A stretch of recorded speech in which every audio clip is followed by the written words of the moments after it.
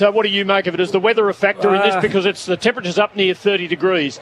I don't think so, Tim. I know that I heard the hottest days were, in recent times was West Coast at Hawthorn back in 2015, I think it might have been, when Hawthorn belted West Coast. And I played in a hot day. I don't know what the temperature was against the Lions in 2001, and they did beat us and they steamrolled us at the end, but had nothing to do with weather. It didn't, because that's sort of when that's remembered, that it felt like they came over the top of it and just wilted a little bit. James Hird and Mark Mercury were injured. We took them into the game underdone when they probably shouldn't have played. And I remember sitting in my hotel room, though, Hutto, we had to get ready for the function afterwards, and I was drained, but on the day itself, there's too much going on, and the will and the want is there, and you can every player can handle it. They've been training since December, so there's no excuses for any side. Jimmy, you had the experience in 2008, which might have been quite this warm, but it was a pretty warm day, and Hawthorn were 2 men down by half-time. That was about the first or second year of rotations really becoming a part of the man management in football matches. They had to get by with 20 after half-time, and they did what was thought impossible, and they beat an all-powerful Geelong lineup. Yeah, we had one down ourselves, but I think I'm with Lloydie. I don't think the weather was the factor. I think Hawthorn had a fantastic game plan. They had a great 6 weeks if you go back and have a look. And Lloydie, you touch on this, the build-up to the grand final. And Hawthorn were in great touch, played a great game of footy and capitalised too, like Stewie Dew's quarter we all talk about, but they just won the big moments in the game, and I didn't walk away from that game thinking, geez, the weather played a factor. And more important than that, as we go, is goal kicking, Tim, and the Cats missed critical shots that day, and that'll be more important today than the weather. We have formalities lying ahead before the first bounce. The umpires will be on the ground in a bit over 6 minutes from now. The Premiership Cup to be delivered by that great Hawk initially, and then Sydney Swan, Josh Kennedy, who is the Premiership Cup ambassador this year. Then we'll have the Welcome to Country, the national anthem, and the first bounce in the grand final. Don't go away. You are going to hear it all here on 3AW in Melbourne and 4BC in Queensland. We look forward to bringing it to you for McDonald's.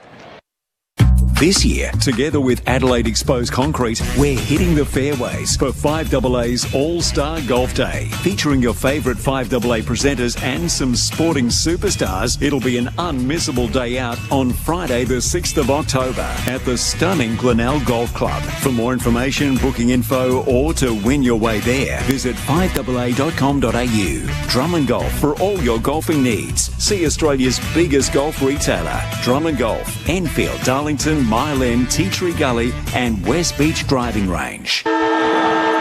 Fuel the footy feeling with Shell V-Power. You could be saving on Shell fuel every time you fill up.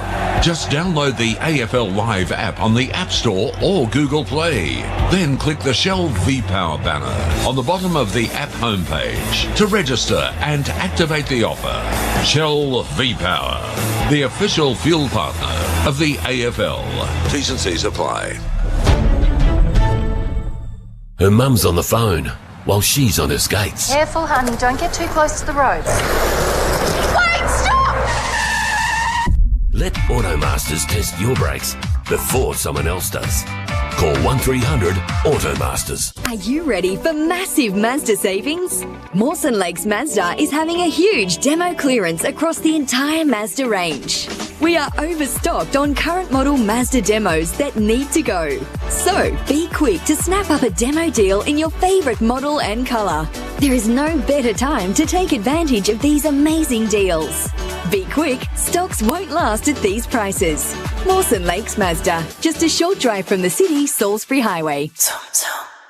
Turn your humble barbie into a humdinger with Hot Shots barbecue briquettes. They burn longer and hotter, offering more consistent heat when cooking. So if it's some quick snags for the kids or a full day cook for family and friends, Hot Shots barbecue briquettes will fuel your flame. To help celebrate the little occasions, check out our Barbie recipes and tips at hotshotsfuel.com.au. Hot Shots barbecue briquettes, 100% Aussie made.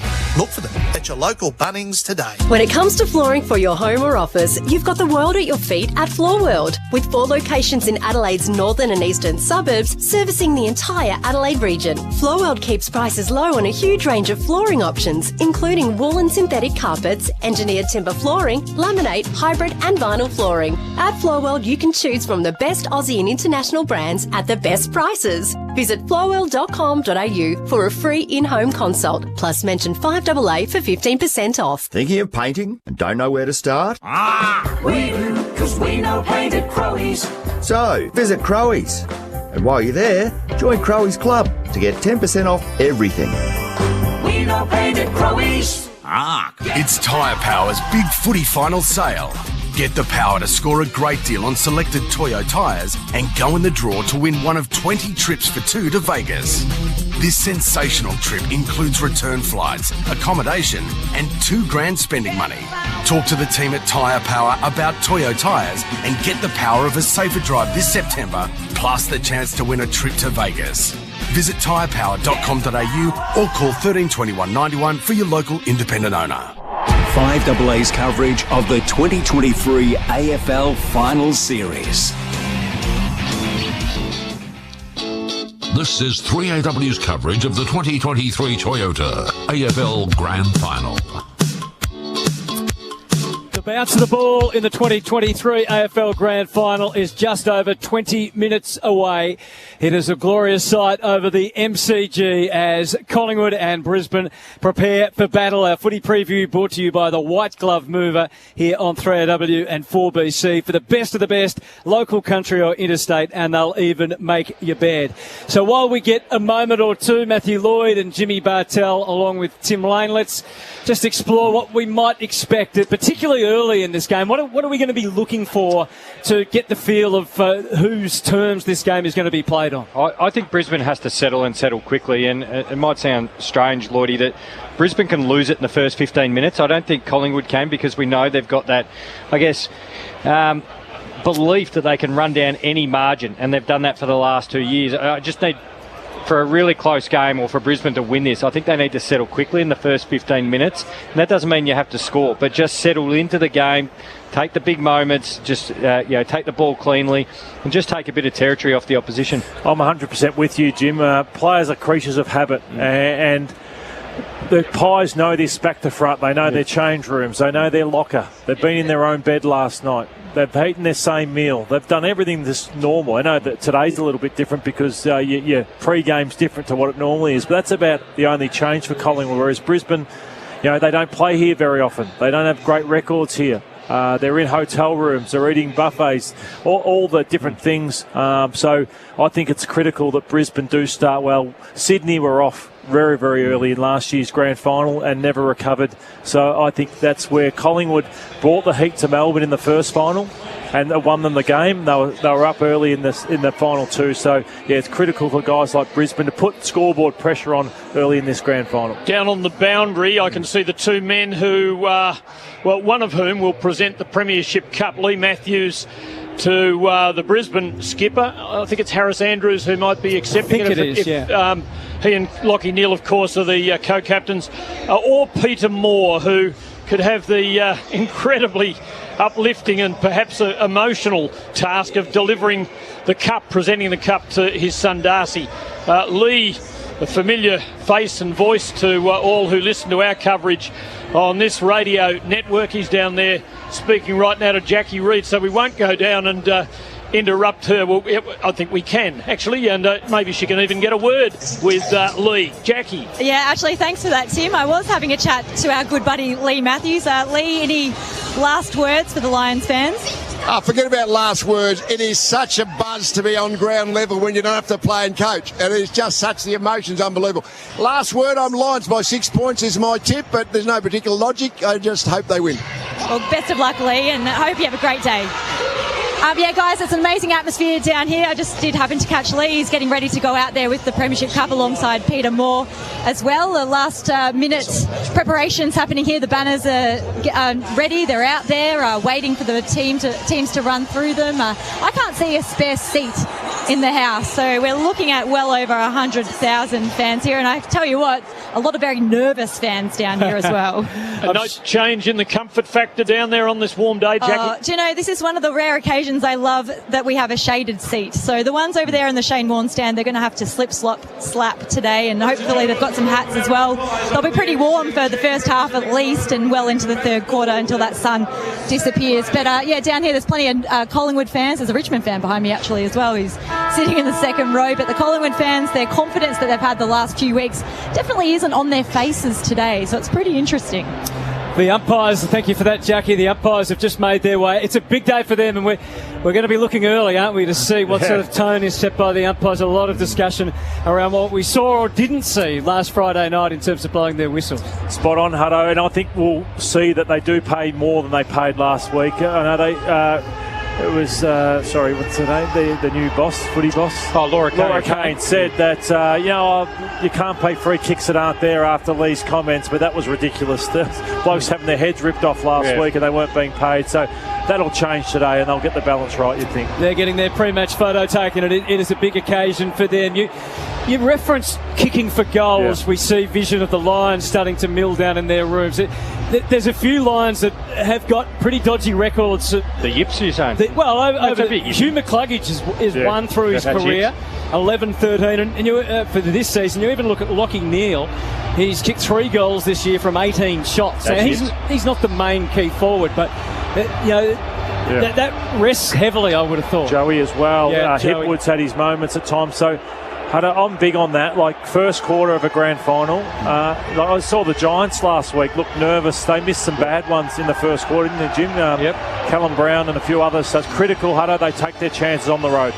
Here come the Lions. Harris Andrews leads them out. Strong cohort of support. Plenty of anyone but Collingwood type of people, footy fans.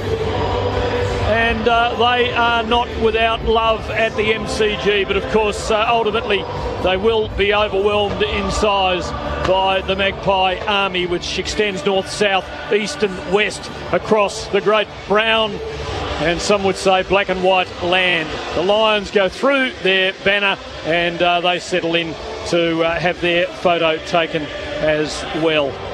Jackie Reed's given us the ground conditions with thanks to Greyhound Racing Victoria and Premier Racing, Thursday nights at Sandown Park and Saturday nights at the Meadows. We await the Magpies, and there will be one heck of a roar as they arrive on the ground.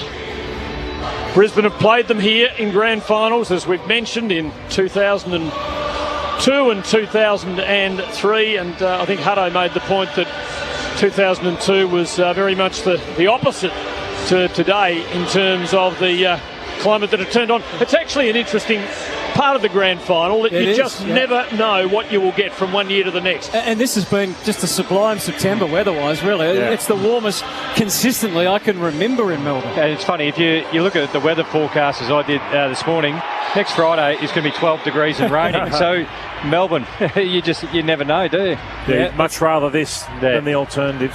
When the weather really warms up in Melbourne, the northerly wind blows, and we were getting some of that this morning. It can become quite uncomfortable, and I can imagine it could be swirly, Jackie, but how is it at ground level? Yeah, I was just keeping an eye on the smoke from the fireworks, and it is whipping around at the top of the stadium roof there. It's very, obviously no wind in the stands, but as I mentioned before, I think we're on vortex alert today. There might be a pocket where it can really get underneath it. So as the Brisbane cheer squad take the remnants of the banner from the arena at the MCG, the Collingwood players inside the rooms going through their very final warm-ups, and the Collingwood banner has been lifted, and we are really feeling the anticipation around the MCG. It'll be interesting, Tim, to get a sense of how big this Collingwood roar is. A lot's been made of the purity of preliminary final day as compared to grand final day, where there's a lot of corporate tickets and people just choosing a team, but you can certainly see plenty of the bays are filled with the diehards, and as Darcy Moore leads the Pies out, we're going to hear a tremendous roar, and it's not far away. They're big, the Pies. I'm playing with a smile on your face. They try and relax each other. Look at them coming up the race for those who can't see it. Listening it to us, Darcy Moore, massive smile on his face. The Dacosses are roaring. The Goey That's what they do. That's their mantra, the Pies. Play with a smile on your face. Darcy Moore about to reach the top of the incline and lead his team through the gate and onto the MCG.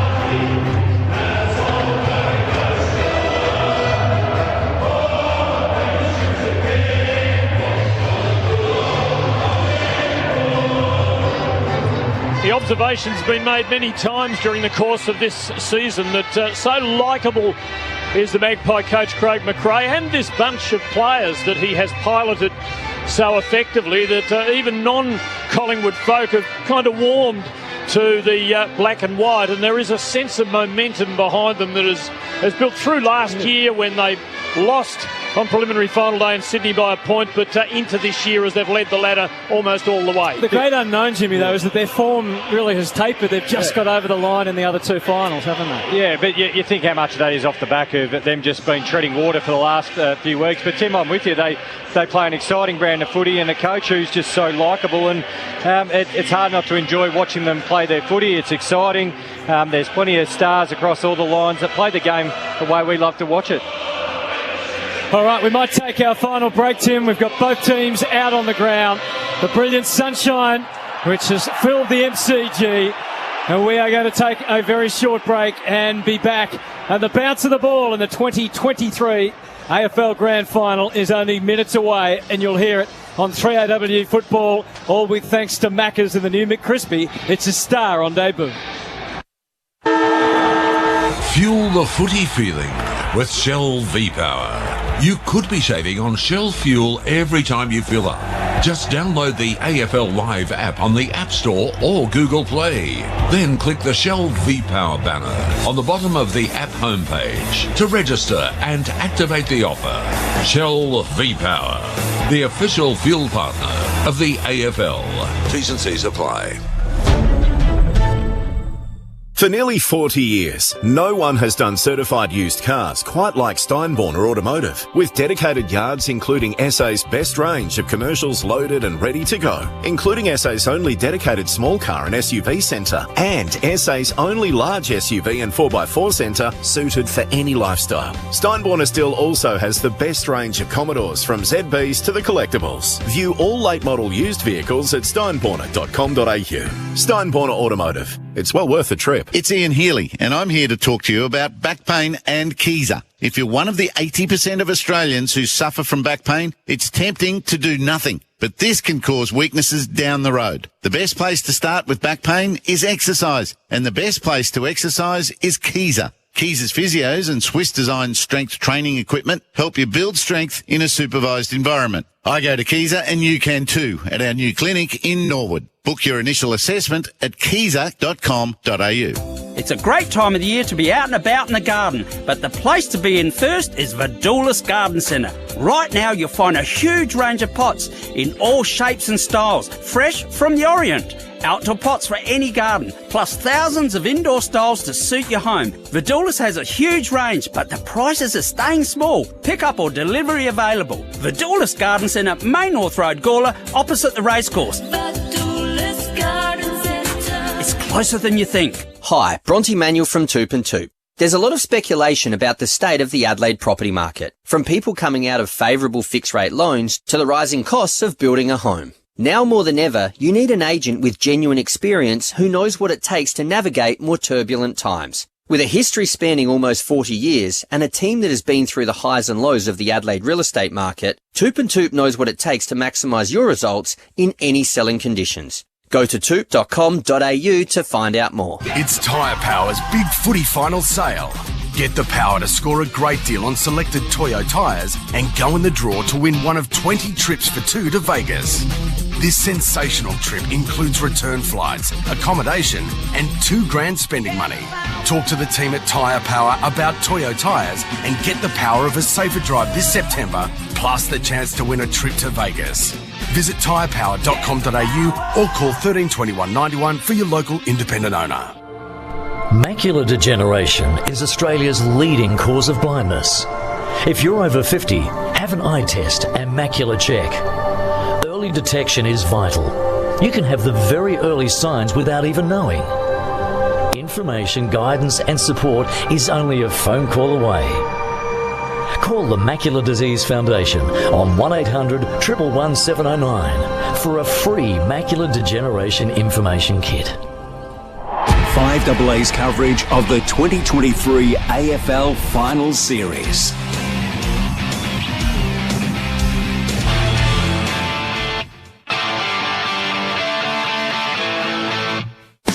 This is 3AW Football's coverage of the 2023 Toyota AFL Grand Final between Collingwood and the Brisbane Lions from the MCG. And what a spectacular sight the MCG is at about 22 minutes after 2 on Grand Final Day in the year 2023. Collingwood and Brisbane to fight it out. The first bounce is about 8 minutes away. We have some formalities ahead of us. The Welcome to Country, the National Anthem. We should get down to business and just firmly commit ourselves to our predictions. Winning team, Norm Smith medalist. So, Tim, I'm going with Collingwood. I think they'll win by 2 goals, and I know it's boring, but I think if they are to win, Nick Dacos needs to be one of the best few on the ground. He attracts the umpire's attention, so I think Nick can win the Norm Smith. I've gone with Collingwood. I have all week. I think they've been the best side all year, and even the last 2 years they've been the most consistent side. I think they're just very consistent. They're good from their bad. He's a very small window. I think they'll handle today, and Jack Crisp will be the Norm Smith medalist after Collingwood win by 19 points. And for our audience via 4BC in Queensland who aren't familiar with our routine, we do have a little moment in the lead up to matches where we make bold predictions and usually make fools of ourselves. It's brought to us by Foodworks.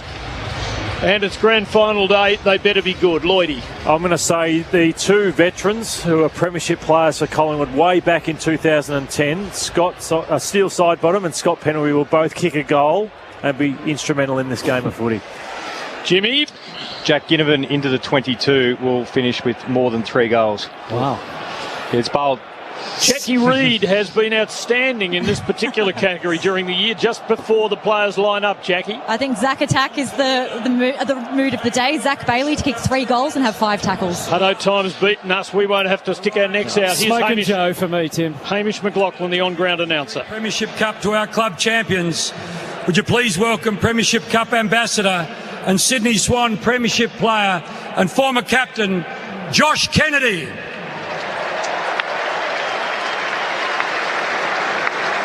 Representing Collingwood is a 2-time Brownlow medalist, member of the Australian Football Hall of Fame, and father of the Pies skipper, Peter Moore. Representing the Lions is Australian Football Hall of Fame legend, member of the Team of the Century, and the man who took the Lions to back-to-back-to-back premierships, Lee Matthews.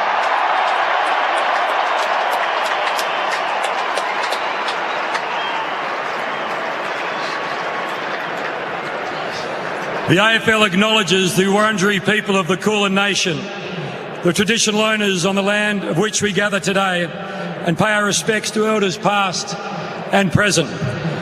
We acknowledge we play our game on this land and respect the cultures of all First Peoples, their contribution to our nation and to the game of Australian rules football. To conduct an official welcome to country, would you please welcome Uncle Colin Hunter Jr.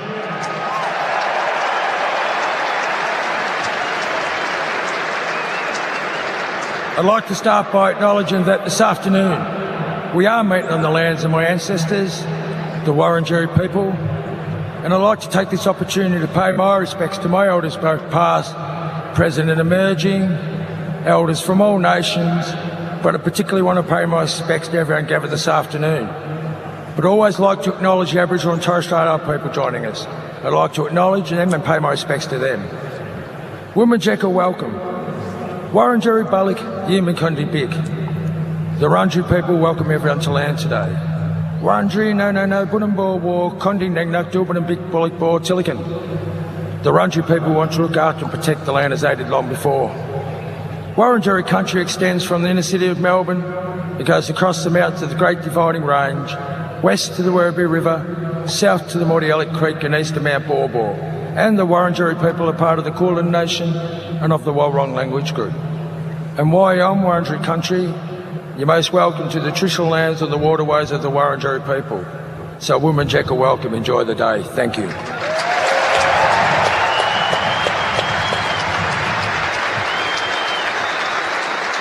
If you're able, would you please rise, remove your caps and join with Kate Miller-Heidke as she performs the Australian National Anthem.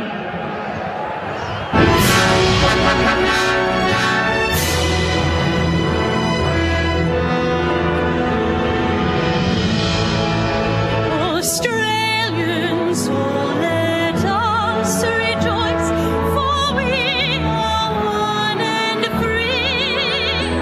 We've golden soil and clear fertile. Our war is girt by sea. Our land abounds in nature's gifts of beauty rich and rare. History's page, let every stage advance Australia fair. In joyful strains, then let us sing, advance Australia.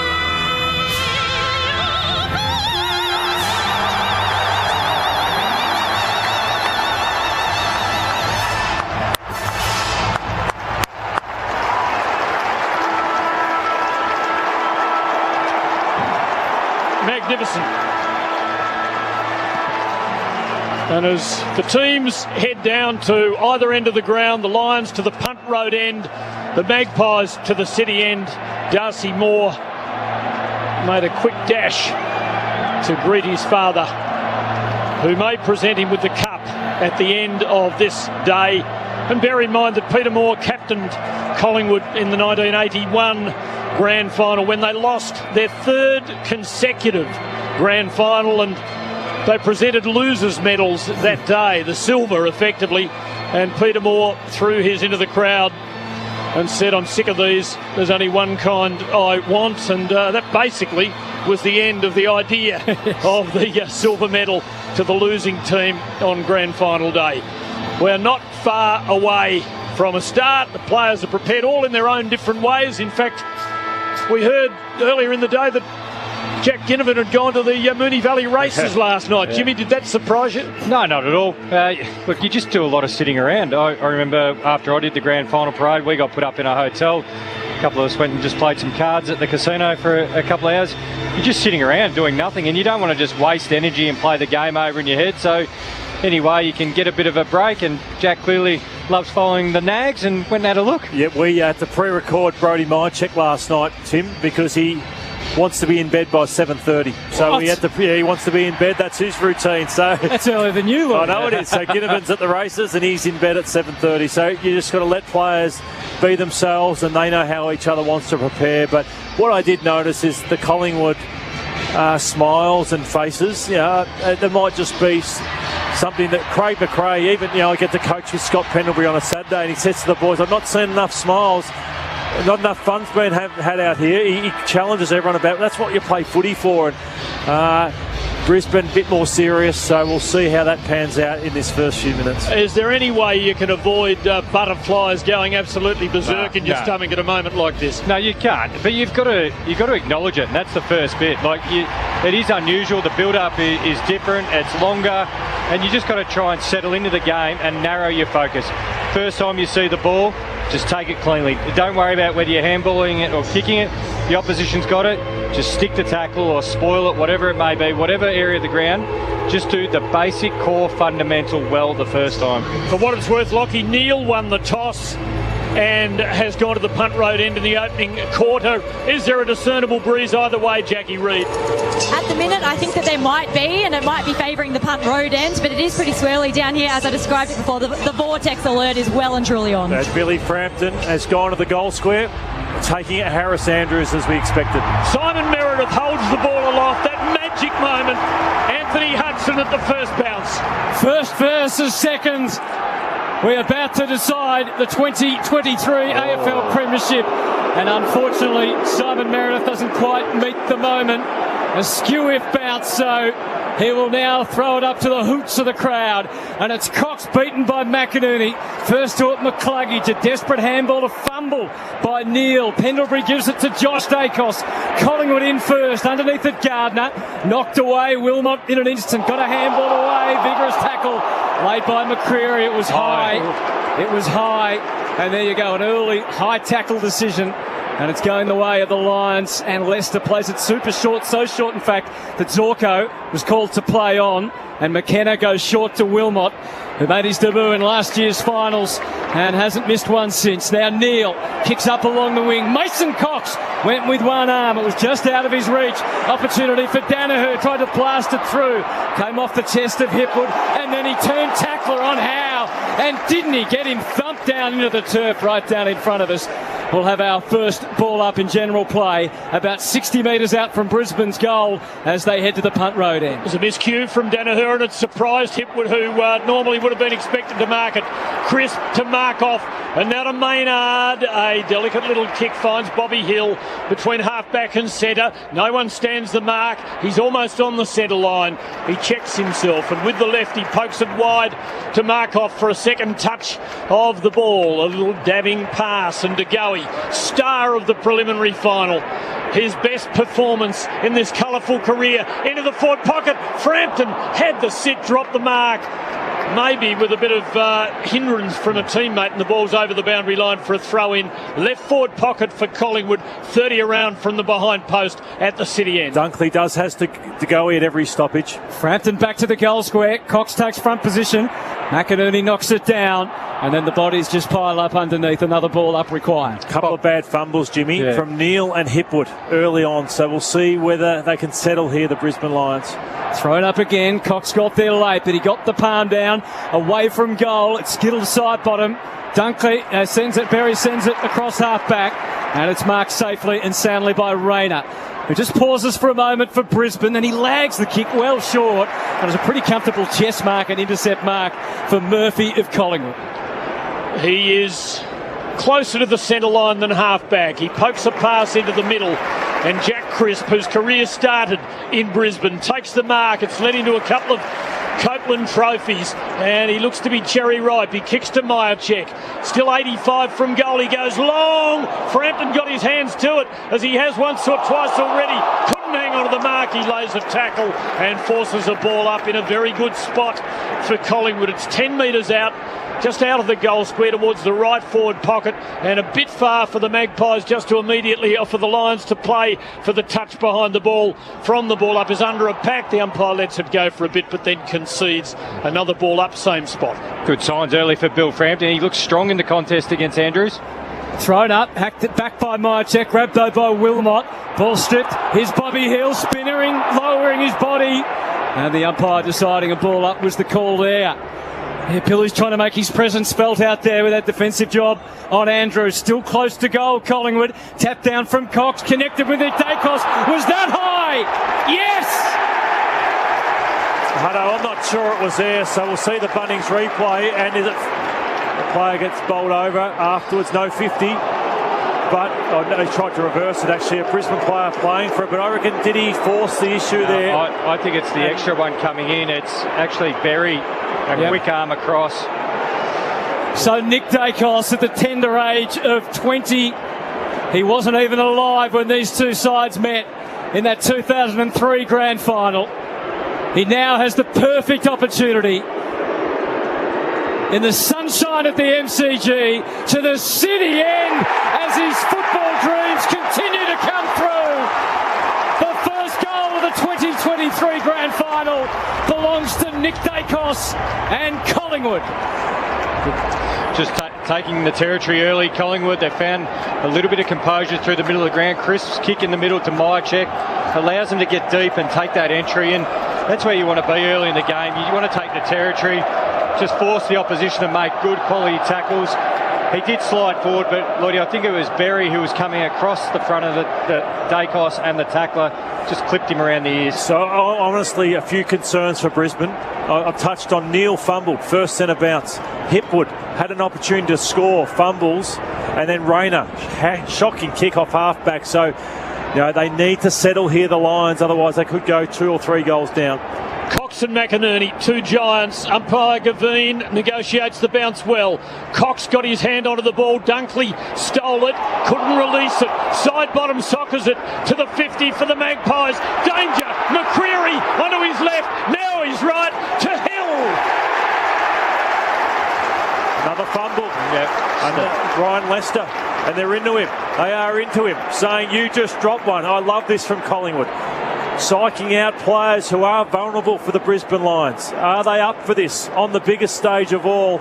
He kicks this bobby. You can see the energy that Collingwood are charging at their players when they do score. Yeah, it's on, but they're in the face of the Brisbane Lions here. Brisbane have to just soak it up. They came back last week after conceding the first 5. Hill comes in, slight angle, no problem.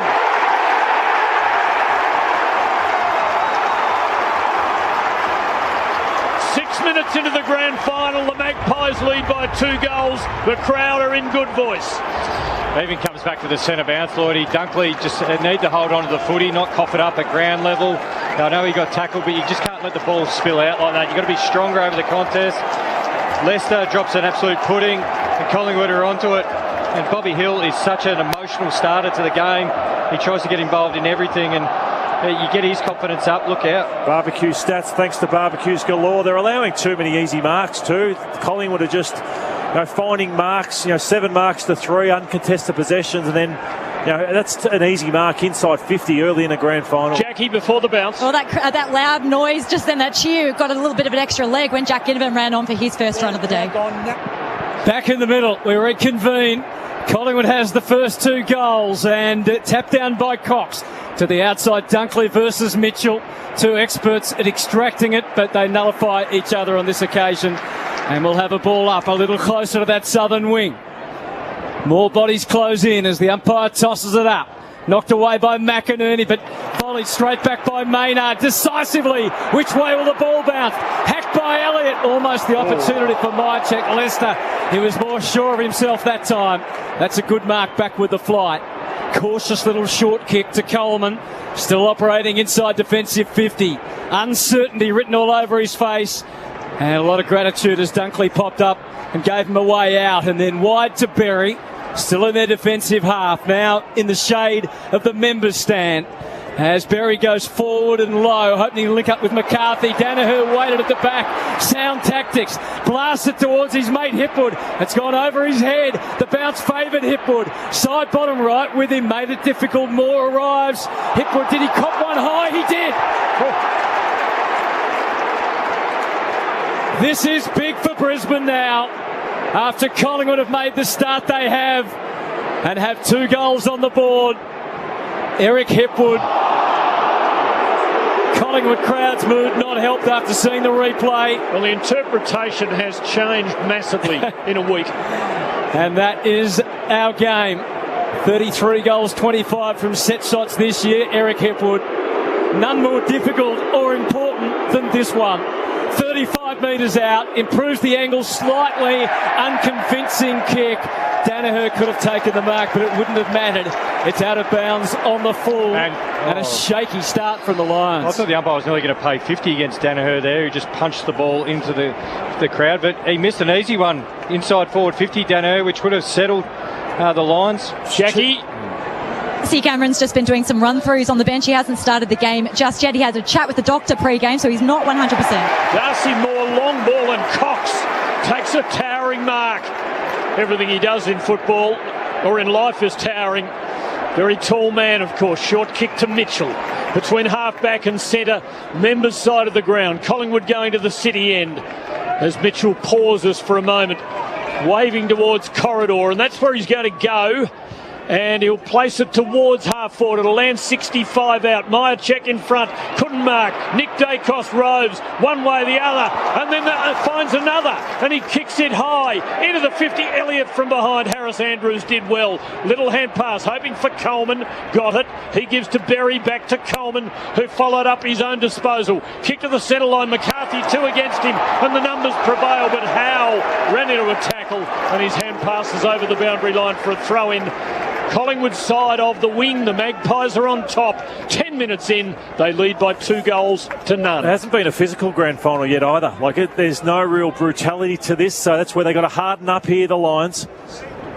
Still only early, 10 minutes in, and there's a free kick which will assist. And it goes to the ruckman, McInerney at left half back.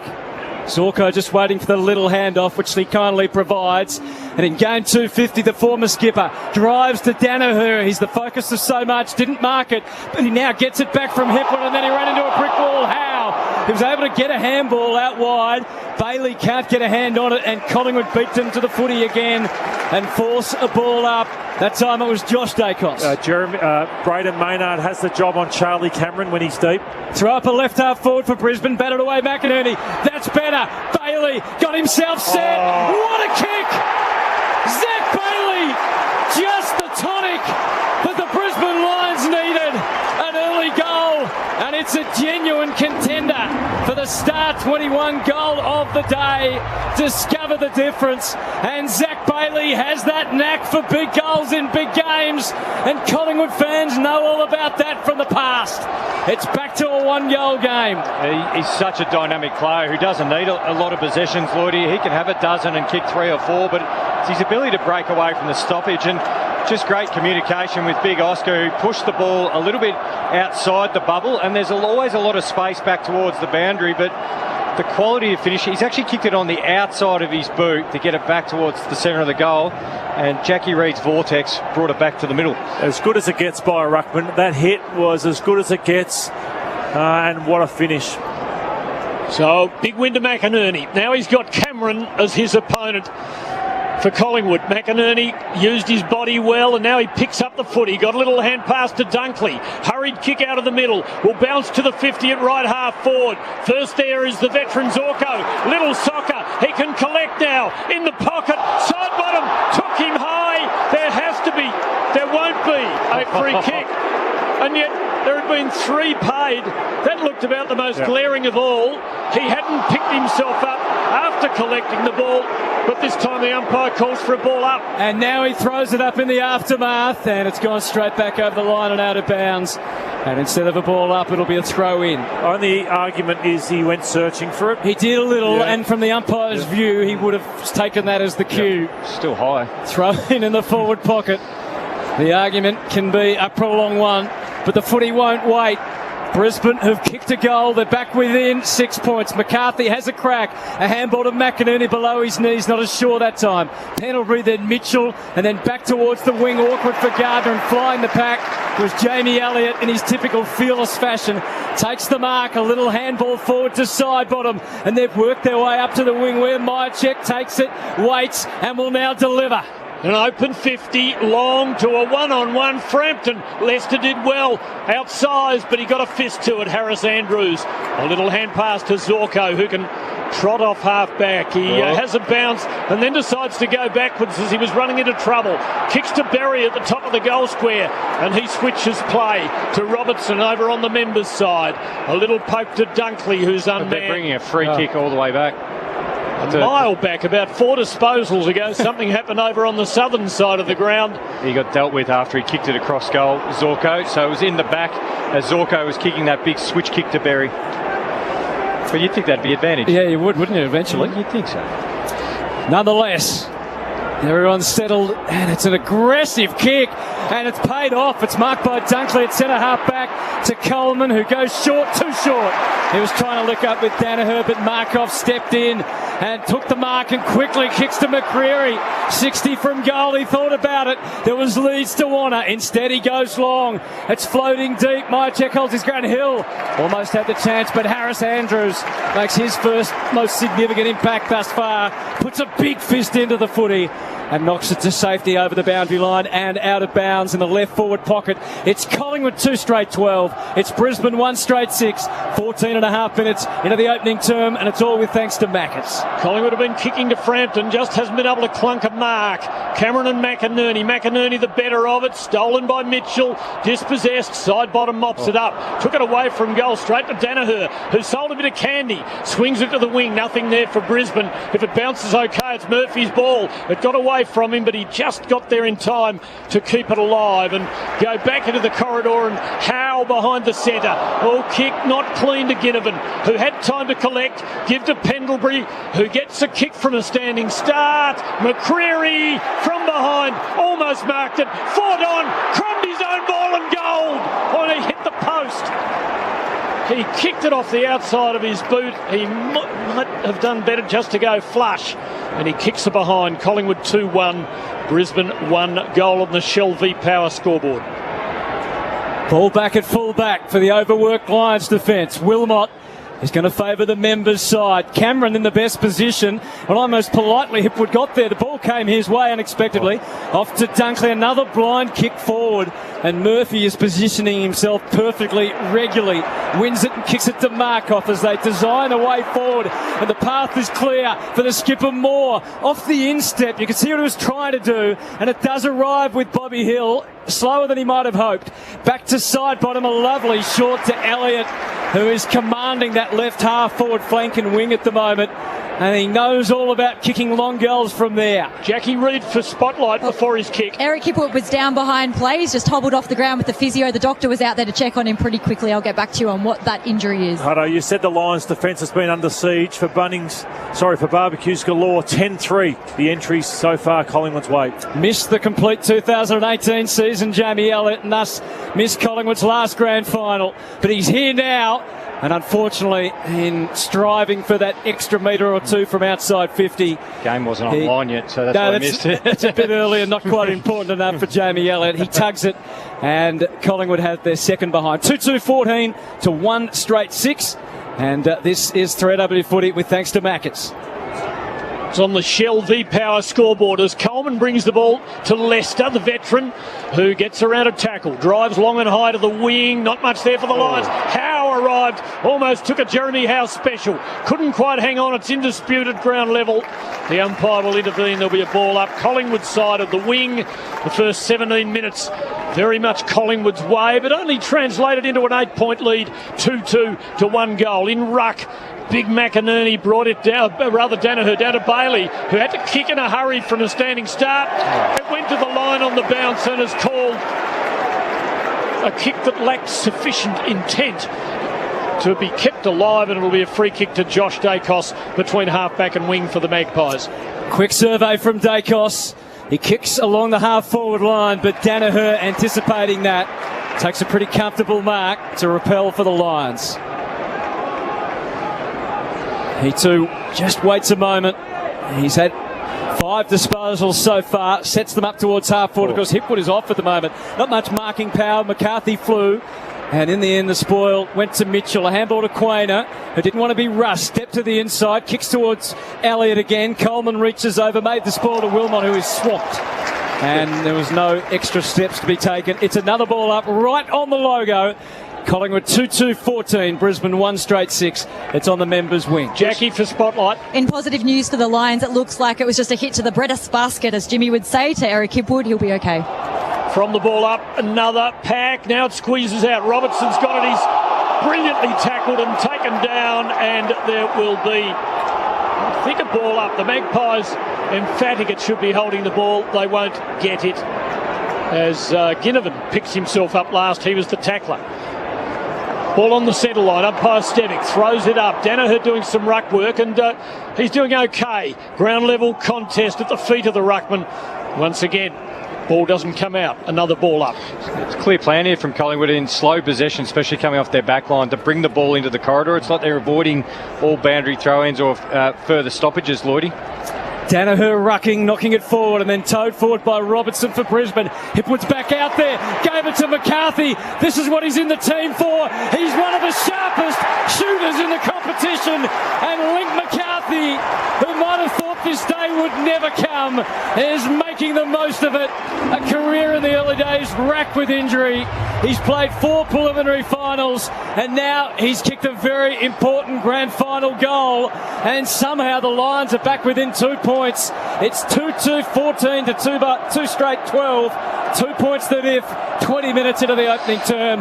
Matthew Lloyd and Jimmy Bartell on 3AW football. Yeah, and I think that's one of the reasons why, just there, Lloydie, goals from stoppages. And this is where Brisbane have been so dynamic throughout the season, but especially in finals, they can score heavily because they've got that dynamic midfield and they're able to get the ball on the outside.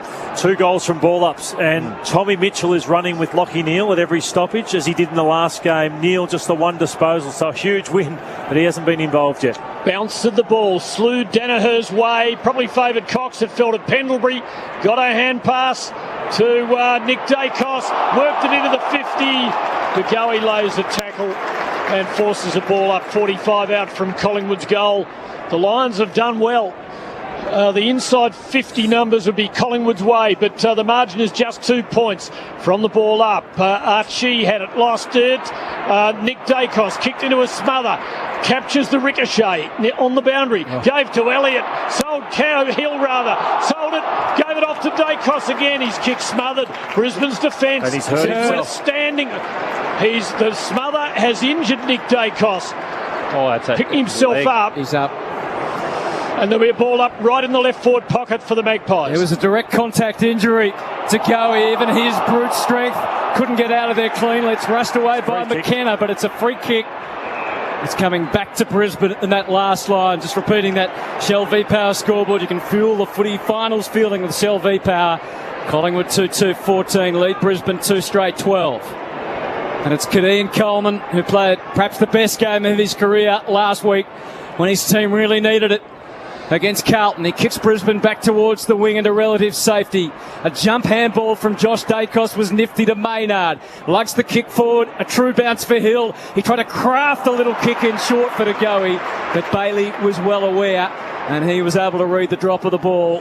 Takes the mark and swings it to McKenna. He's actually given him a bit of composure around the ball. Zach Bailey started forward. Now he's been around the contest. Tim, you asked about entries. 12-4 it is. Yeah, amazing. Brisbane could be well pleased. McKenna's kick excellent. Finds Robertson just clear of the defensive 50. Slots it into the corridor, and Coleman, who is becoming a real force for Brisbane.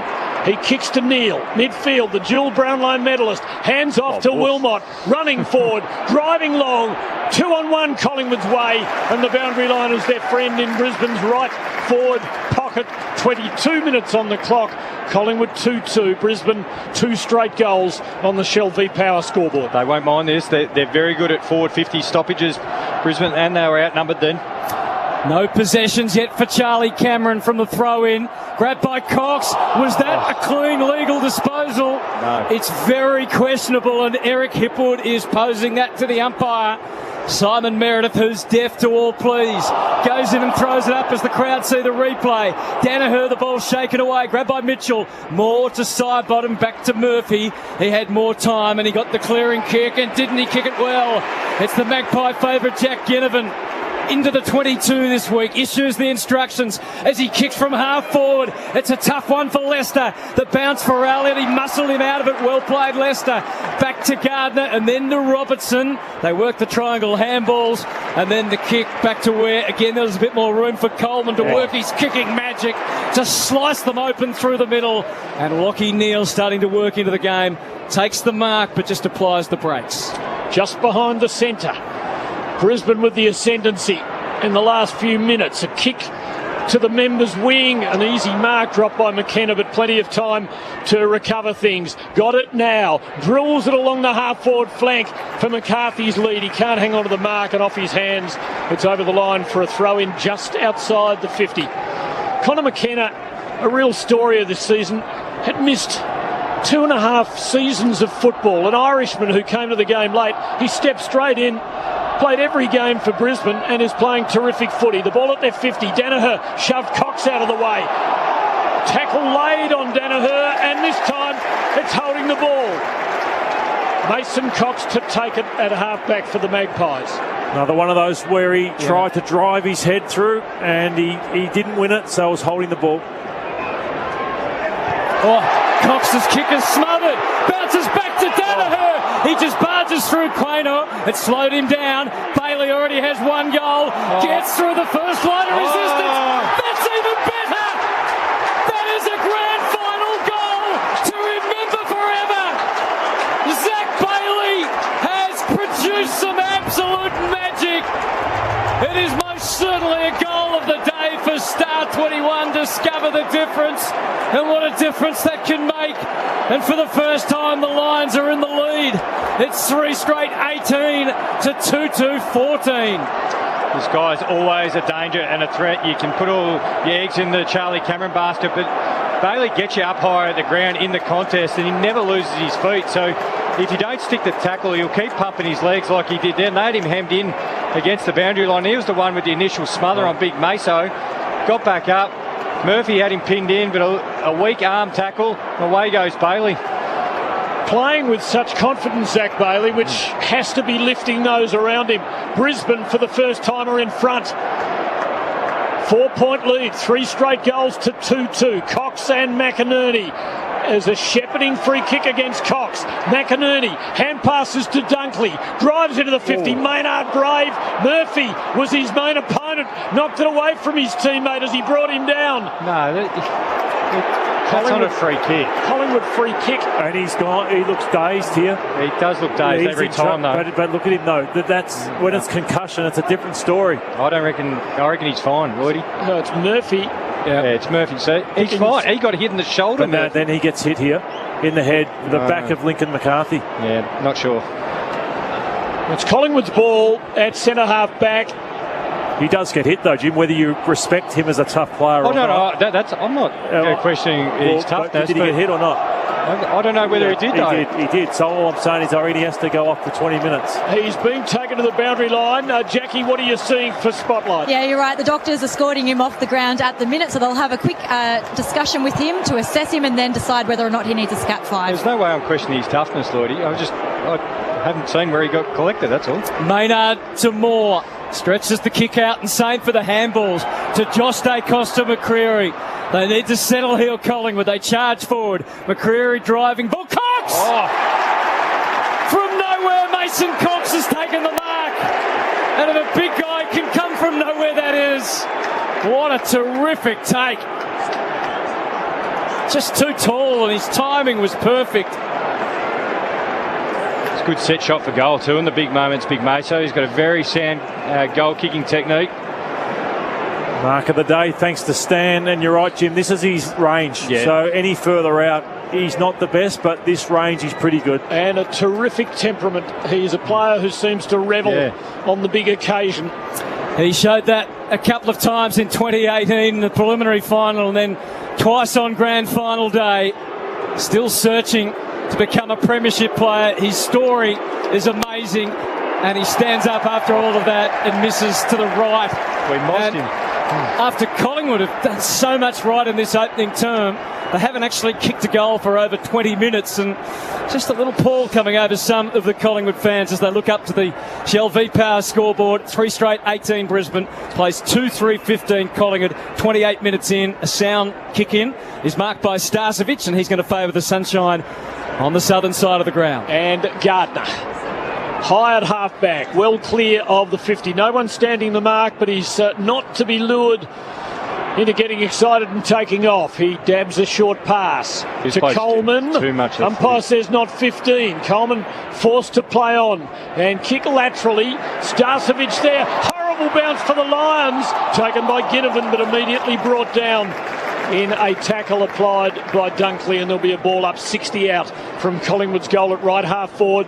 The Lions by 3 points as we near quarter time in the grand final. The thing about Mason's missed shot, he's more fatigued than normal as a forward. McInerney's really working him over.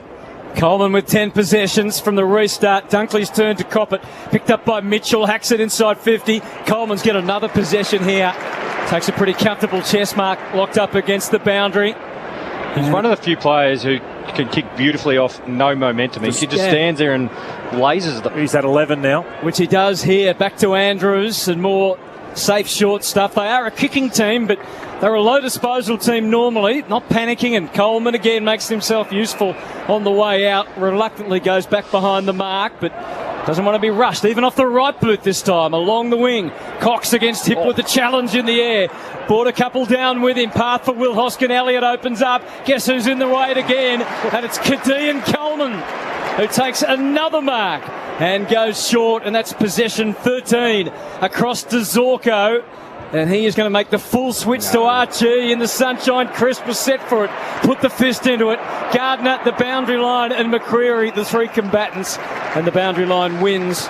It's still Brisbane 18, Collingwood 15 on the Shell V-Power scoreboard. Fuel the footy finals feeling with Shell V-Power. Still 2 minutes to go in a prolonged opening turn. 7 marks so far for Coleman. Who'd have thought a couple of weeks ago that he might be the quarter-time tearaway leader in the race for the Coleman medal? That's what he is. Throw in. Oh, big win to McInerney. Edged out Cox. Took it out of the air. Got a quick kick to Rayner. Caught in a tackle. Had to release. Stolen by Hoskin Elliott. Left foot kick forward for Collingwood. McCreary taking out Gardner. Has support from Myercheck. On the boundary. Around the body. And the rest is history. Collingwood back in front. 3-3 to 3 goals, and another goal of the day contender thanks to Star 21. Discover the difference. The thing about Collingwood is, can they keep the scoreboard ticking over throughout the day, because it does dry up for them. They're not a high-scoring team. They were in the first half of the year, but not in the second half of the season. That's what Brisbane can do. They'll keep theirs ticking over, but Collingwood, that was a critical goal because things had dried up. A massive one for their confidence just going into quarter time. Jackie Reid. Just confirmation, Nathan Murphy has gone downstairs into the rooms for a concussion test. And for Brisbane, Josh Dunkley just had a dislocated finger pop back in. And that's for Spotlight. Thank you, Jack. Yeah, you wonder if Brisbane, the 2 minutes to go with Zorko off the half-back flank, whether they just could have closed it down to quarter time, but they just want to keep attacking, as you mentioned, Lloydie. Spotlight celebrating 50 years and a proud sponsor of MKR. Back in the middle, late in the opening term. Socket forward for Brisbane. A tough bounce for Danaher. More right. Committed his body. Spillage goes to Bailey on top of him. Carefully checking with Steele's side bottom. And gets the neutral result he was after. It's a ball up. Half forward for Brisbane as they assemble around the throw-up. McInerney the tap to Goey. Hasn't had a lot of it so far. Forced handball comes to Dacos. That's Nick. Took it from Crisp. Kicks towards Frampton. It'll bounce in front of he and Harris Andrews. And Frampton really had one thing in mind only. That was to take it back over the line and out of bounds. In front of the members on this gloriously hot and sunny day at the MCG. It's Collingwood 3-3-21 who have made the early running. But the Lions have hit back hard and they have 3 goals of their own. Oh, just socket out of the ruck by Cameron. Knees up stuff. Pendlebury handball. McCreary, they get closer. Now Crisp, it's there for him. 50 metres away, the goals. And he just didn't quite get it right in the hunt for the distance. He's tugged it and they've missed a few in this opening term. It's 3-4-22 now, Collingwood to 3 straight 18. None really easy, but ones they could have easily got. Some big jobs being done. Dunkley's kept it going to 1 touch in this first quarter. Taken by Berry as the Lions work it well, clear of immediate danger, but Nick Dacos shoots a hand pass to Pendlebury. From 65 out, he shanked the kick. And in the hole, Rayner takes a slightly juggled mark, 20 metres up from the goal front. Only half a minute left. He's kicked very poorly. Second time he's completely miscued. Nick Dacos gives to Quaynor, drills the pass, and the aforementioned DeGoey has marked it 50 1/4 metres out, directly in front. Yeah, just 1 kick so far in this first quarter with just seconds to go. A horror moment. Rayner's been off this first quarter. 2 kicks, 2 howlers for Rayner behind the ball, not inside forward 50 where he likes it. So after the quarter time siren, Collingwood lead by 4 points. DeGoey makes it 10.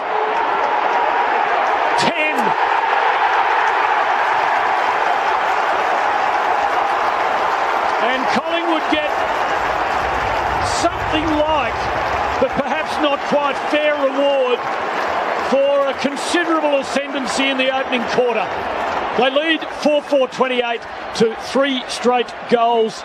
18. Lloydie, a fair outcome, or should Collingwood have more? I think it's fair. Their goals are hard to get, but they've had 8 scoring shots from 19 entries. The Lions are lucky. They've scored 3 goals from 7 entries. So, you take that, Collingwood, 10 points up in the grand final. Quarter time in the grand final of 2023. Collingwood 4-4-28. Brisbane 3 straight goals. Jimmy Bartell and Jackie Reid to join Lloydie with their quarter time summation.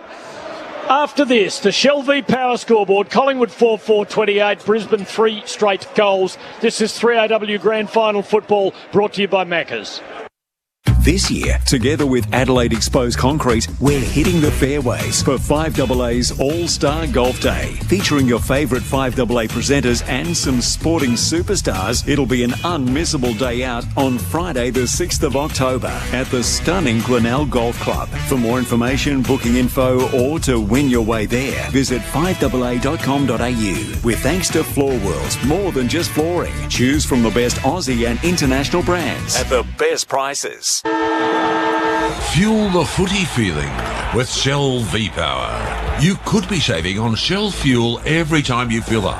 Just download the AFL Live app on the App Store or Google Play. Then click the Shell V-Power banner on the bottom of the app homepage to register and activate the offer. Shell V-Power, the official fuel partner of the AFL. T's and C's apply. Thinking of painting and don't know where to start? We do, because we know paint at Crowies. So, visit Crowies. And while you're there, join Crowies Club to get 10% off everything. We know paint at Crowies. With hoodie up and head down, he's crossing the road, testing his new headphones. And then, he's testing your brakes too. Let Automasters test your brakes before someone else does. Call 1300 Automasters. It's Ian Healy, and I'm here to talk to you about back pain and Keezer. If you're one of the 80% of Australians who suffer from back pain, it's tempting to do nothing. But this can cause weaknesses down the road. The best place to start with back pain is exercise, and the best place to exercise is Keezer. Keezer's physios and Swiss-designed strength training equipment help you build strength in a supervised environment. I go to Keezer, and you can too, at our new clinic in Norwood. Book your initial assessment at keezer.com.au. Unit 13's charcoal cheesecake might not have been funny at all. And 32's ironing incident definitely wouldn't have been. Not to mention 6's electric blanket mix-up. But thanks to Safe Fire Electrical, they've had the building in stitches for weeks. A little fire safety can be the difference between a comedy and a tragedy. Keep the little things in order with Safe Fire Electrical, your local fire safety experts. Visit safefire.com.au. Before you do a thesis in dishwasher, depart on an oven odyssey, or make a pilgrimage up Mount Washing Machine. Just trying to work out what appliances to get? Drop into Adelaide Appliance Gallery. We're here to make your life easier. We've got the best advice, best appliances, and the best offers all in one place. Like 10% off Asco appliances, plus a 10-year warranty. Make your life easier with Adelaide Appliance Gallery, Paynham Road, St Peters. It's Tyre Power's big footy final sale. Get the power to score a great deal on selected Toyo tyres and go in the draw to win one of 20 trips for 2 to Vegas. This sensational trip includes return flights, accommodation and $2,000 spending money. Talk to the team at Tyre Power about Toyo tyres and get the power of a safer drive this September, plus the chance to win a trip to Vegas. Visit tyrepower.com.au or call 13 21 91 for your local independent owner. 5AA's coverage of the 2023 AFL Finals Series. Stolen by Hoskin Elliott. Left foot kick forward for Collingwood. McCreary taking out Gardner. Has support from Myercheck on the boundary. Around the body. And the rest is history. Collingwood back in front. Nick Dacos gives to Quaynor. Drills the pass. And the aforementioned De Goey has marked it. Collingwood lead by 4 points. De Goey makes it 10. And at quarter time, that is the margin. Collingwood's way, 4-4-28. Brisbane, 3 straight goals. Bailey, the only multiple on either side with a couple. Hill, Dacos, Myercheck and De Goey. Collingwood's 4. McCarthy has 1 for Brisbane. Jackie Reid for her favourite sponsor, GP.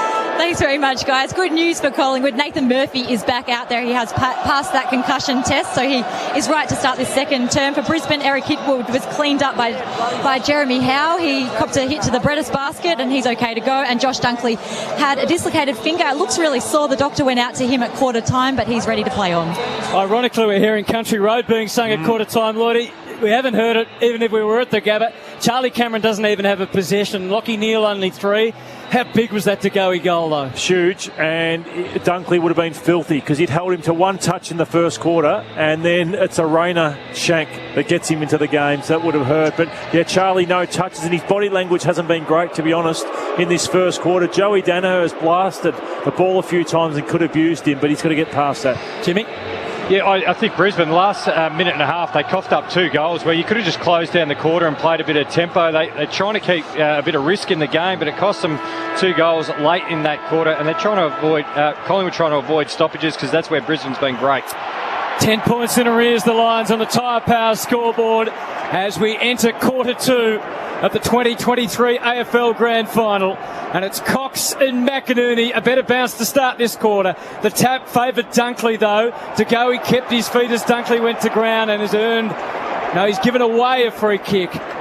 He's going the way of Josh Dunkley. A premiership with the Western Bulldogs in his first year there, and who knows, maybe the same with the Lions. A handball to Leicester. Up in front, McInerney push forward. Here's Charlie.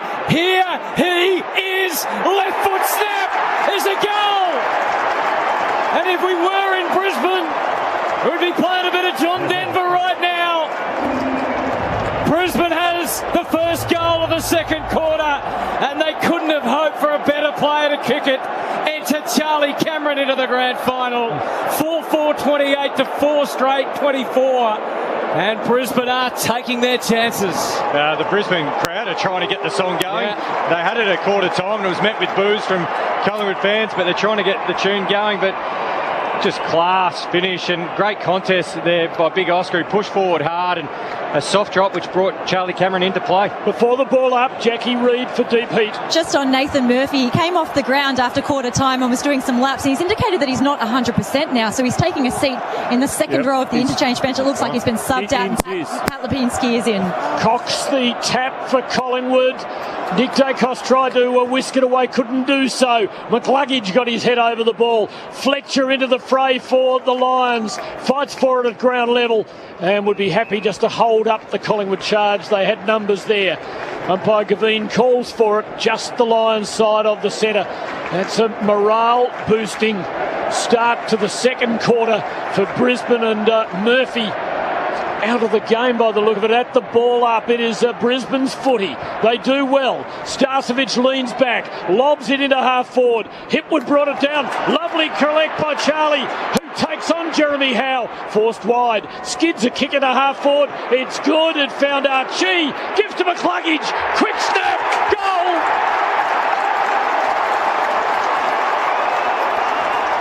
Lions back in front. Hugh McCluggage, who's inclined to miss as often as he hits, on that occasion made no mistake with the non-preferred. It's 5 straight Brisbane, 4-4-28 Collingwood, the Lions by 2 points. Little things that aren't normally exciting. Dunkley strengthened the contest just to get the hands free, which allowed Starcevic to get it forward, but Eric Hipwood just holding his ground. Howe had him in the box seat to outmark him, but he was able to get his hand to it and make it drop again just at his feet. And Charlie Cameron, I'd hate to be Jeremy Howe. You don't want to be chasing Charlie Cameron flat out on the MCG. 2 goals in 67 seconds, and now with Murphy out of the game, Lipinski in, now Jeremy Howe has to go back to the last line of defence. So I just wonder if Frampton at some stage may have to go back and Howe has to go forward to find goals. Back in the middle, it's rushed onto the boot. The Lions get it to centre half forward. It comes back towards Zorko, who traps it, flings the handball across half forward. Robertson, can he step through Maynard? Yes. Handball to Danaher. They're lining up again. Picked up by McCluggage, taken to ground. We all turn to the umpire to see his decision. It's a ball up this time. It's since that first one from Dacos, Hutto. They're all swinging around at the umpire to try and get one. Thrown up in the pocket. McInerney knocks it away. McCarthy was ready, so was Sidebottom. Loose handball. Now an opportunity for Neal. Scoops it up, runs away from goal. Turns, screws it back, and just overdid it a fraction. And it scrapes through for a behind. They are pressing here, Brisbane. 5-1-31 after their first behind. Collingwood 4-4-28 on the Tyre Power scoreboard. I wonder if they need to just slow it down here for a little bit and take the speed out because Brisbane are red hot, wanting pace in this game. Terrific 4 minutes for the Lions. Jeremy Howe plays on, kicks out over half back, but Lester crumbs it for Brisbane. His hurried kick falls for Maynard. Ooh, to a mixed reception. I think the Hoots started it and the Magpies decided we'll quash that. And they did. Maynard kicks to Josh Dacos between half-back and wing, Members side. Covered by Fletcher, standing the mark. Dacos, a little loop to his little brother, who marks it just behind the wing on the boundary. Steering kick, magnificently weighted for De Goey to mark. Give to Mitchell. Kick into the 50 and Hill on his chest. 45 out, 45-degree angle. In fact, the man on the mark would be just a bit over 40 metres out. It's a kickable shot. His initial instinct was to look for a target, but there wasn't one. Beautiful kick by Tom Mitchell because Coleman lays off so much. He just weighted the ball out in front. Got to play through Coleman's man. So Collingwood looking to regain the lead. Hill comes in from just inside 50 when he kicks. It is very, very, very good. We've got a game. Collingwood back in front, 5-4-34. Brisbane 5-1-31 on the Tyre Power scoreboard. Bobby Hill gets his second. Just good composure there from Tom Mitchell. Everyone was sort of losing their head, but as you mentioned, Lloyd, he just waded into the space and forced Bobby Hill to come back up it. They also had Ginnivan, who was free of the footy, so they're still getting their numbers out forward of the ball, but it's just how Collingwood can control the tempo, because when they take possession back off half back, there are holes in this Brisbane Lions defence who all like to sag off their direct opponent. He's had a good final series, Bobby. He's been so sharp, dynamic. I didn't think he was at his best last week, but the Melbourne final where he kicked 3, and today he's looked exceptional with pressure and also winning the footy. Yeah, 6th goal of the final series so far, and we're only early into the second quarter of the 2023 AFL Grand Final. Pies back in front, lead by 3. Loose in the middle, picked up by Penalty, their most experienced.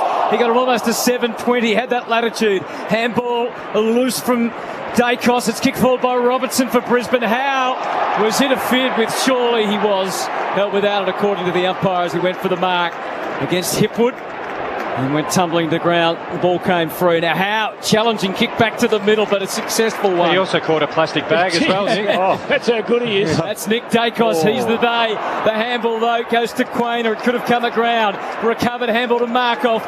Forward of the wind now with still Sidebottom. He too issuing the instructions as he kicks off the instep forward, threatening Lipinski. He's on the ground, of course. Substituted into the action. Didn't have to wait long.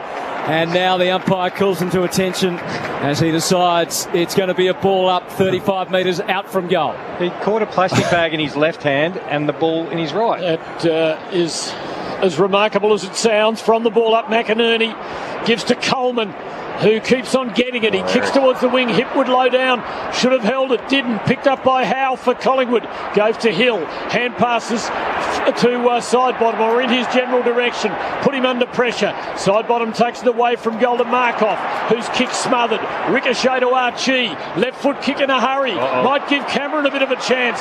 Forward to the centre. Has McCarthy running. Goal unguarded. Back to Cameron. Good bounce. Good collect. Good pace. Good kick. Goal. Lions back in front. 6-1-37 to 5-4-34. 8 minutes in, and the lead is going backwards and forwards. It is, but it's 3 goals to 1 in this quarter, and I just wonder whether Collingwood, it looks like Brisbane can kick their 12, 13, 14 today. Collingwood capable, Jim, of doing the same down that end. So just scoring weapons everywhere for Brisbane, but who can find them for Collingwood? Yeah, I'm with you, Lloydie. When the tempo on this game is high, it suits Brisbane. So at different stages, Collingwood's got to take the air out of the game. But fastest things in the world, a jet. Charlie Cameron heading back towards goal inside forward 50. Good luck catching that, Hutto. He hit the tape pretty hard, didn't he, on that occasion? As they say, Lions back in front. Their grand final nerves have dissipated at the start of the second. They have the lead out of the middle. The tap goes back to De Goey. Couldn't shake the tackle. Got a handball to Dacos. A rush kick is a good one. Marked by Lipinski. So he has his opportunity earlier than he would have expected. Frampton deep, holds his ground against Andrews. The ball's headed his way. Myercheck there, the combat in the air. And now underneath with side bottom. A rush ball. McCreary runs, he jumps. Defended by Berry. And now it's tucked away into multiple players. And the two ruckmen will have to hand it over to the umpire, Cameron and McInerney, who's going to throw it up back in the air. The umpire, tap down from Cameron, top of the goal square, not getting any closer to goal. And Matt Stevic called upon again to throw it up.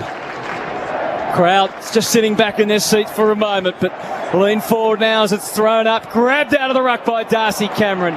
Ready for him was Berry. Put the smother on. Elliott, a desperate handball. McCreary, Kudjado. He's swinging and swinging the kick back. And it's all Brisbane supporters behind the goals. They gave me no cues whatsoever as to whether that was going to be a goal. In the end, it swung back too far, and Bo McCreary has two behinds. Collingwood has five. As Coleman kicks in, it's 5-5-35 to 6-1-37 on the Tyre Power scoreboard. It is a scintillating and superb contest. Long ball out towards the wing, side bottom, turned into trouble. Tackled, lost it, free kick to Ryan Lester, who gives a hand pass to Coleman, edging up the ground and driving to nobody. Unusually for him, it might work for McCarthy, although he stumbled at the key moment, taken by Howe for the Magpies. Quick kick back towards Pendlebury, can't mark, fisted away to the boundary, side bottom, kept it alive. Pendlebury's got it again, tackled, had to get it onto his right boot and hope. And his hopes are repaid because Nick Dacos took the footy, took contact, it was high, and it's his ball between halfback and wing. The Lions lead by 2 points, 11 minutes into the second term on the Tyre Power scoreboard. Another line ball call, but I think the umpire got it right. The kick though runs aground on the wing. Coleman, another possession. Handballs to Bailey. Rush kick inside 50. Quainer on red alert. Robertson came charging through. McCarthy goes to ground. Fierce Collingwood resistance. Howe to Crisp. And then a handball. And just a moment to pause for Josh Dacos and consider. And after all of that, he kicks to Myercheck. Gardner out of position but did well. Closed when it mattered. Put a big wraparound tackle. And almost a bow on top of Myercheck. Striding the line. And we'll call it a draw as the umpire blows the whistle. It's either a throw-in or a ball up. It's a throw-in right down in front of us. It's still Brisbane leading by 2 points. Accuracy in their favour and a 2-point margin. 6-1-37 to 5-5-35. Cameron of Collingwood, McInerney of Brisbane. They don't gain a clearance tap between them, and a pack forms over the footy. There'll be a ball up. Member side, 4 to the wing for the Magpies. Brisbane 37, Collingwood 35. There's a whistle of the ruck contest. A Collingwood free kick. Cameron to take it. The Collingwood Cameron, as opposed to the Brisbane goal-sneaking speedster. Kick into the forward pocket for the Magpies. Frampton was the target. Harris Andrews, been good back there, makes the spoil. And there'll be a throw-in. 30 around from Collingwood's goal at the punt road end. Left forward pocket. Just on that, Billy Frampton yet to touch the footy, but Andrews has taken one mark and had 3 disposals. So he's doing his job. So yeah, you take that if you're Collingwood. They're back in the goal square now as he reconvene. Boundary throw in 40 metres out. Cameron took front position, tried to dictate turns. Dunkley, though, a clever handball. Archie in a hurry. Collingwood well represented, gathered by Crisp. Keeps it in. Attacking mind frame as always to Mitchell. Crafts to Dacos. 45 out, smothered unexpectedly. And again, it's that man, Josh Dunkley.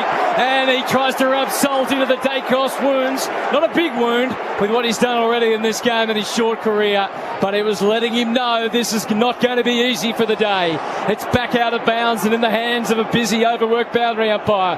Hauls it back 55 out from goal this time. Tap down to the front. Slung in the tackle, McCluggage. Goes to Josh Dacos this time. Ginnivan waits as the wrestle is on with Andrews and Frampton. And the Lions defenders did their job. It's worked through for a behind. Another one for Collingwood. 5-6-36. Plays 6-1-37. 1 point ball game for Tyre Power in their big footy final sale. Buy 3, get 1 free on Toyo Passenger and SUV tyres. Coleman takes 2 or 3 stuttering steps out of the square, kicks long in the McInerney direction. It'll be crumbed by Jasper Fletcher, who gets a little hand pass over the top, and it's banged forward by Rayner for Brisbane to Danaher, who marks, plays on, kicks very skillfully, finds Hipwood, 70 out, right half forward flank.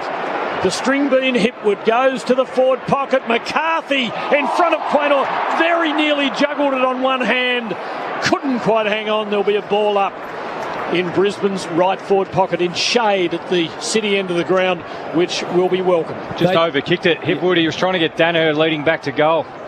Yeah, they did pretty well, though, considering they were heavily outnumbered. The tap goes into open space. Lipinski, good hands. Out of there in a rush. Hoskin, Elliott. Fingertips of Elliott. Couldn't claim the mark. Back in dispute, but Elliott bounced back. And in a heartbeat, the handball goes to McCreary. He has the speed. He has the determination. Bought some time. Tried to sum it up. Could he kick it 55? You know what he could. But the bounce, just the wrong side of the big post. And it's another Collingwood behind. Enough to tie this game up. It's 3 behinds for Bo McCreary, what might have been. It was good play, the cut and thrust of a terrific grand final. Scores are level at the 15-minute mark of the second. So much more yet to be told, Tim. Indeed. Lions are playing on very quickly, bringing it in, wasting no time, and perhaps feeling that any sapping effects from the heat would favour them more than the Magpies due to conditioning.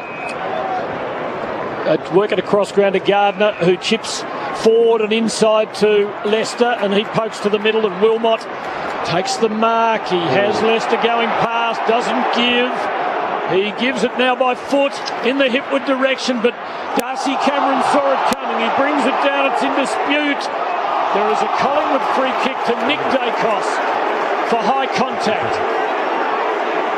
Plenty of Lion fans here making their feelings clear.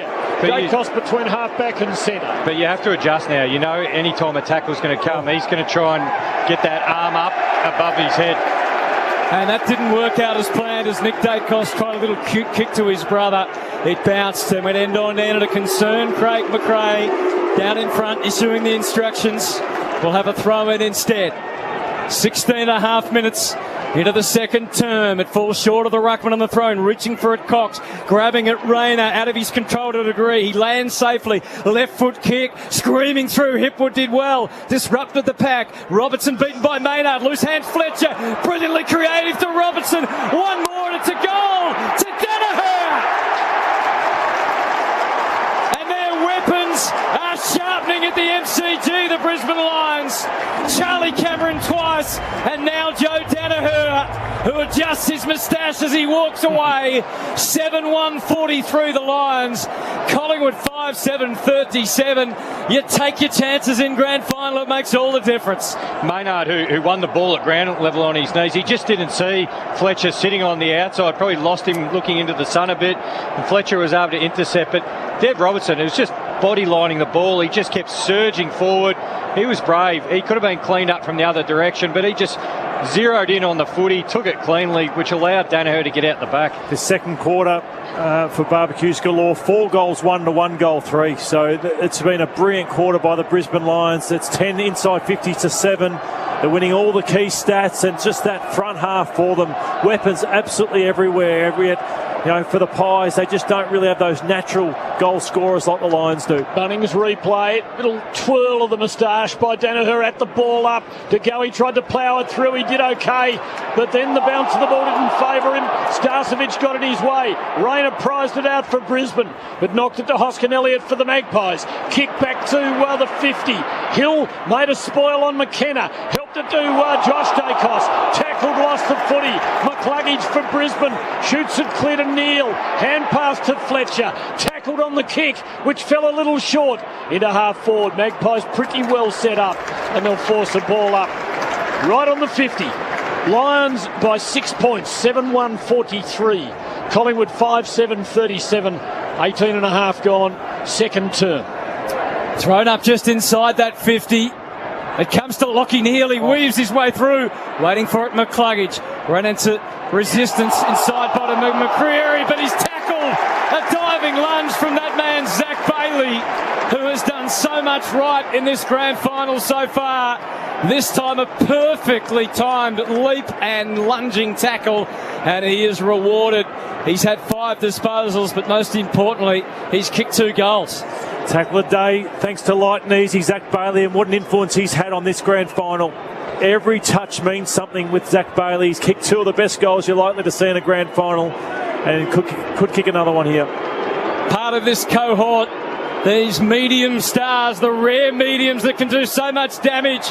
It's not the best kick from 55, Zach Bailey. Just tugged it ever so fractionally, searching for the 52 metres required. It's a Lions behind, and they're 7-2-44 to 5-7-37. Collingwood put themselves under pressure on the way out, and the mark taken by Andrews prevailed. Got it to the inside to Coleman. He's usually the sharpest of kicks.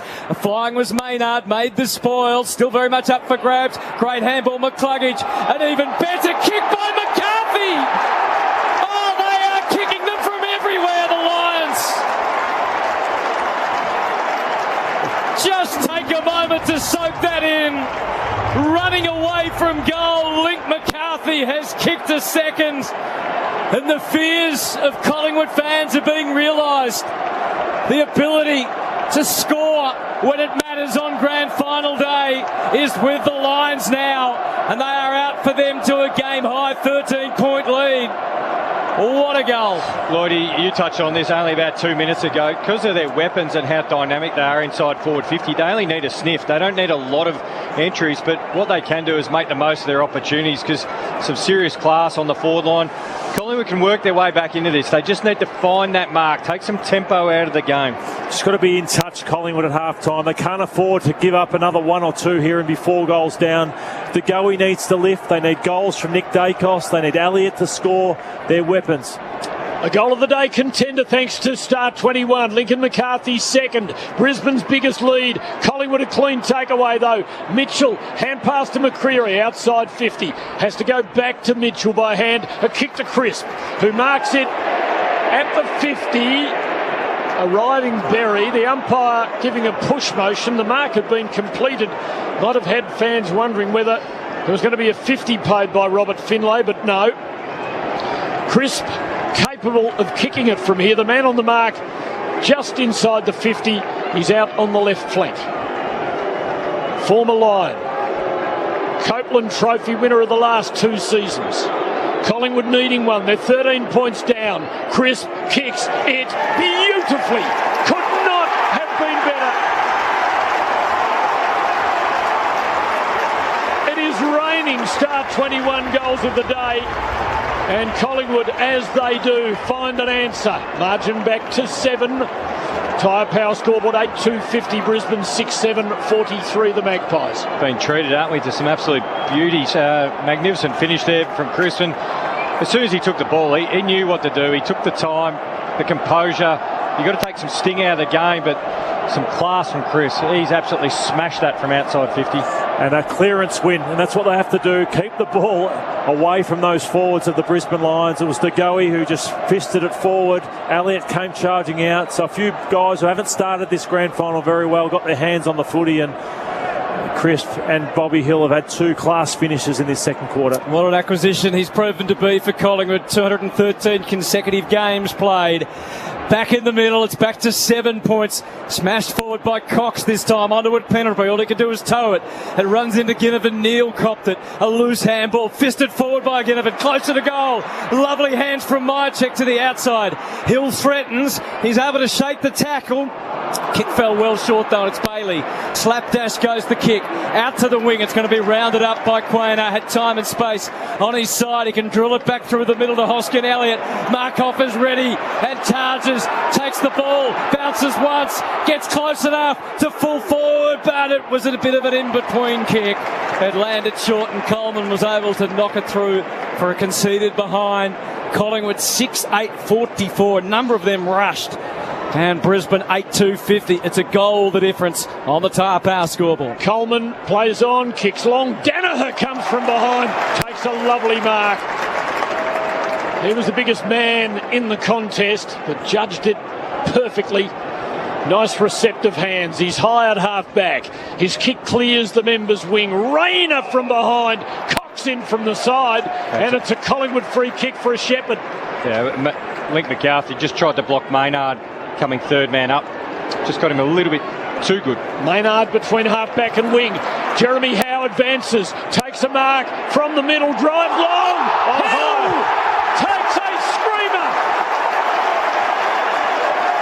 From behind in a one-on-one. Came over the top of Starcevic. A mark of the day contender thanks to Stan. And a chance to level the scores. Unbelievable. And what about the kick inboard to Jeremy Howe? That's been the feature of this grand final, the way the two teams want to attack this corridor. And Bobby Hill, finish off your work because you deserve it. Mark of the day for Stan. Catch the Stan original series caught. Now streaming. Hill kicks his third and levels the scores. 25 gone second term, 8-2-50 Brisbane, 7-8-50 Collingwood on the Tyre Power scoreboard. Yeah, I love it as well, Lloydie. Maynard, first instinct, let's rip the ball up through the middle. Howe just took off, backed himself in, and that's all the forwards need, and there was immediate space. Starcevic is staring into the sun, and next second he's got Bobby Hill sitting on his head, not knowing what to do, but 3 goals for Bobby Hill in the first half. It's been huge. What a quarter of football this has been. 3 goals for Bobby Hill, and scores are tied up again. A high-scoring contest. We have 7-8-50 to 8-2-50. Again, slightly crooked bounce, reaching over the top. McInerney, sharked though by Mitchell. Handball to Dacos in a flash through Lipinski. To Goey, out wide. McCreary was waiting, shapes a little one around the corner, and Ginnivan takes the mark. And he's within range. He is within range. He is 45 metres out as he stands now. He'll start his run from just outside the 50. Hutto, this is tough. So he looks like he's setting up for a snap from this range. And that's a long, long way out to try and curl one around. He's got it in him. Considering where he was at the start of the year, banished from the club. Been the sub, hasn't always had the opportunities, and the kick does fall short. And it's worked through for a behind, so he didn't quite get the logistics right that time. It's a wrong option. That's too far out. You know, the other 2 boys have just gone back and kicked the drop punch from there, which he should have. Another rushed behind. It gives them the lead back, 7-9-51. Plays 8-2-50 on the Tyre Power scoreboard in that big footy final sale. They were looking wobbly about 5 or 6 minutes ago. They're back in front. Clearing ball for the Lions. Collected by Archie. Taken down by Sidebottom. Ball up. Members side. Pretty much on the wing. Umpire Stevic using the whistle and now tossing the ball up. McInerney beats Darcy Cameron. Fists it forward the Lions' way. Covered by Nick Dacos. His momentum, though, taking him to the line. There'll be a throw in. Now just Brisbane's side of the wing. Getting close to half-time. 27 gone in the quarter. Still time for a score or 2. Collingwood 51, Brisbane 50. Cameron and McInerney sharing it. Cameron has it now. Got a little hand pass to Elliott. Just walked into trouble, was tackled and let go of the footy when tackled. Free kick to be taken by Coleman of Brisbane just behind the wing. Not sure how many kick-ins he's had, Hutto, but this is disposal 21 now for Kadeen. And over 500 metres gained in a half, less than a half. Bailey found a way through and got the handball to the outside to Dunkley. Stabs the pass to Cameron, and Quainer was able to just hold him at bay as the danger seeded. And it goes through for a behind. It is 7-9-51 now to 8-3-51. 28 minutes into the second term, 3.5 to go in this spellbinding second quarter. And Tommy Mitchell doing a sensational job on Lockie Neal. Lockie Neal just 7 touches in the half. Tom Mitchell 11. Dacos brings it back into play. Highest was Andrews to put the fist into it, and now it's locked away again at right half forward for Brisbane. Another ball up required. Mitchell just harassing him at stoppage. Neil trying to charge through at a rate of knots, just not getting on the end of them. The last grand final where scores were tied at halftime was 1909. Don't think even you were here for that one, Tim. The handball from Neil. Back to McCluggage. Sky high goes the kick. They come forward. Danaher! He leapt but doesn't bring the ball down.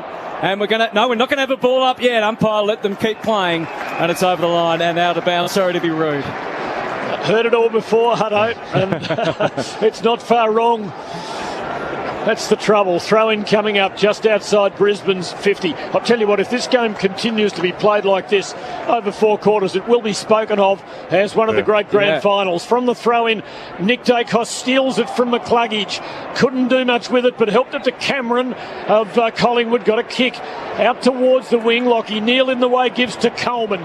Drops it onto his left. Kicks to within 30. Big pack. Danaher just couldn't get into it. Taken by Darcy Cameron. Kick to Elliott. Having a couple of bad moments. Dropped the mark here. Picked up by McCluggage. His kick semi-smothered. At the 50 to Goey. Having to fight hard. Took 2 tackles. Gave to Lipinski. To Mitchell running into trouble. Gives to Elliott. Sets him up. Elliott trots to the wing. Has a bounce. Left foot steering kick for Frampton.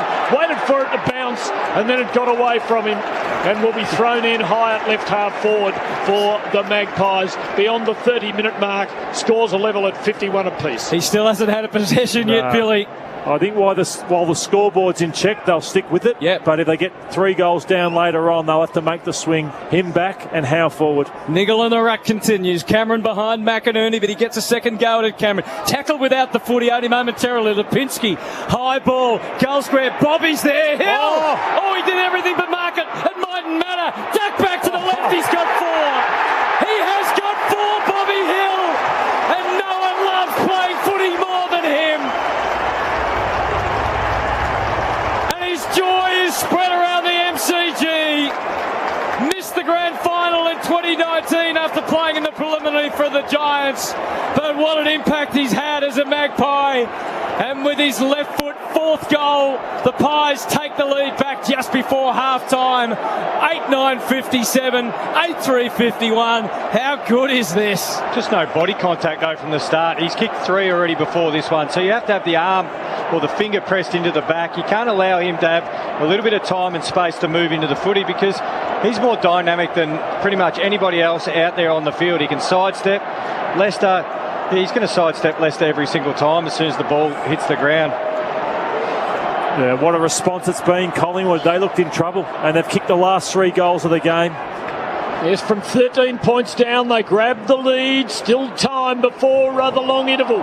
Rayner won a hard ball. Couldn't do much with it. Zorko at ground level. Now it comes to Robertson. Hurried left foot kick. McCluggage saw the drop of the ball quicker than anybody else. Gives a hand pass to Zorko, but the umpire says it has to come back.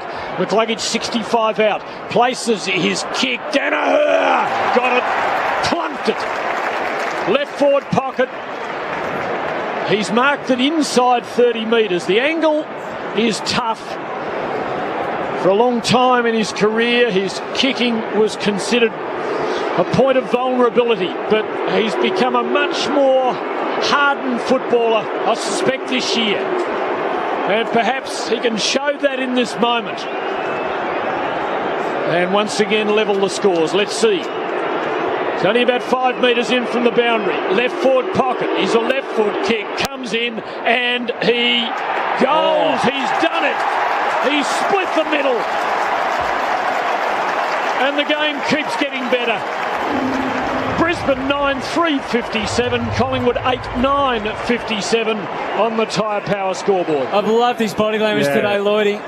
Oh, amazing, Hutto. And he's playing on Darcy Moore and he's beaten him. Like he's looked so lively, dangerous. He's been commanding. He's gone in the ruck. He's smashed into every ruckman he's been up against, whether it be Cox or Darcy Cameron. So, and then to have the energy to go forward, like Mason Cox is exhausted as a ruckman. He's had no influence going forward. I know Joey's a class above Mason, but he's doing it in 2 roles. Joey Danaher. That was a huge clunk. Looks really, really confident and assured. Quality finish too. Yeah. We wouldn't have been surprised if he sprayed it, but he just relaxed and absolutely nailed that dead straight. Yeah, relaxed and confident. It's great to see. And unfortunately, quite say the same about that centre bounce. Beaver would name names, but I'll be kind. A recall, a rare chance to just catch our breath as the ruckman Cameron and McInerney prepare for a throw up, and Cameron reached over, got the tap, but Neil was onto it. Scurries away and kicks Brisbane inside. Hip one! Leaps up but can't drag it down. Maynard, a hand pass, knew where Howe was. Plays it through side bottom, implicit trust in his left foot. And he kicks to Ginnivan, who gave him an offering on the wing. Let's call it left half back now as we make the full assessment. 35 seconds to go in this frantic second quarter, this prolific second term. Loops the kick to half forward, and Harris Andrews got through to put a fist into it as we get down to Jackie Reid with thanks to Spotlight. Well, Link McCarthy's having that left calf taped up on the bench. He's not moving all that freely at the minute. Our injuries, of course, for deep heat. And the sub for the Lions, Jared Lyons. Throw in just Collingwood side of the wing. Just a few seconds left, perhaps time with quick movement for a shot to be set up. Nick Dacos, good man for that task. Little hand pass to DeGoey, now to Dacos, on the burst, around a tackle, a centering kick will be marked for Collingwood by Hoskin Elliott.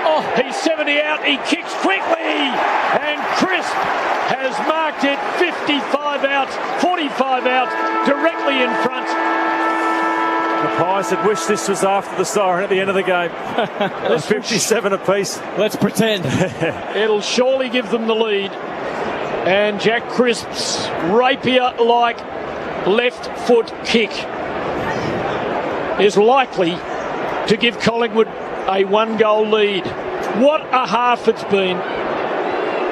Can't remember a better one in a grand final. Crisp comes in from outside 50. He's done it.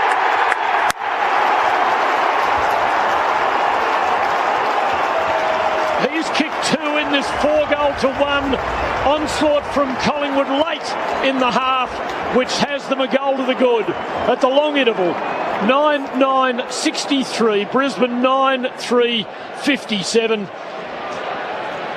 And apart from the fact that the first half has been very good, the even better news is that there's still half a game to go.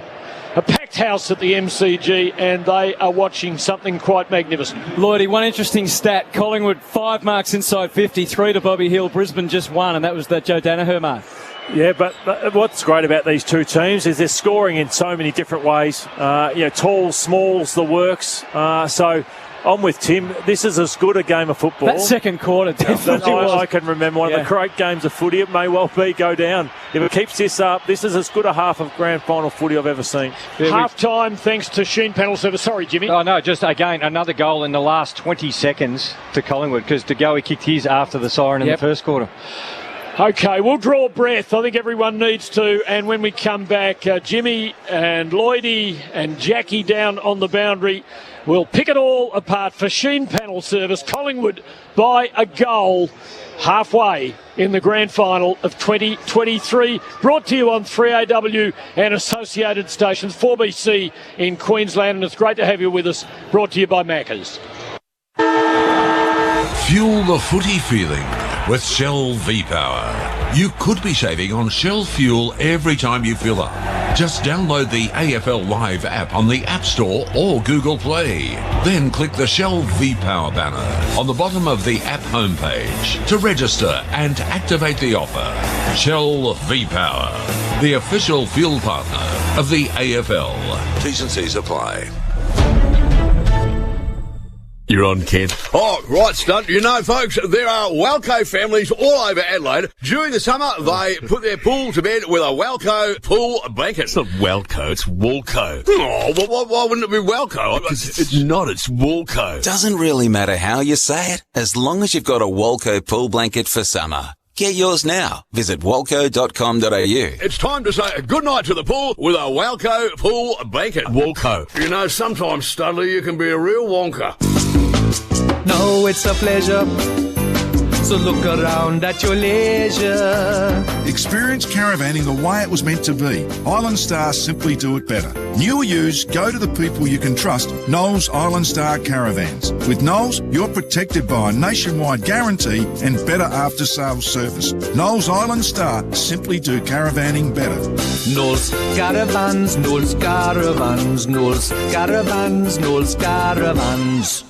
We're with Bronte Manuel from Toop and Toop. I'm sure you get this question every day, but how's the market? Record low stock levels combined with really healthy buyer activity means we're continuing to achieve strong results for our clients. Oh, that's interesting, especially given some of the stuff we keep hearing about living costs. Where's that buyer demand coming from? Plenty of people are moving here from overseas, but the big change is interstate migration, with more and more people moving to Adelaide from other states. So I'm guessing you don't expect prices to drop anytime soon then? Adelaide's annual home values have dropped only twice in 42 years. So history tells us it's extremely unlikely Adelaide house prices are about to decrease. To find out the value of your home, go to toop.com.au.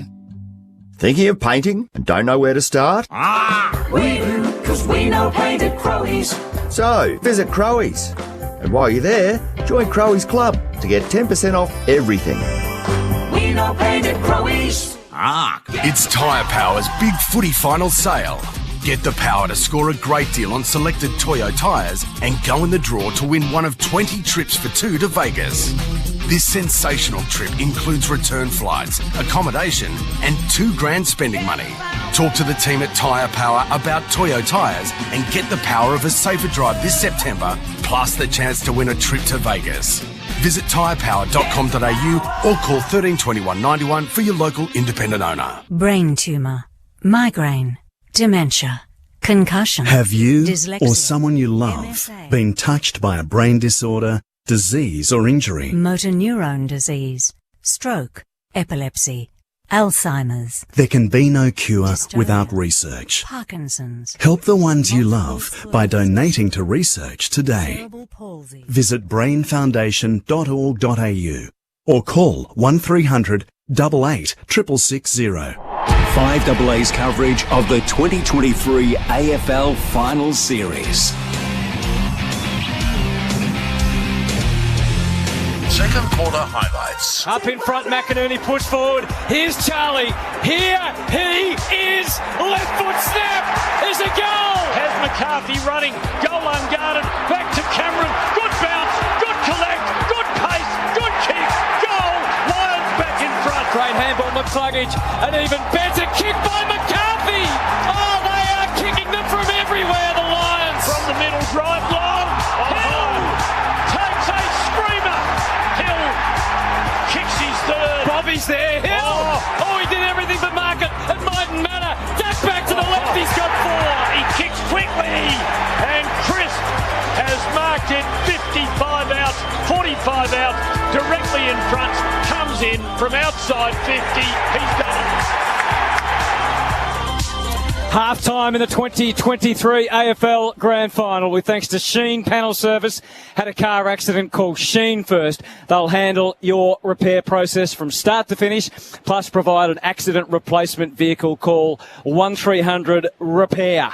It is half-time, and what a quarter we've just witnessed. One of the best quarters in football history, dare to say, in a grand final. And it's Collingwood 9-9-63 leading Brisbane 9-3-57. The Lions kicked 6-3 to Collingwood's 5-5 in that quarter. So Matthew Lloyd and Jimmy Bartell, 11 goals kicked in that quarter.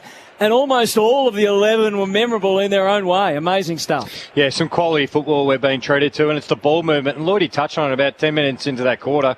Both sides just want to keep ripping the ball up through the middle and keep taking the game on. And Lloydie, you and I are talking off air. That last goal was in particular brilliant. Probably you don't notice it until you go back and go, how does Chris get the ball on the other side of the ground? And it comes off the back of Nick Dacos.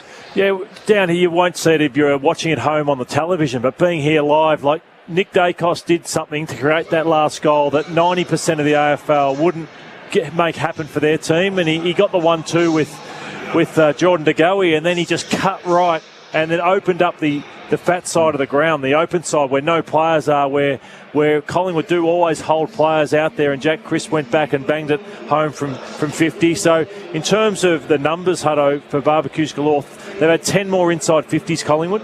Most of those came in the first quarter, those extras. So 18 scoring shots to 12. So they've just got those extra scoring shots. So I think they do deserve this 1-goal margin. Right, you mentioned Barbecues Galore. Now it's time for this. Now it's time to find out who's cooking. Let's put another shrimp on the barbie. With thanks to Barbecues Galore. All right, and there'll be plenty of barbecues going around the country at the moment with thanks to Barbecues Galore. Oh, well, I've gone for Bobby Hill, of course. He's just been brilliant today. He's been lively. You can't give him a 1 or 2 metre head start, because even though he mightn't get it first, the ball hits the ground. He's got that speed and momentum already built up. And poor Brandon Starcevich, he's put the hand up looking into the sun as Jeremy Howe's kicks coming in. And then next second, Bobby Hill sitting on his head. The next goal he kicked, the ball comes in deep on Leicester, and Leicester hasn't got any body contact on him, and you just allow Bobby Hill to go to work. And 4 goals in a half in a grand final is a magnificent effort. And for the Lions, Hutto, Coleman's had a huge first half, 22 disposals. He's on track for about 1,100 metres gained, so 585 metres gained. And also I've loved Joey Danaher's first half of football for the Brisbane Lions. As we speak, Mark Seymour and Undertow are entertaining the crowd at halftime with special guest Kate Miller-Heidke, who performed the national anthem earlier. I imagine he's going to finish with the Holy Grail. I'm not quite sure what number this one is right now. So what about the players who they're going to need to get more from for both sides? It felt like some of the younger players just struggling with the pace, which is to be expected. But who do you think has got more to offer? More to offer. I think that's just they're both such good sides. You know, I thought Lachie Neale got going late. He got off the chain a little bit of Tom Mitchell. I thought DeGoey could do more, but again, he's been sat on a little bit by Josh Dunkley in terms of that. Darcy Moore and Howe probably haven't been quite able to create what they would like to do because of I think when you've got such a high quality forward line, there's no one really you can lay off, and that's probably the only forward line, Jimmy, in the comp where you're not capable of doing that. And for the Brisbane Lions, I think Hipwood needs to do more. Not really contributing too much. Lincoln McCarthy's sore, but he has kicked 2 goals so far in the game. And Jasper Fletcher's a young one you spoke of, Hutto, who he's only had the 3 touches in the game. The fascinating matchup for me is the Harris Andrews-Billy Frampton one. So Brisbane will be sitting there, and we got pretty much down by 1 goal. So defensively, we're in the game, so we keep it.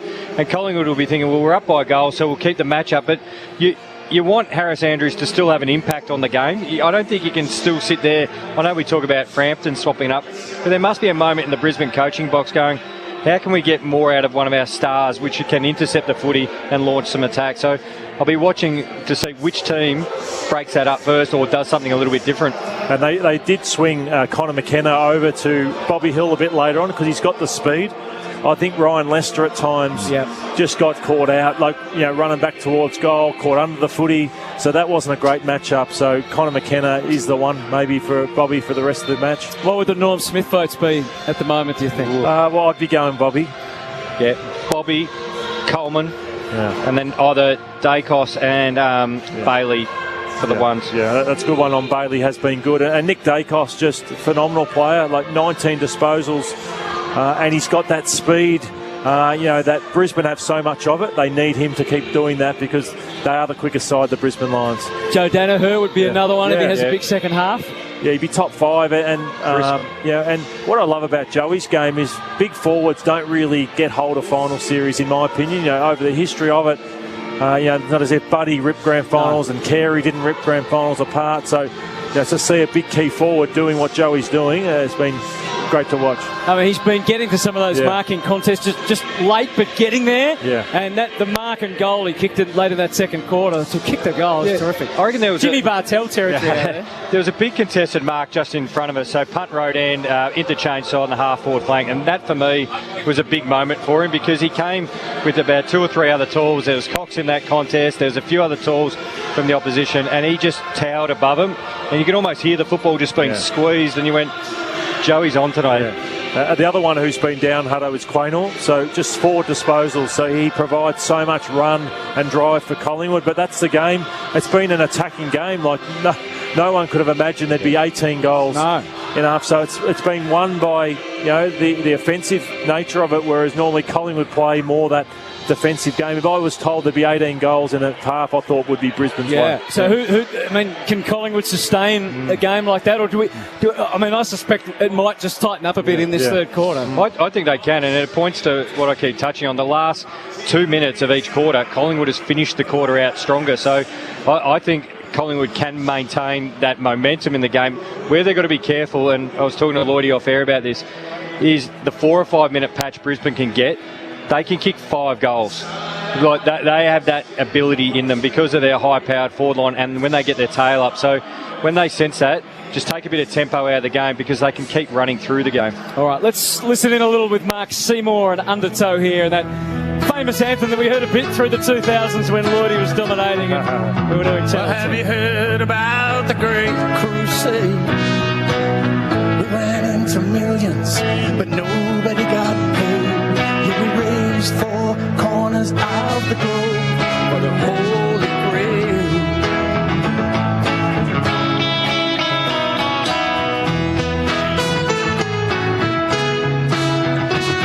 All the locals scattered, they were hiding in the snow. And we were so far from home, so how were we to know? There'd be nothing left to plunder when we stumbled on the Holy Grail. We were full of beans, and we were dying like flies on those big black birds. They were circling in the sky, and you know what they say, yeah. Nobody deserves to die.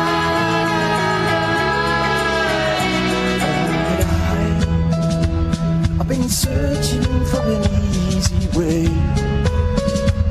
to escape the cold light of day. I've been high and I've been low, but I've got nowhere else to go. There's nowhere else to go. Oh yeah, won't you follow me now? That yellow brick road. I'll come looking for you. I'll come looking for you. Yeah, yeah, yeah.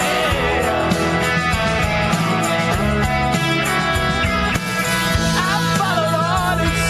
God knows where I've been.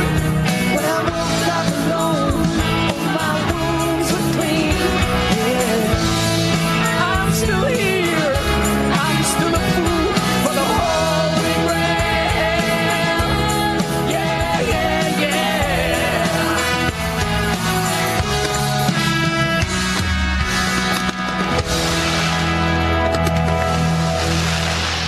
Thank you, Melbourne. Well played, Mark Seymour. Great rendition of the Holy Grail. And after the break, the search will continue for the Holy Grail. It is Collingwood leading Brisbane by 6 at the half. 9-9-63 plays 9-3-57. Half-time. With thanks to Sheen Panel Service. Had a car accident, call Sheen first. They'll handle your repair process from start to finish, plus provide an accident replacement vehicle. Call 1300-REPAIR. This year, together with Adelaide Exposed Concrete, we're hitting the fairways for 5AA's All-Star Golf Day. Featuring your favourite 5AA presenters and some sporting superstars, it'll be an unmissable day out on Friday the 6th of October at the stunning Glenelg Golf Club. For more information, booking info or to win your way there, visit 5AA.com.au. See the all-new Weber Q at Barbecue Adelaide Weber stores. It's packed with features and will be lit this summer. Get into Barbecue Adelaide Weber stores, Jeps Cross and Mile End, and prepare to get lit. Fuel the footy feeling with Shell V-Power. You could be saving on Shell fuel every time you fill up.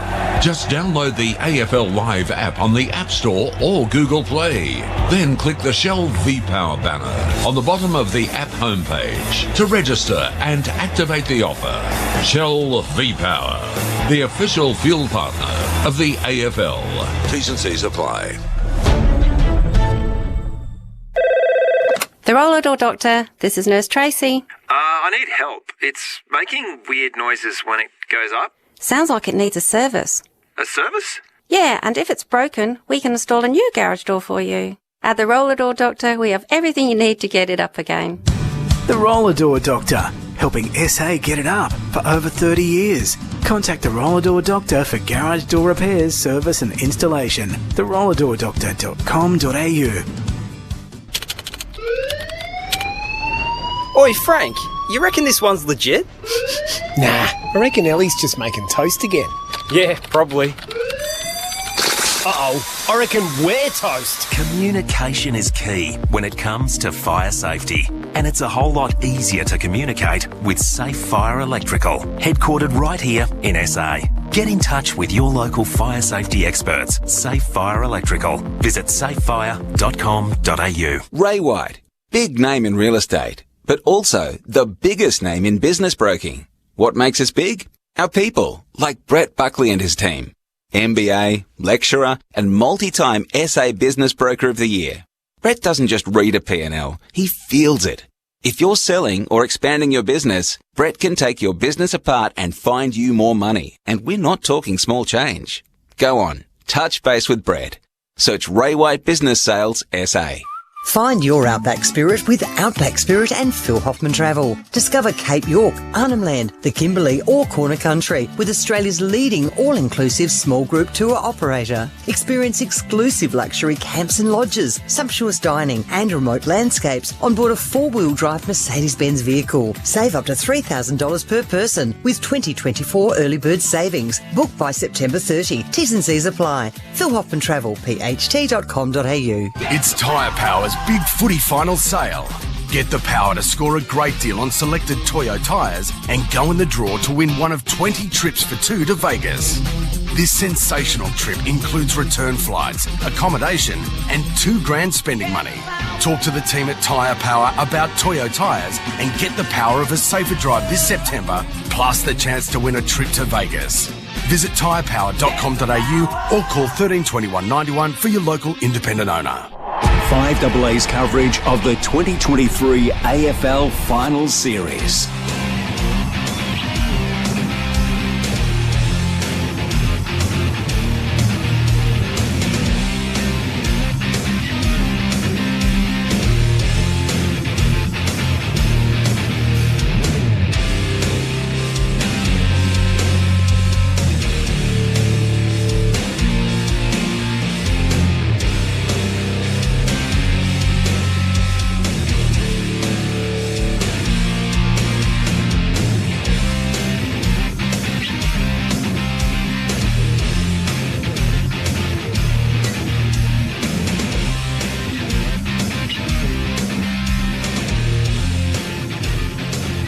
By strong winds. More than 20 appliances are fighting the blaze. Residents of Hayfield are advised to stay informed and be prepared. A teenage boy has been seriously assaulted in North Melbourne. It's believed an altercation occurred between a group of males on Sutton Street around midnight. Global factors are being blamed for pushing petrol prices to record highs. Some MPs are calling on the federal government to reinstate a pause on the fuel excise, which would temporarily bring the cost down. In Melbourne, unleaded petrol is selling for between $2.10 and $2.30 a litre. New York City is experiencing major flash flooding. Almost 200 millimetres of rain has fallen in some parts of the city. We can expect an overnight low of 17 in Melbourne, partly cloudy tomorrow, a top of 22. We'll have more news after the football. Through 6pm in Perth, 5AA in Adelaide, 4BC and nationwide via the 3AW app. You're listening to 3AW's coverage of the 2023 AFL Grand Final. And back at the MCG, it is half-time, no resumption as yet, but it's not too far away. Collingwood lead Brisbane by a goal, 9-9-63 to 9-3-57. Just having a look at the record book, and I've been out in the general media congregation area getting a cup of tea, and everyone is raving about what they've seen in the last hour and a bit. It has been quite extraordinary for a grand final where things over the last couple of decades have been so defence oriented, or else one team has just blown the other out of the water, such as we saw last year. But this has had everything, and it's had scoring. 120 points kicked between the two teams. Distinct possibility on the current rate of progress that both teams will kick 100 points, and the last time that happened in a grand final was 1989, which is still remembered as a classic. Collingwood 63, Brisbane 57. Before we hear more from Jimmy and Lloydie, Jackie Reid down on the boundary, just having a look at a Bunnings replay. Bunnings can help you unleash the potential of your garden this spring, and there's always a hard luck story in a grand final. In the first half one is Collingwood's Nathan Murphy, who was subbed out of the game before it was terribly old, Jackie. Yeah, that's right. He was subbed out with concussion early in the second term. He was pretty distraught on the bench and spent the rest of the term downstairs in the rooms. He was replaced by Pat Lipinski, and for the Brisbane Lions, Lincoln McCarthy has got that left calf strapped up, and Josh Dunkley dislocated a finger on his left hand. And I do have an official crowd figure to halftime at least. 100,003 people are in the house today. Ooh, the three, I wonder. Just had a look at that footage again, Lloydie, because I said I didn't see it, but he got absolutely flushed by Link McCarthy coming from the other direction, and actually did well to regain his feet. But we saw some shots down the Collingwood rooms. He was around his teammates, high-fiving and everything, and as they were coming up the race, Lloydie, the great Peter Dacos was down at the bottom of the race for the Pies and high-fiving, cheering everyone on. Cheering him on. The legend, Peter Dacos. Hey, Tim, just on what you spoke of, you'd love to be a fly on the wall in both rooms. Is there a coach who's saying, I'm not that happy with our defensive mechanisms here, we need to tighten up? Or do you go, awesome, keep taking it on? And, you know, Hutto made the point that, you know, let's see if it tightens up. How many goals will we get in the third quarter? It's hard to imagine there'll be another 18 goals, but the mindset of a coach to go in, does he say, I'm wrapped with this? You know, it's just whether you've got an offensive mindset or a defensive mindset, what you're looking for, but you can't be safe. You can't be safe. I heard Joel Selwood this morning, interviewed him at a function. He said, we were too safe in the first final last year against Collingwood, and we said in our prelim and grand final, we've got to attack more. And I think that's what we'll continue in this second half. So much for Collingwood not being able to match Brisbane's firepower. I mean, it looked as though Brisbane might open a gap, but just when it did, Collingwood rammed on 4-1. And 9-9 at half-time is pretty good going for a team that's been kicking about that over four quarters during this final series. What they've done well, especially late in quarters, is they've punished Brisbane for just not paying attention to detail, just being slightly off their direct opponent.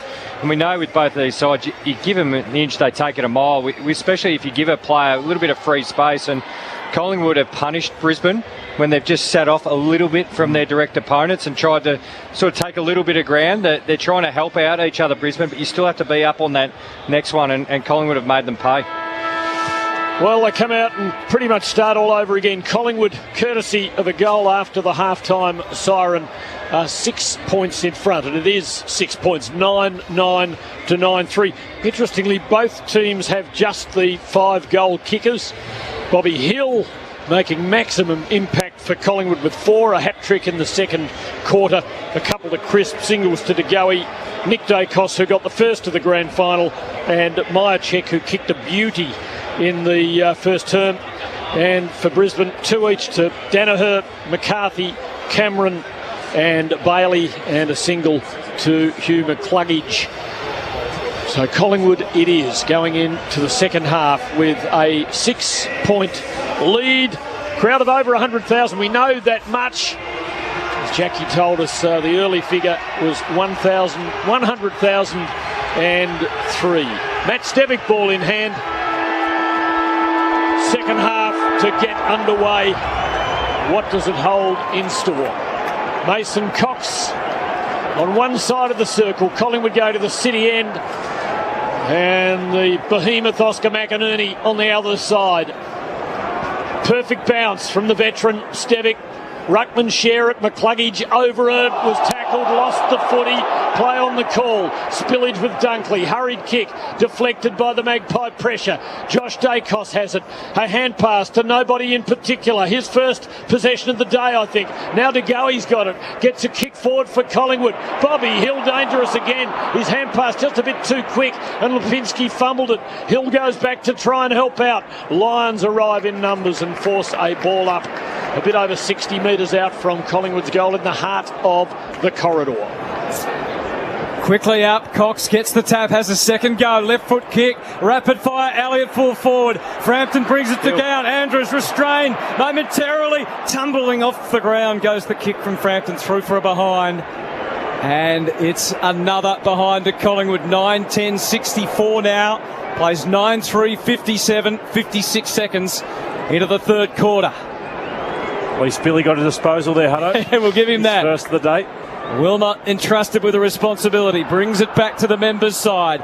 Danaher leans back into Moore, who made the spoil. Dunkley without the footy play on the call, so Lipinski does. Handball was a bit wild to Fletcher, uncertain. They cough it up, picked up Lipinski, back to Josh Dacos, crafts a kick off the outside of the right boot, but wouldn't you know it goes straight onto the chest of Starcevic, who has it moving through Charlie Cameron to Coleman, wiped out in an instant by Quain or Smother. He got taken down by 2.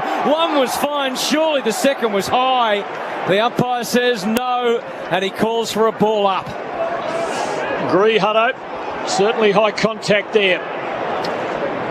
Umpire Gavin throws it up, just marginally Collingwood side of the members' wing. Cox gets a kick at a loose ball after the ruck contest, but it goes straight to Zorko, the Brisbane veteran, who gave their supporters something to hang their hats on in lean years when there wasn't much hope around for the Lions. Short kick here to McCluggage, who just is well covered as he wanted to go. He's forced to cross ground. Starcevic marks it behind the centre line over on the southern side. Short dab to Berry. No one stands the mark.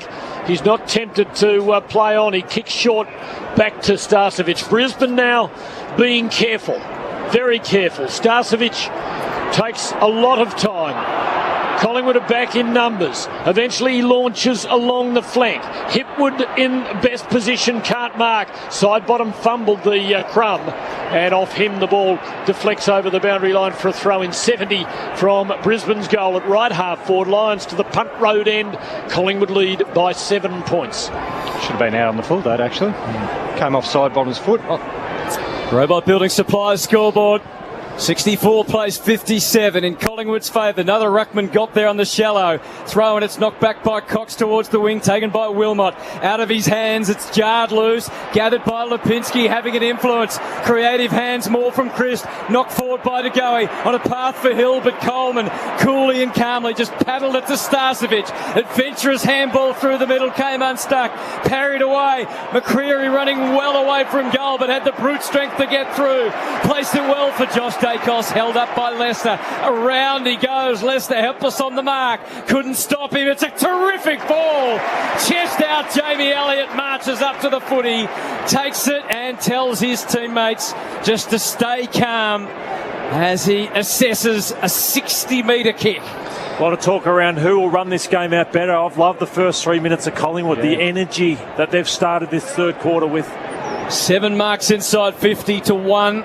That's usually a telling stat. It's in favour of Collingwood, but this is a 55-metre plus kick required. He kicked along behind earlier. He fools them here. Drops it short. Oh, Cox 1-2, but not the third beat. Quick kick all Leicester. A poor rush kick, which he instantly regrets. And this time, Jamie Elliott is well within striking distance. Same angle, but appreciably closer. Oh, big Meso had it in his hands. He's exhausted, Meso, I think, with the ruck work he's having to do. And McInerney works hard. Leicester's had some bad moments in this grand final, and Jamie hasn't kicked quite so well in this final series.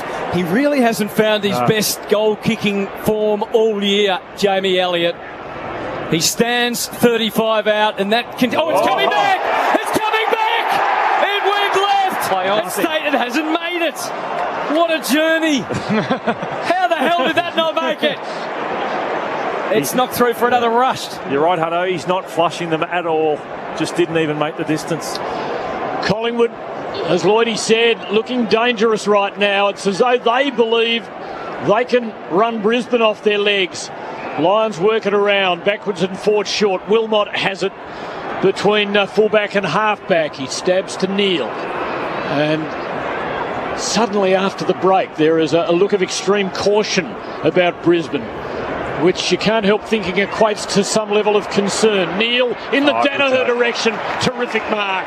Quaynor tried with every sinew in his body just could not get a fist onto it. Danaher on the centre line. Steers a low ball of daisy cutter. No one can mark it. Taken by Fletcher. Tackled, got it onto his boot. Towards side bottom. Beat him. It comes curling back, but not enough.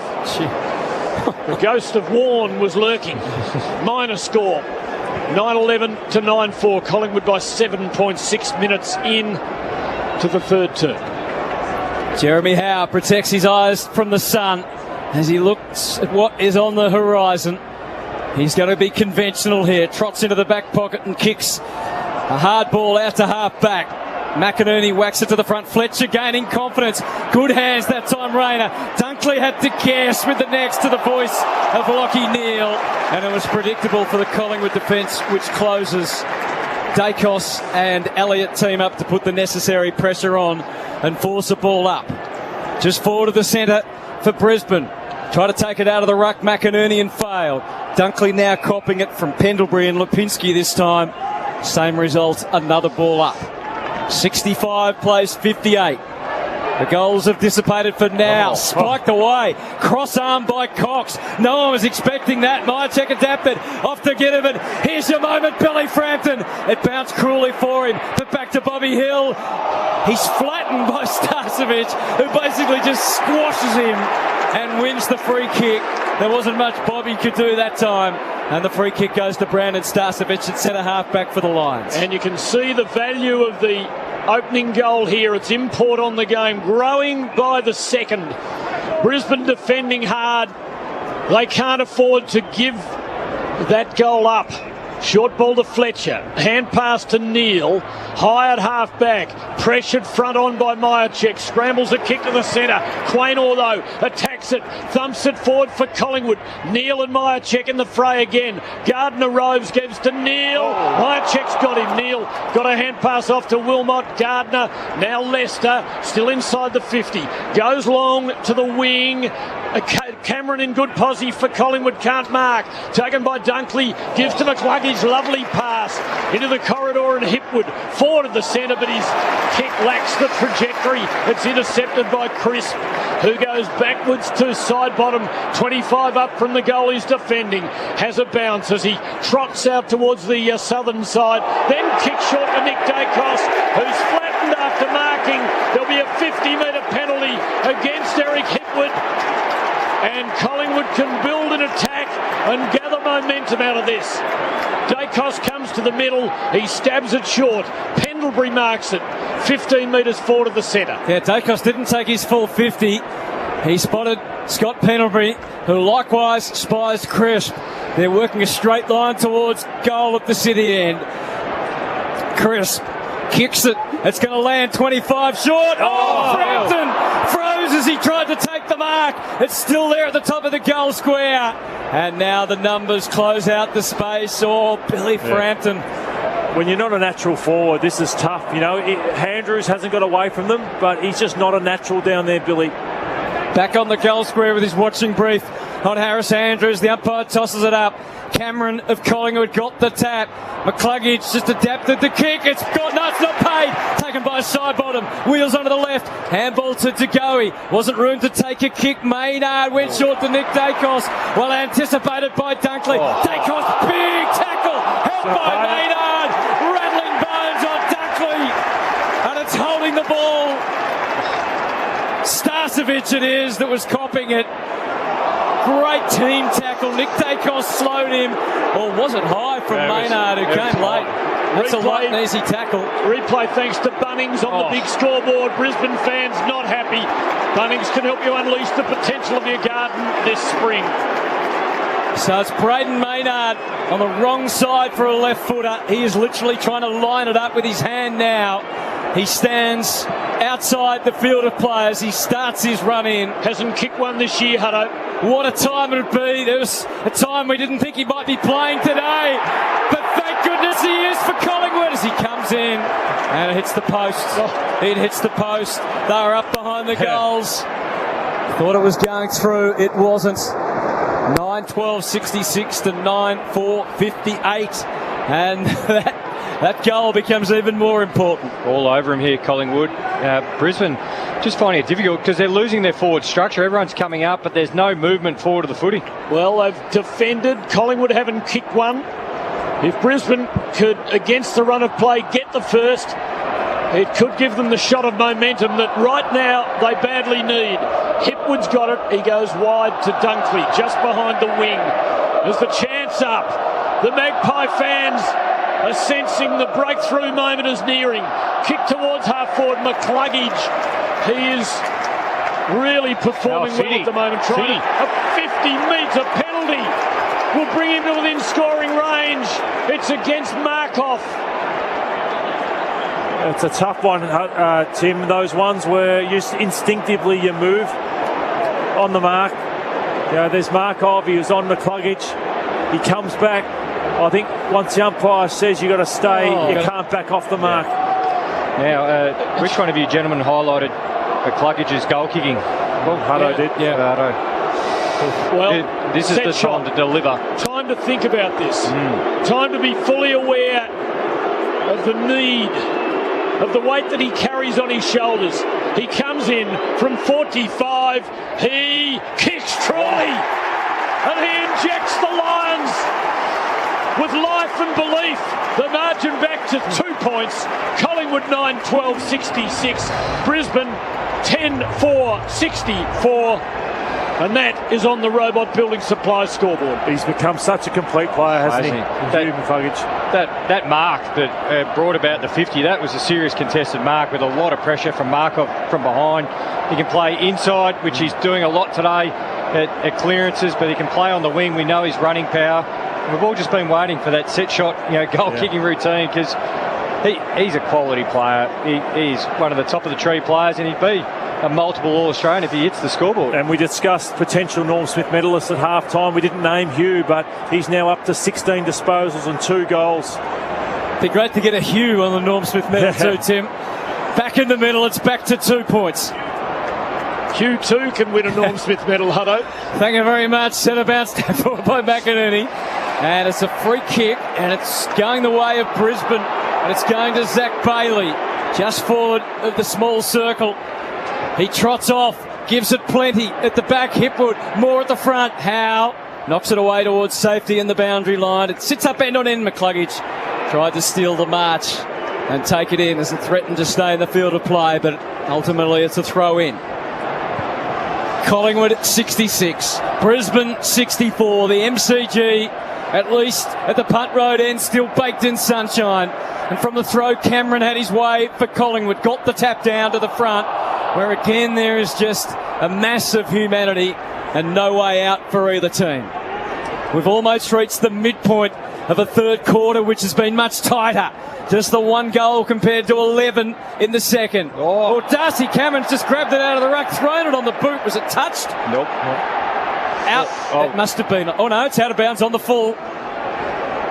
It was a curious decision to put it on the boot. Just watching Matt Stevic there. So Maynard's going at Charlie Cameron. Charlie's gone to ground. Stevic straight up. Get up. Come on. We're not doing this today. 2 words here as Zorko lines them up. Don't say Dom and Sheed. Oh dear. That's where he finds himself. Bunnings replay showed why. Out of bounds on the full. Game number 250 for Dane Zorko. Covered in, doesn't take the shot. Went for the surprise little attack at the top of the goal square. Tom Mitchell was the first to wake up to that. And he takes the mark, has to deal with the sun on his eyes. And he's able to turn laterally to bring it across to Howe and now to De Goey, who kicks safely for Myercheck. It took 2 or 3 goes at it. And he also was impacted. It's a free kick. Yeah, and advantage. Advantage taken by Josh Dacos. Tried to straddle the line. It's on the full. Yeah, definitely on the full. Oh, you're kidding me. Or might have touched chalk. Bit of chalk, yeah. No, he hit the boundary line literally, in the opinion of the boundary umpire. 75 from Collingwood's goal. Lions have kicked the only goal in 15 minutes of this quarter against the run of play. Margin, Collingwood by 2. McCluggage off the pack at the throw-in. Kick to midfield. Zorko marked it. Slipped away from Nick Dacos. A kick for McCarthy. Maynard with him and more. Sees it to the boundary line and there'll be a throw-in. 60 out from Brisbane's goal at left half forward. And that one grafting goal delivered by Hugh McCluggage has changed the tone of things in this quarter. Collingwood look to be grinding their way to the front. Throw in the ruckman tangle. It's taken by Neal at the second bite. Corralled by Nick Dacos. Little hand pass. Fletcher in the forward pocket had a bite. Couldn't quite swallow it. Near the boundary line. Pack over it. There'll be a ball up. A very short kick out from Brisbane's goal, but right on the boundary. Collingwood by 2, 16 gone. Those replays today for Bunnings, they can help you unleash the potential of your garden this spring. What a spring it has been in Melbourne. And speaking of which, the spring in the step, Darcy Cameron tapped it down. McCluggage has been the man of this third term. He is swamped with Collingwood bodies, besieged in that forward pocket, and will now return it to the umpire. Getting to his feet ever so slowly. Matt Stevic, the one with urgency there. Clear out. Joes. There's players going down everywhere with any little bump. Quick throw up. Cameron allowed to do the rucking on his own. So that put the pressure on the Collingwood mids underneath, and it was Mitchell that was copping it and absorbing the repetitive pressure that came his way. It's a strategy, Hutto. They're not even trying here, the Lions, wanting to put the Collingwood ruckman under pressure. Danaher, a very clever kick from the throw-in, but Jeremy Howe saw it coming, takes the mark in the goal square and goes out the other back pocket, southern side to side bottom, who looks as though he's had an extra shave of that dome of his, and it looks more pale even than usual. He bangs it long, out over the 50, crisp, comes down with the ball, and he took the mark. He did enough to get the nod, rightly so, from umpire Meredith. He's high at half-back in the sunshine, which is now just shining on one quadrant of the ground. Right forward pocket flank area at the punt road end. Long ball, Mason Cox arrives, can't mark. Darcy Cameron does the crumbing. Thought of the hand pass, went the kick, not to Collingwood's great advantage. Myercheck, though, brings it down to Ginnivan in the pocket. Little left foot runner, another poster. Collingwood 9-13-67. Brisbane 10-4-64. Robot Building Supply scoreboard 18 minutes, third term. Short on the way back into Berry for Brisbane. And more of the same. This is a bit more of a difficult kick. And Josh Dacos made it even more so for Archie. Made the spoil and gets it over the line. So it stays in Collingwood's forward half. Still just under 8 minutes remaining in this ever so tight and gripping third term. Collingwood's lead whittled away to 3 points. It was 6 at the half. Cox with the reach, got the tap down to go. He sends it back towards the hottest of hot spots. Myercheck almost. He's taken down after he didn't quite complete the mark. McKenna cautious enough not to give away the free. Just for a moment it looked like he latched on Myercheck, but it wasn't to be. So the umpire comes in and will throw it up ever so close to goal. McInerney taps it. Everyone paused for a moment. Lipinski, the sub, came rushing through. Didn't get it right at all as he tried to snap it. Came off the wrong part of the boot. Straight out of bounds on the full. And still it is 67 playing 64 in the third quarter on the Robot Building Supplies scoreboard. Robot's got it and deliver. robotbuildingsupplies.com.au. Berry runs, drives long, almost to the wing, and Danaher takes a mark and kicks quickly, opportunistically, skillfully to Archie, running forward, got a man out the back, delivers well, and Robertson takes the mark and goals for the Lions, who now have the only 2 of the quarter and are in front by 3 points, 11-4-70, Collingwood 9-13-67 on the Robot Building Supply scoreboard. Is it possible? I know you both said you didn't feel the heat was a factor, but might Brisbane now be psychologically favoured by the fact that they are more familiar with conditions like this. I felt like Collingwood's had the run of the play in this quarter, and it's just been two big moments. It's been the 50-metre penalty to McCluggage, and Joe Danaher again, a huge moment here on centre wing, and summed it up really well, and then delivered a little grubber kick, sat up beautifully to Archie, and I thought Archie might have kicked it a little bit early to Howe, but he actually had so much pace behind it. It beat Howe back trying to get to Devon Robertson. And Collingwood fans mightn't have recognised Robertson with his jumper on after what happened last time they met. Who's that guy? 11-4-70 to 9-13-67. It's enough to give Brisbane back the lead. First time in the third quarter. Danaher lumped it onto the right boot. Cut off, though, by Crisp, who's thinking forward again for Collingwood. Across to Mitchell and then short to left half forward Elliott. Marks and turns, just hesitates. Wants to make the right call. It's a short call to side bottom. And then more of the same. Just loops the kick, but safely enough to Myercheck, so bit by bit. They almost are close enough now. Myercheck, this would take an absolute monster. He runs around. He's just going to set it up. Here comes Cox. 1-2, but not the third. Andrews is now, they now compete underneath. Waiting, and the umpire knew he was going to be called upon. We've seen a lot of this. Ball up's close to goal. Brisbane lead by 3. Collingwood deep in attack. Cox the tap. Underneath it, Bailey. They collapse on top. Mitchell, the primary tackler, does his duty. It's another ball up. And once again, it's 20-odd minutes since the last Collingwood goal. The Lions defending their territory ferociously. At the ball up, Mitchell has it. Got a hand pass. Cox has got the footy. He snaps across the face. Another miss.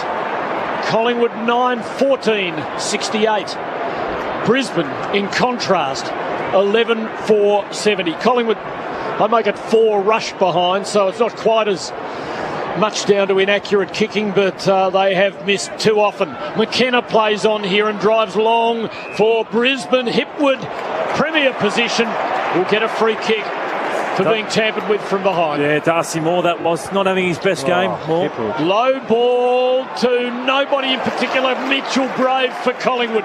Paddle the ball to Crisp, who hand passes into midfield, and Pendlebury gives to the speedy Markov. Gave to Maynard. Got a kick right on the tackle and hit Jamie Elliott between the eyes. He's got Bobby Hill sneaking forward and receiving gleefully. 45 out, slight angle, and will line up for his 5th goal in a moment of serious need for the Magpies. Just fundamentals again. Hipwood's kick was an absolute shocker. He had Zorko well and truly out, but missed him by a good 15 metres, and Collingwood punished them on the turnover. Hill, 4 straight to make it 5. It's a straightforward shot, but from some distance. Puts it on its way and pushes it right. And the margin is 1 point on the Robot Building Supply scoreboard. Brisbane 11-4-70, Collingwood 9-15-69 beyond the 23-minute mark of the third term. The Robot's got it and deliver. That's 6 behinds for this third quarter for Collingwood. Without a goal, Dunkley stretches, marks, kicks quickly, kicks well to Zorko. Collingwood just trying to press up, but they were just a beat off. So Zorko can go forward. Almost got himself into trouble, and it did affect his kick. He splayed it wide, out of bounds on the full. Well done, Jeremy Howe. If McCarthy had marked that and played, they had to spare forward of the footy again, the Lions. Instead, it's Jack Crisp, who just tucks the kick to the interior somewhat. Maynard marks, spinning the ball around. Umpire says to Bailey, you're on the spot now. Maynard goes short to Jeremy Howe. 1 long sleeve, 1 short from his injury early in the season. Howe still searching for his first premiership, searching for Mason Cox at half forward. Loose ball to be won. Archie got there and lost his footing. Tapped it away, picked up by Gardner. Nice. Oh, that's high from Cox. It's a free kick. The replay will be interesting. Yeah, that's just, if he's got him in the head, Mason might miss round 1 of next year. Yeah, if there's enough force in it. Gardner was searching for the high, didn't he, a bit? But he still got him. Plays it back to Andrews. They're going to potentially make the full switch. They do now off the boot of Leicester, who links up with Starcevic, who marks in the right back pocket. 24 minutes has elapsed in the third term. It's Brisbane 11-4-70, Collingwood 9-15-69. A 1 point lead on the Robot Building Supplies scoreboard. Well, this is where each quarter Collingwood has kicked goals in the last 4 minutes. Fletcher has the ball for Brisbane, lobs it long to the southern wing and off hands. It's over the boundary line for a throw-in, just the Lions' side of the wing. 18 goals kicked in the first half of the match, just 2 in 25 minutes of this quarter, which will be a shorter one than those which have preceded it. McInerney and Cox, and McInerney wins against his opposite number 46. He takes it out of the air and swings it high, but Hoskin Elliott read it well. Beautifully balanced player, Hoskin Elliott. Looks almost aristocratic as he plays the game so skillfully. At half-back for the Magpies in the sunshine, as Collingwood look to kick a goal or two late. High to the wing, Cox and McInerney again. It's too strong for Cox, can't mark. Follow the ball, Collingwood have numbers around it. Lipinski shovels to Mitchell. A hand pass over the top to Nick Dacos, who let it go, kept it alive. Sockers forward, and Myercheck takes a good mark with a teammate at his face. He kicks to Hill, who's got it again within range. 30 out, almost on the boundary line, left forward pocket. I know who's not looking too good at the moment is Gardner. He played his first game last week, which was only his third game for the season. Hadn't played for about 10 weeks. He's not going well with Myercheck at the moment. So that's one to look out for. Myercheck starting to get off the chain involved there. And Bobby loves these. He's going to snap this one around his body. Let's see if he can restore the lead for the Magpies. He shot passes because Pendlebury had been left unchecked and has marked it 25 out on a 45-degree angle. It's where fatigue and decision-making sets in. And that was a lapse, a big lapse by Brisbane. A lot of hands on hips. This would bring the house down if Pendlebury could kick this one and put the Pies back in front. Again, attention to detail from the Lions in the last 3 to 4 minutes of each quarter. 5-time Copeland Trophy winner, Norm Smith medalist in the Premiership winning replay in 2010. He comes in and he does it. Just his 9th goal of this season. And it gives Collingwood the lead late in the third quarter of the grand final. 10-15-75, Brisbane 11-4-70 on the Robot Building Supply scoreboard. You just need to be zeroed in at every single moment, in all games, but grand finals in particular, because it just could be one little moment that could make the difference and close the quarters out, and that's been Brisbane's problem. What an amazing stat for Barbecues Galore. Brisbane have had 5 entries for the quarter. So there hasn't been many for 9 to 5 for 2 goals one. Yeah, 2 goals one. So you look at it in playing, and if I'm McRae, I'm saying, boys, we own that quarter. We only kicked 1, but we only conceded 5 entries. Yeah, it's not many entries. Full stop. No, though, it's not a quarter. No, it's tightened up as you said. It may well happen at half time.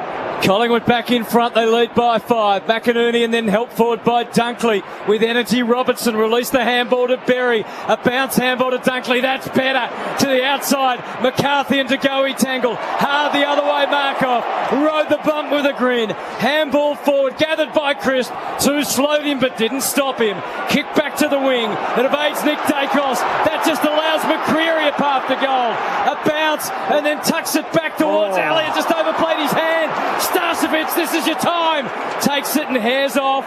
Or Zorko looking backwards, just trying to hold things up because it was all Collingwood ahead. He settles on a blasting torpedo. Howe may be interfered with. Play on the call. Collingwood have the host of numbers still. And that's not a bad result for Brisbane. Oh, McCreery.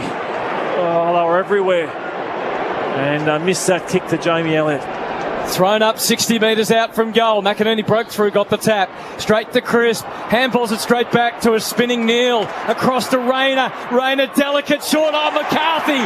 Made it his. That's an excellent mark. He had to lunge forward under severe opposition and pressure. And well played Rayner and well played Lincoln McCarthy. He does look proppy and sore, but he's throwing everything at it. Link McCarthy, I wonder how much the calf the play on his mind as he tries to drill this one through. In terms of lines, I think Berry's the one that's not travelling overly well for Brisbane in terms of potential like-for-like sub. Bedevilled by injury through his time at Geelong. No one ever doubted his talent. His second home, Brisbane, has provided the tonic. It's a big kick from 40 metres out, but even for one who's so accurate, it wasn't easy on the set shot. They've made the most of so many today, McCarthy, but from 40 out on a tighter than 45-degree angle. Wrong side for the right footer. He kicks it behind, 11-5-71, trailing Collingwood 10-15-75 on the Robot Building Supplies scoreboard. Robot's got it and deliver. Probably the last score of the quarter. Collingwood bring it back to a running Darcy Moore, who miscues the kick. It doesn't matter. The siren signifies the fact that we have one quarter left in this grand final. I was going to say in this season, but the draw is certainly not out of the equation. Well, and that would mean extra time. It wouldn't mean a replay. Collingwood lead by 4 points, 10-15-75. Brisbane 11-5-71. The scoring dried up. Collingwood led by a goal at half-time. In that term, Brisbane kicked 2 goals too, and the Magpies scored 1 goal 6. Collingwood by 4 points, a quarter left. Lloydie and Jimmy and Jackie and Hutto after this on 3AW Football, brought to you by Macca's. Fuel the footy feeling with Shell V-Power. You could be saving on Shell fuel every time you fill up. Just download the AFL Live app on the App Store or Google Play. Then click the Shell V-Power banner on the bottom of the app homepage to register and activate the offer. Shell V-Power, the official fuel partner of the AFL. T's and C's apply. Australia, there's great value hands down for footy fans, with thousands of specials like selected Arnott Shapes crackers, 130 to 190 gram packs, half price, just $2. Only at Coles. Excludes multi-pack 150 gram, offer ends Tuesday. You don't live in a home. You grow up in one. At Metricon, we didn't become the most trusted by being the cheapest. We did it by caring more for over 45 years. It's our commitment to doing things the right way, the Metricon way. And right now, get the stylish 4-bedroom Delta 22 with peak facade from just $239,900. Metricon, love where you live. Conditions apply. Excludes land and site costs. BLD 231776. Da-da-da-da! Bardsey here from Barbecue Adelaide, Weber Stores. Over the last 20 years, you've fallen in love with your Weber Q. Me too. I love it. Now, the all-new Weber Q range is dropping in-store as we speak. They're lit with all-new features such as more cooking area, new colourways. They even reach higher temperatures for the perfect pork crackling. So, to check out the full range of the new Weber Q, come see me, Bardsey, at Barbecue Adelaide, Weber Stores, Chaps Cross and Mile End, and prepare to get lit. How happy would you be if your energy bills cost a lot less? Find out with Costa Air. Act before the summer rush with Costa Air's pre-season deal. Get a new Daikin reverse cycle air conditioner and you'll receive a Daikin air purifier absolutely free. It has streamer technology to help neutralise allergies and viruses. You'll also get Costa Air's extended warranty. Don't pay the higher price, pay the Costa Air price. Lock in the pre-season price today. Go to costaair.com.au. Thinking of painting and don't know where to start? We do, because we know paint at Crowies. So, visit Crowies. And while you're there, join Crowies Club to get 10% off everything. We know paint at Crowies. It's Tyre Power's big footy final sale. Get the power to score a great deal on selected Toyo tyres and go in the draw to win one of 20 trips for 2 to Vegas. This sensational trip includes return flights, accommodation and $2,000 spending money. Talk to the team at Tyre Power about Toyo tyres and get the power of a safer drive this September, plus the chance to win a trip to Vegas.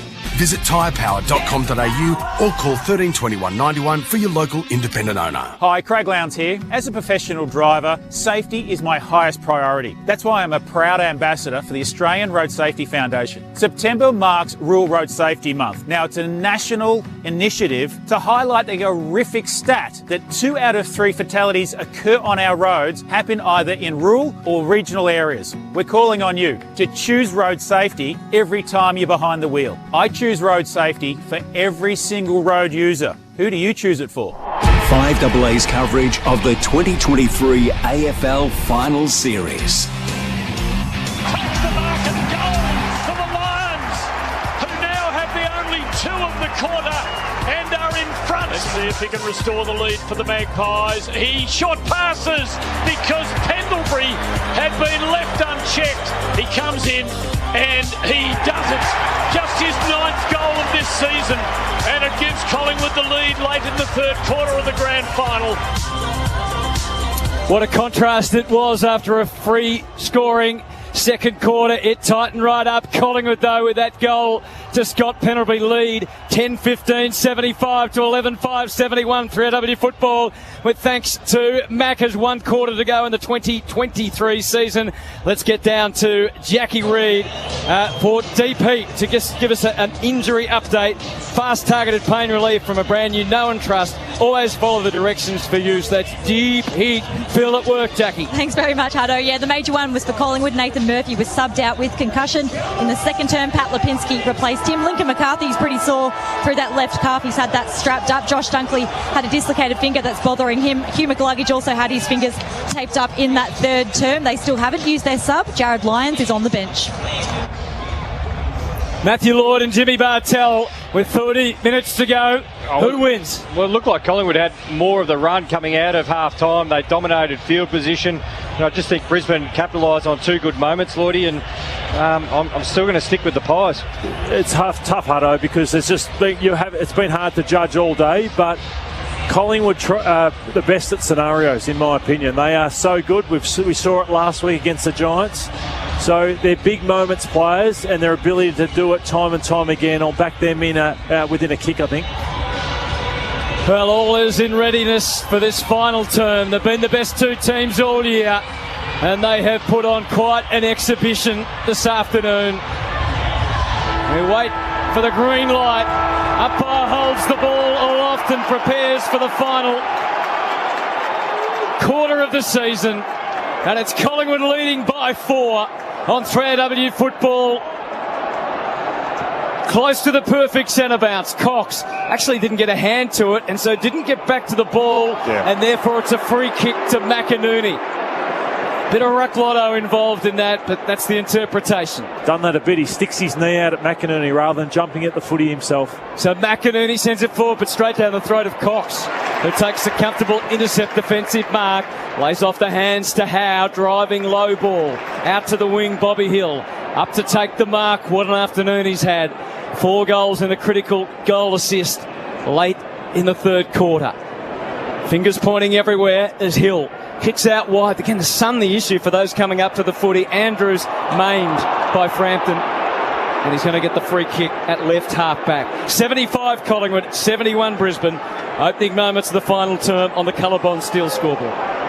And now the tension grows. Half an hour left. Premiership flag, cup on the line. Zorko receives, kicks to Neil. A hand pass to Leicester coming forward. Driving long. Danaher gets to the drop. Darcy Moore with him. Made the spoil, did well, and earns the plaudits of his teammates. What an inspiring leader he's been in every way through the course of this season. His first year as captain of the club that his father led. Throw in, 45 around from Brisbane's goal at the city end. McInerney and Cox. Ground level. Maynard, Josh Dacos. Got a hand pass out to nobody. Bad bounce. Favoured Lipinski, gave to Crisp. Quick kick towards the wing for Collingwood. Another Frampton going the spoil, but he tangled himself with Harris Andrews. Another free to the Brisbane co-captain who drives them forward. It'll land in the forward pocket. Oh, and Danaher lifts himself up, doesn't mark. At the front where he should be, Bailey. Back towards Charlie Cameron Quainer. Back up was side bottom, cool and calm. and found Howe as a willing ally. He clears it back. He gets some treatment in the post, he did. And so instead of Brisbane having the numbers, and he's left in a heap too, Jeremy Howe. And it was late from Charlie Cameron, who body-lined him. The kick is taken. It goes forward to Myercheck, who waits and now delivers to Nick Dacos. They've got the half forward. They're threatening. Perfectly weighted on the bounce to Pendlebury. Has one goal. He left McCluggage behind. He fooled him not once but twice, and then guided it back to Dacos. The past, the present stars of Collingwood, and that was line ball. The kick from the tightest of spaces in the pocket from Nick Dacos, almost saluted right on the line. It was rushed through by Harris Andrews for a behind only. Another rushed. 10-16, 76 Collingwood, 11-5, 71 the Lions. McKenna gets a bit fancy on the way back. Goes long, Danaher from behind, more in better posse. Danaher's got it though. Oh, he missed the ball with his kick. DeGoey escapes for the Magpies. He kicks to Hill. 45 out directly in front. So Tim, just on the Pies, they have rolls, and two have to, they have to hold their side. So you've got two small forwards, one on either side. Two link forwards, two have to hold a side each, and then the two targets. So whenever they go to the open side, they've always got a player out there on his own, which has happened time and time again, and Bobby has been the beneficiary here. This would be huge, 5 goals in a grand final to put them 2 kicks ahead. It's stuff of Norm Smith medal contention. He comes in from 49, it is on its way. He's hooked it, and having kicked impeccably in the first half, he's lost the compass in the second. 10-17, 77 to 11-5, 71. Collingwood by 6 points. Some tense Collingwood fans in the crowd. It's a story we've seen play out in so many grand finals. Kick back to the club on the wing, and Mason Cox, towering even over Joe Danaher, drags down the mark. The lanky Yankee gets to his feet, limps back, gives the handball to Crisp, who was floating by. Here they come again. Myercheck couldn't lift up. There was some interference there, and it's a Brisbane free, and it goes to McKenna in the back pocket for the Lions. He was a bit vulnerable at full stretch. Runs forward, kicks back to the shadows at halfback. Good body work by Darcy Cameron. And as a result of that, he prevails in the air against the frustrated Joe Danaher. Re-entry is imminent. Billy Frampton, I just wonder, can he run and jump the pack? Andrews, though, he does it instead. He held it just long enough. Myercheck for a moment, his eyes lit up. But the umpire has paid it. Andrews short to McKenna and safely out the other side. Or is it, Tim? Starcevic fumbled a mark. He couldn't shake the tackle, and he's gone for holding it. Bobby. A horrible moment for Brandon Starcevic. Short kick by Hill to Lipinski, who is 65 out, or will be as he kicks the ball. Jackie, before he does, quickly. Well, Mason Cox has come off the ground. He looks a little bit sore after that big mark over Joe Danaher. Briefly went down into the rooms and now is receiving some treatment on his lower back. That's light and easy tackle of the match, that one. We could look back on that tackle and say that was a turning point, and I'd keep Darcy Cameron in the ruck for most of this last quarter because Mason looks spent. Cameron has much more run in his legs. Short kick to DeGoey, who is just inside the boundary and outside 50. He loads up. He kicks it to the goal square. Andrews in front. Can't mark. Taken by, I think it was Robertson it was. He was tackled, and he desperately got a hand pass away in the general direction of the scoreline, and it goes through for a rush behind Collingwood by 7 points, and they are turning the screw on Brisbane right now with 6 minutes into the last quarter. 15 times they've been in front at three-quarter time this year. 15 times they've won. The Lions having to defy history then to come from behind. They control the footy on the way out. Zorko is going to go left. He takes a slightly straighter line. Charlie Cameron needs to lift, and he does up into the air, and he kept his footing when others went to ground. Got a handball. It was a rushed offering though to Zorko, who did a pretty good job of winning it, but couldn't kick across the ball enough to keep it in play, and it lands over the line on the full, and it's still Collingwood 78, 28 scoring shots to 16, or scores to 16. Jared Lyons ready to get out there for Brisbane. Brisbane 11-5, 71 as Howe takes the kick and a searching ball back to the wing. Collingwood on top at the moment. Hand pass to Mitchell out of traffic. Gets a kick. A bouncing mongrel ball into half forward. Starcevic attacked it. Quick to get rid of it that time. Taken by Andrews to Bailey and now to Zorko. And a hurried kick into half forward. And McCarthy from behind takes a fine mark.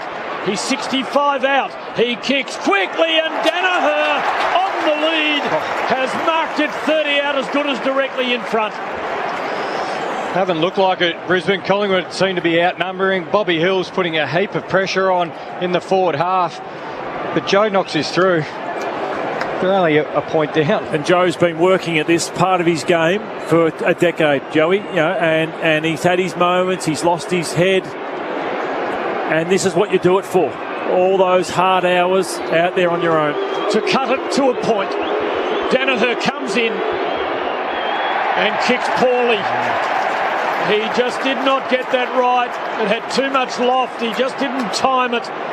And he misses, and the margin is 6 points Collingwood's way, 10-18-78 to 11-6-72. 8 minutes into the last quarter, and thus far it's an action replay of the third term. Collingwood making the early running, Brisbane defending effectively. The replay for Bunnings, the kick to the wing. We'll get to Jack with the sub news in a moment. Disrupted play on the way out. And they climb on in and force another ball up. Jack. Yeah, Calamachi has been subbed out of the game. Jared Lyons has taken his spot. That is for Spotlight. 10-18-78 plays 11-6-72.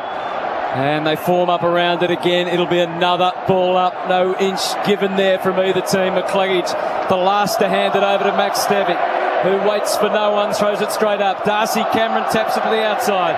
Lipinski's earned his keep today. Works well with Mitchell in tight spaces. Tough bounce for Pendlebury. Even he couldn't deal with it. That could be high on Mitchell. Umpire didn't have the same vantage point as us, or the same opinion as the Collingwood masses who have swelled around the MCG. They watch as the ball's thrown up. McInerney had a couple of grasp at it, but Darcy Cameron got it. Kicked it back towards a loping Coleman. He threw his head back in the tackle from Myercheck. The ball came out. Myercheck cleverly tucked it back under, hoping for the umpire's whistle to go his way. Alas, it didn't. It'll be a ball up again. 10-18-78 to 11-6-72. Coleman didn't quite have the energy required there. Spot on, Hutto. Maybe there are signs that Brisbane are wilting. Lyons gets a hand pass out of traffic here. It bounces well for Fletcher. Gave to Bailey, rammed on the brakes, lost his footing, picks himself up, gets a kick to the 50. Danaher with the flight made a spoil. Fletcher there to crumb it, but he's immediately mown down by the Magpie defence, and there'll be a ball up just inside Brisbane's 50 at a 45-degree angle to their goal as they search for a straight kick to level the scores. At the ball up, aerial ping pong. Dunkley's got it. A couple of Magpies bring him down, and there'll be another ball up in the same spot, still within a good kick of the Lions' goal. Well, listen to the crowd, totally absorbed. Rayner tried to just burst his way through, and the umpire said he took them on. And when he failed to get out the other side, the call has gone against him. It took 2 or even 3 to stop him. Scott Pendlebury was the man. That's a tough call on Cam Rayner. But that's the way it goes. 11 minutes now in this last quarter. Super short from Pendlebury to Quainer. Who's going to have the juice left to find a way forward? Quainer runs around to the right and kicks straight down the wing. Frampton trying to hold Andrews at bay. He reached politely over the top. Juggling attempt has been paid by Darcy Cameron. Just for a moment, a rush of blood. He was going to handball. Thought better of it.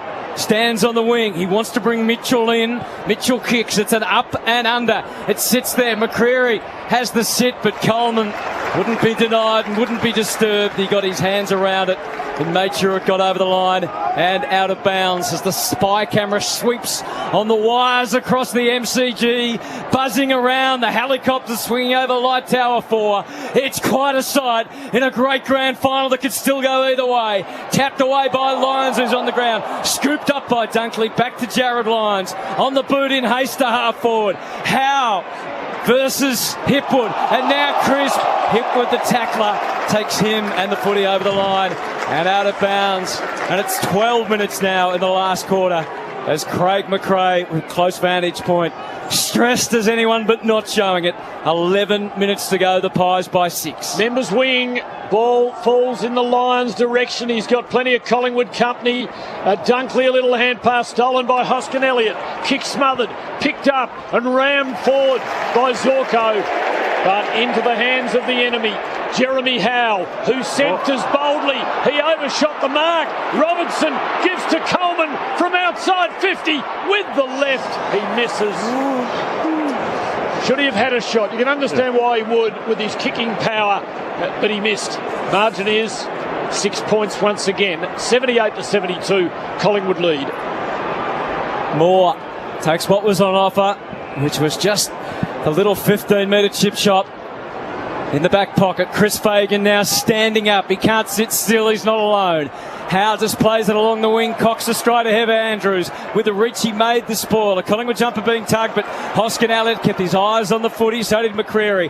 Back to Chris, but his kick was wiped out in the smother. Andrews hesitated, gave it to Fletcher, gaining in confidence, but he can't get past Hoskin Elliott, who just forces him back over the line and out of bounds. And the numbers, the big numbers, go up on the scoreboard. 100,024. Even if it wasn't, it deserved 100K. And what a game they are witnessing. Grabbed by McInerney. In a flash, it's at half forward. Eric Hipwood. Could he? Just calm down, Eric.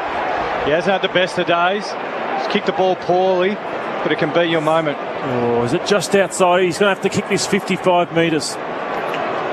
It's maybe just outside his range. It can force you to pull the ball to the right goalpost as a left footer, but it's a big moment for him. It is. Between the mowing strips, he goes back. 45-degree angle. Socks three-quarter length. He comes in. 55 metres required. That part he achieves, but not the accuracy. Again, just beyond him. And now it's Brisbane's turn to not quite finish off their opportunities. His first score of the day is a behind. It's 10-18, 78 Collingwood. It's 11-8, 74 Brisbane. There is 9 minutes remaining now in the grand final. And it's all on the Colorbond Steel scoreboard as Howe kicks long. Harris Andrews arrived, almost marked fourth in line. De Goey, cleverly, soccers to McCreary, who broke away, had a bounce and lost the footy. Gardner's got it, gives to Andrews. He turns it over. Hand passing to Pendlebury, who sold candy. Cox provided a good shepherd. Beautiful kick, Pendlebury. Ginnivan just forward of the middle, drives it long, one-on-one, Hill and Starcevic, and Starcevic with nerves of steel holds his ground, takes the mark, kicks quickly to Fletcher, to Lester between fullback and halfback. He goes short to Andrews and wide now to Dunkley, high on the halfback flank for the Lions. Collingwood 78, Brisbane 74, 15 minutes gone. The gravity of every kick now is immense. Up to the wing, to the numbers. It's whacked away by Berry. Off hands and over the line and out of bounds. 8:18 remaining now in this last quarter. Neither side have kicked a goal, would you believe? 3 behinds Collingwood, 3 behinds Brisbane. 4 points the difference after that high-scoring second term. It's tightened up out of the ruck. Critical kick from McInerney on the half volley. Too much for McCarthy. Crisp the hands, short but effective to Markov. And now to Quaynor. Coleman about to close. Quaynor gets the kick away. Finding himself with a bit of space is Hoskin Elliott, not inclined to rush forward. He takes the mark and then decides to play it wider and short to Quaynor. It's still Collingwood 78, Brisbane 74. Breathless we are. And so is the crowd on this hot September day. Short to Scott Pendlebury.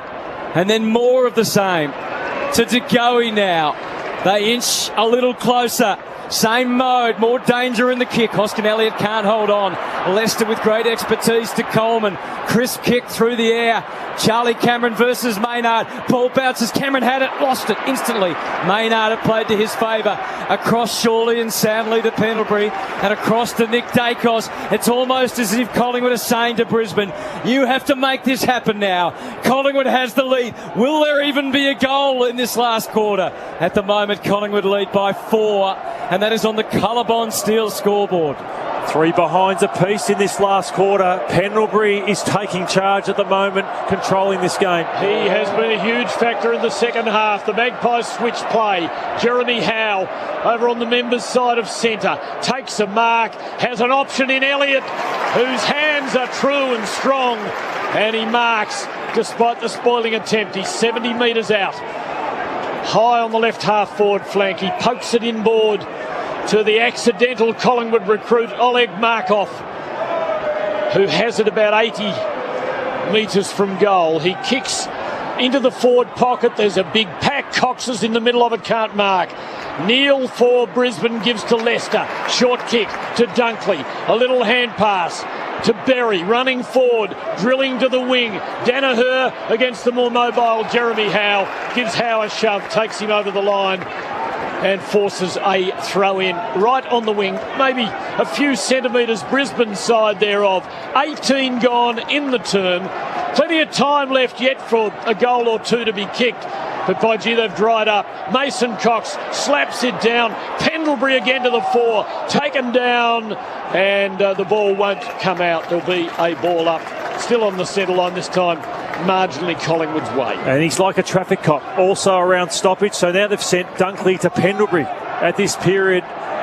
If Collingwood can kick the next, they'll control the last 5 minutes of the game. Without a goal, time is racing away. 6 minutes to go now. Elliott is toppled, but it's to scrape the handball out. Grabbed by Starcevic. Decisive hands to Lyons. And again to Berry. Spin move was terrific. Nick Dacos cops his own medicine. Deep to Cameron and Maynard in time again. And Maynard goes down. Cameron keeps his feet. Here it is! Here it is! Take me home, Charlie Cameron! He snaps a left foot goal. And Brisbane get the precious first and only goal of the last quarter. And it comes off the boot of Charlie Cameron, his third goal. Brisbane 12, 880. Collingwood 10, 18, 78. 19 minutes into the final term. Jared Berry, so clean under a high pressure moment. Took the tackle on with the blind turn, which allowed the ball to get in deep. And I thought Maynard did everything he could. Just lost his feet, but the ball just bounced out to Charlie Cameron, who's again at top speed able to pick up the ball. Probably the only player to pick it up at top speed and run away from Quainer. But he got out the back again. Yeah. So now Collingwood have played pretty controlled. Now they have to go high tempo speed again to try and score, because they can't save this. They tried to in a way, but now they've got to score themselves. Plenty of time. If Brisbane hang on courtesy of that goal, the Bunnings replay will be shown hundreds of times north of the Tweed. Umpire Stevic gives Collingwood a warning here. Cox wins in the ruck. Eventually, Nick Dacos gives to Pendlebury. A kick out of the middle is potent into the 50. Fisted by Gardner. Straight to Nick Dacos. Hand pass to Degoe. 49 out. Swings it. Goal. He's done it.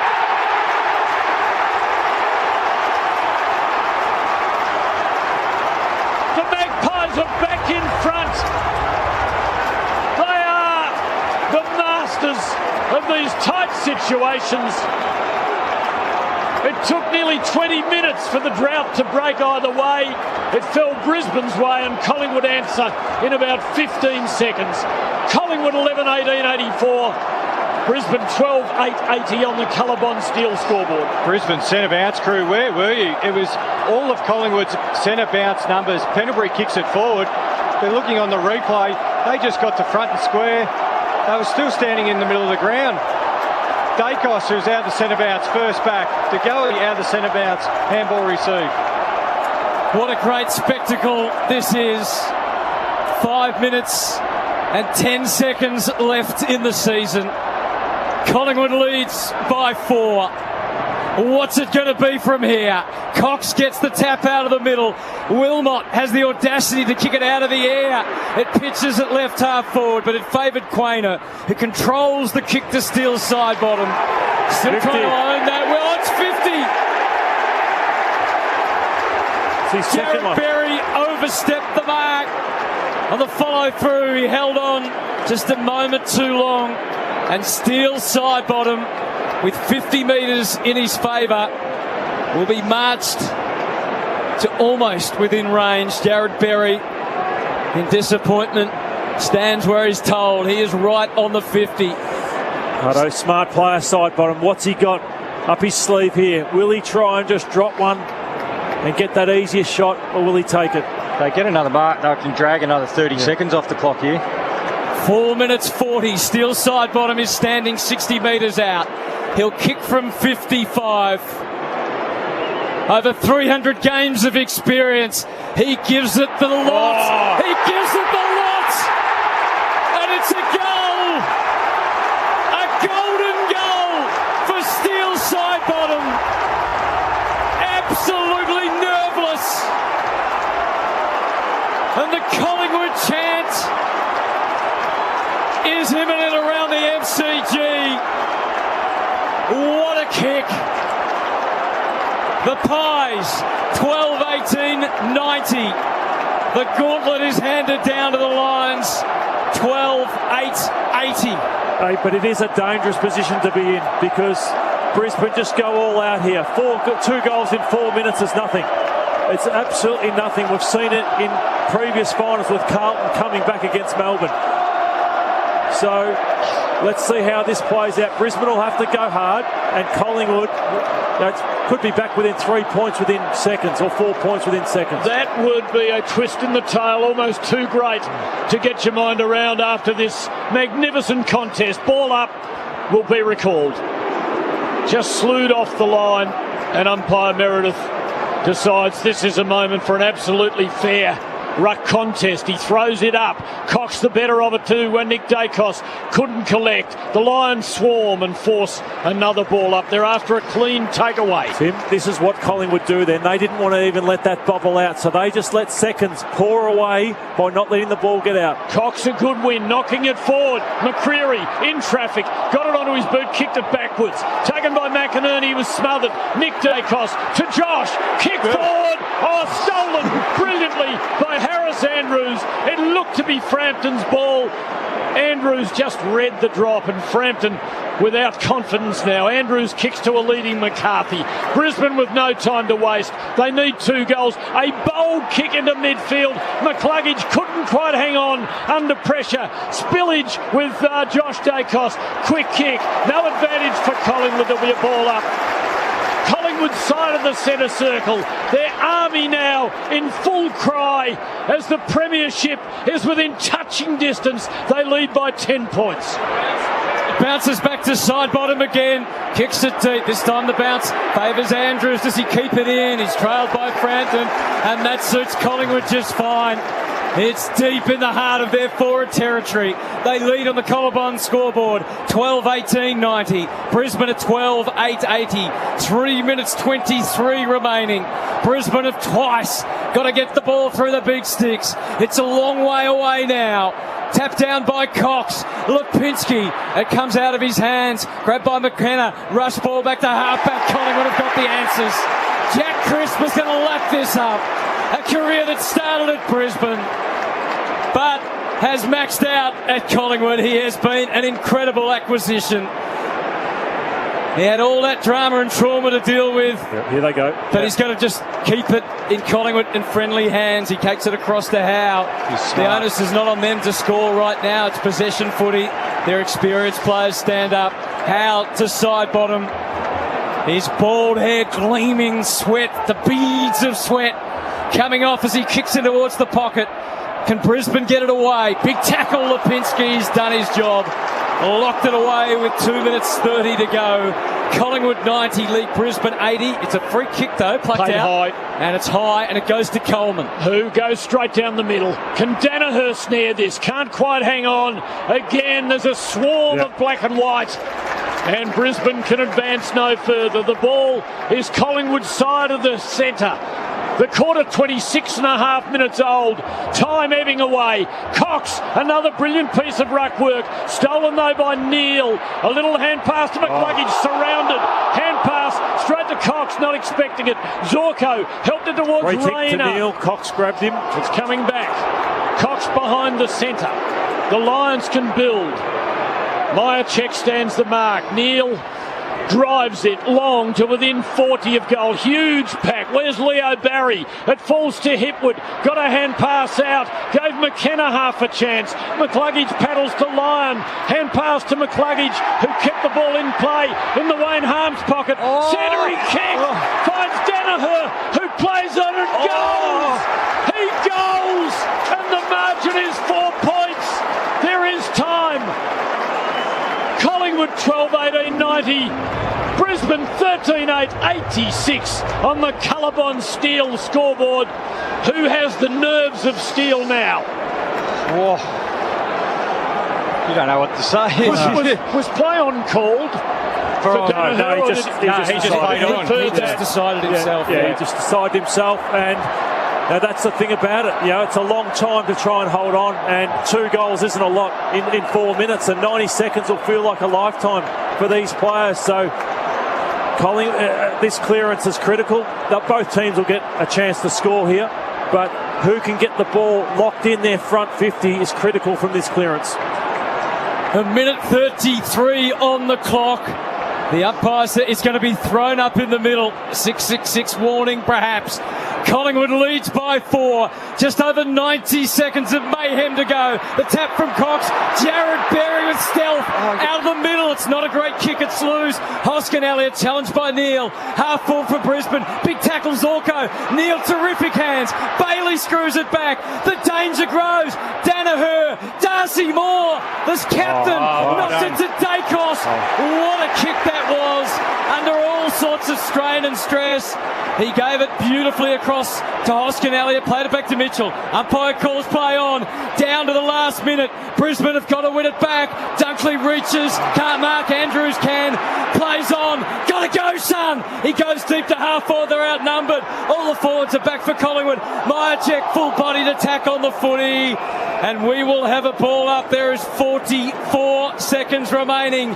Collingwood lead by 4 points after one of the greatest Septembers ever. It all comes down to this, Tim. At the ball up, McInerney got a hand on it, but Collingwood will get a free kick. It's the Magpies' ball. And time now is very much in their favour. We're beyond the 29-minute mark. Just 3 goals kicked in the last term. Mitchell goes backwards with his kick to keep it in safe hands. Pendlebury marks it, told he's got to go. He kicks back to Mitchell, and Mitchell has the ball 60 metres away from Brisbane's goal, and I don't know whether they've got the time to get it there. It would take a huge error from here. We're down to the last 10 seconds. Myercheck kicks for his life down to the wing. Andrews in the hustle. They've got possession. It comes to Hoskin Elliott. It's a grand final that had absolutely everything. Collingwood are the 2023 AFL Premiers. It's a flag that just makes you smile. Play the game. Side by side, they stick together.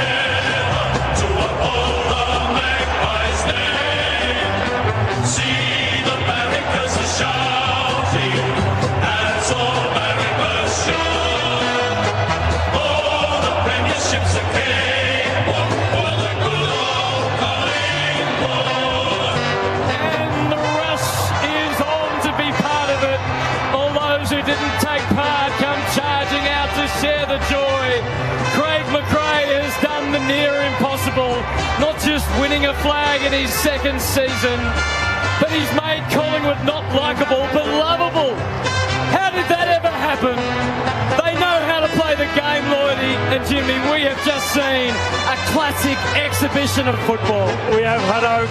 I think it's the greatest grand final I've ever seen. That's how good this game was. The Pies, I'm just watching Scotty Pendlebury and Steele side-bottom embrace. 2 men who win a grand final 13 years after their last one.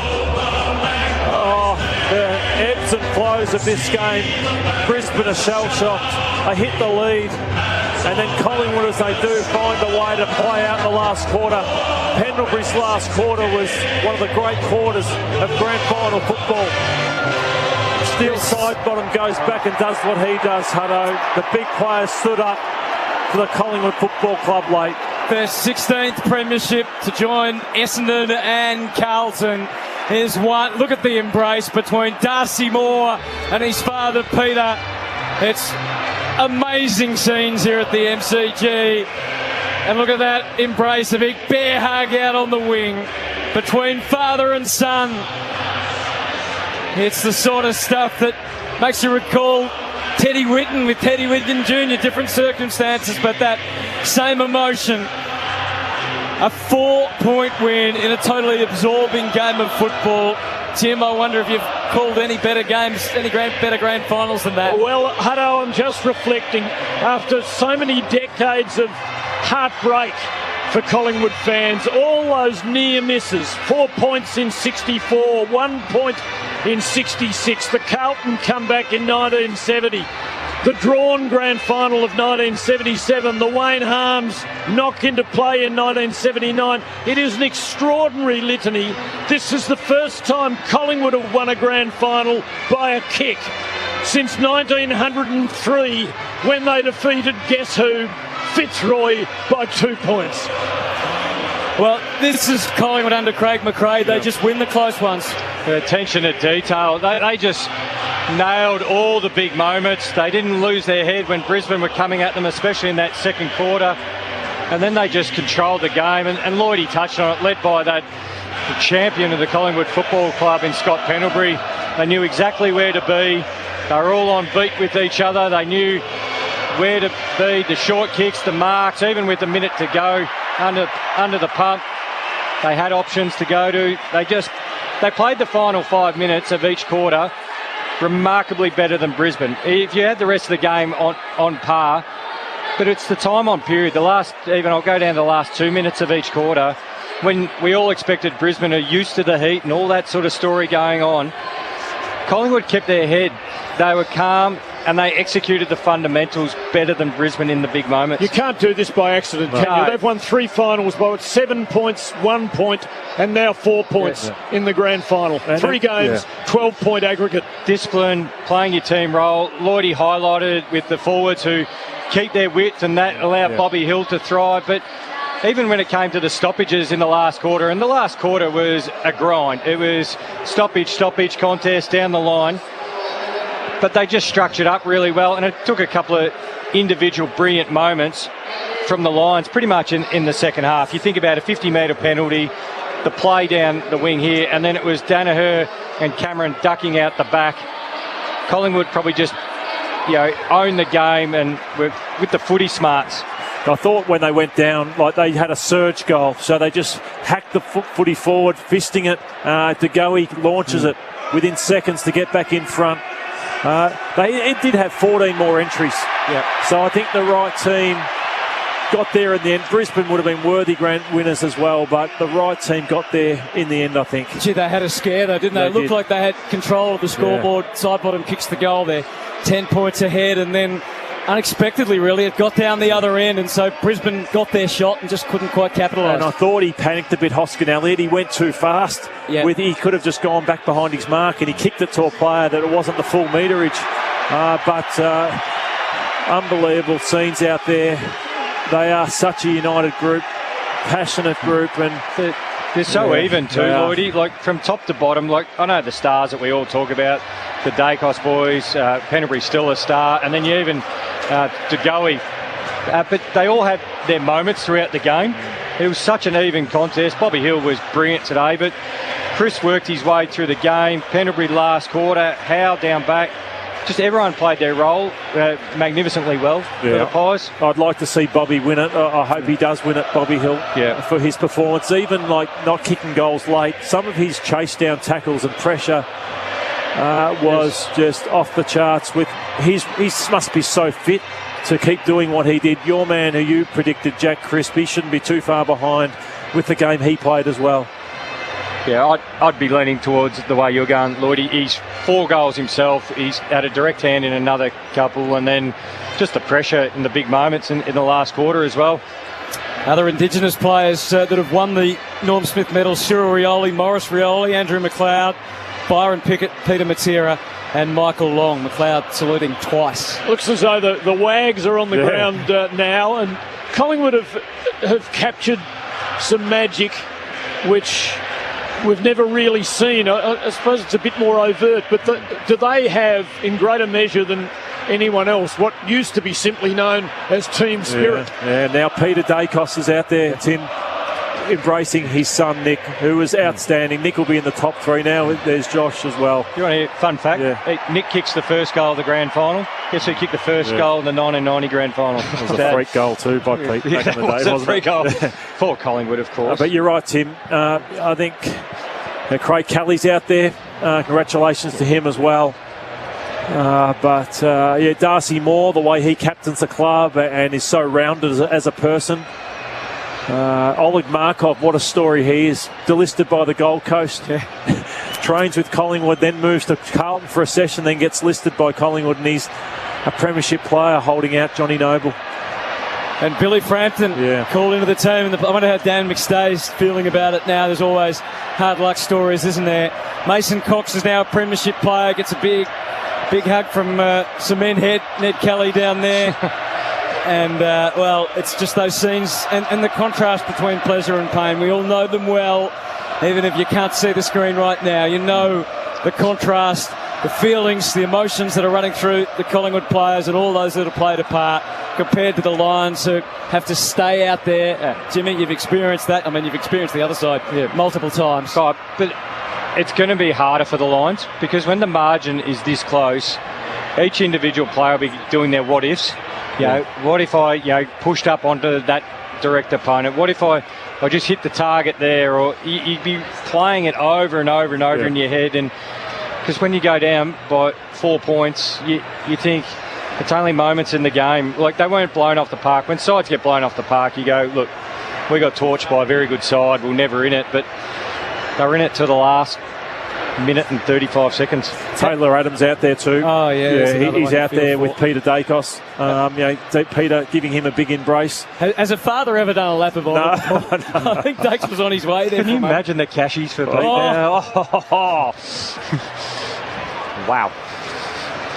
Just repeating that full-time score, 12-18-90 Collingwood defeating Brisbane 13-8-86. Jeremy Howe, we touched on Scotty Pendlebury. Jeremy Howe in the last quarter also had 9 disposals behind the ball. He took care of Eric Hipwood, but also had 9 disposals, some big marks, 4 marks as well for him. So Pendlebury has 11 in the last quarter. Howe has 9. Crisp has 8. Yeah. So the big boys stood up. Side bottom as well, the big goal. And I love Nick Dacos' game. Consider how long he was out for. A super prelim and then the most disposals on the ground, Nick Dacos. We expect so much of him. He set such a high bar in his second year of footy, but 29 disposals for Nick Dacos. And he was tough, and did his work on the outside. It's a low possession game, isn't it? 340 to 308, and Coleman had 26, most of those in the first half, just I think 6 after half time. Nick Dacos with 29, the only player with Coleman over 25 touches. Then for Brisbane, it's down to, I think, 21 for Dunkley, and for Collingwood, Jack Crisp with 25. I love that about grand finals. It's a different game. Every disposal is just precious. Got to treat it like gold. Joey misses a set shot in the last quarter as well that he would have loved, to have back. But looking at the scoreboard, 30 scoring shots to 21, more entries. They deserved it. Our post-match coverage from the MCG continues until 7 o'clock, so don't go away. There's a lot to talk about. There are the formalities not too far away. They're pretty good at getting them happening pretty quickly. They will consist of the Umpires Medal being presented by former Grand Final umpire Glenn James. The Norm Smith Medal will be presented by Chris Judd. You wouldn't want to be a judge of the Norm Smith Medal today. It's a pretty difficult task, isn't it? 2 even teams. The Jock McHale Medal will be presented to Craig McRae by Mark Bomber Thompson, Jimmy Bartell's first premiership coach. Premiership medallions to be presented by NAB AFL Auskick participants. And finally, the Premiership Cup will be presented by Peter Moore. I sort of can't get over the synergy of this, who played in a string of grand finals for the Magpies, captained them in 1981 when they lost their 3rd in 3 years, and today he presents the trophy to his son Darcy, who has led this Collingwood team so superbly through the year. And by Vice President National Sales Here's Hamish Marketing McLaughlin, Franchise the on-ground Operations, announcer. Sean Hanley. Massive thanks to Toyota. Please now join me in congratulating today's field, boundary and goal umpires on their contribution to today's match. I'd like to invite former VFL field umpire from the 1982 and 84 grand finals, Glenn James, to present the AFL umpires' grand final medals, and invite retiring boundary umpire Chris Gordon to accept the medals on behalf of the umpiring team.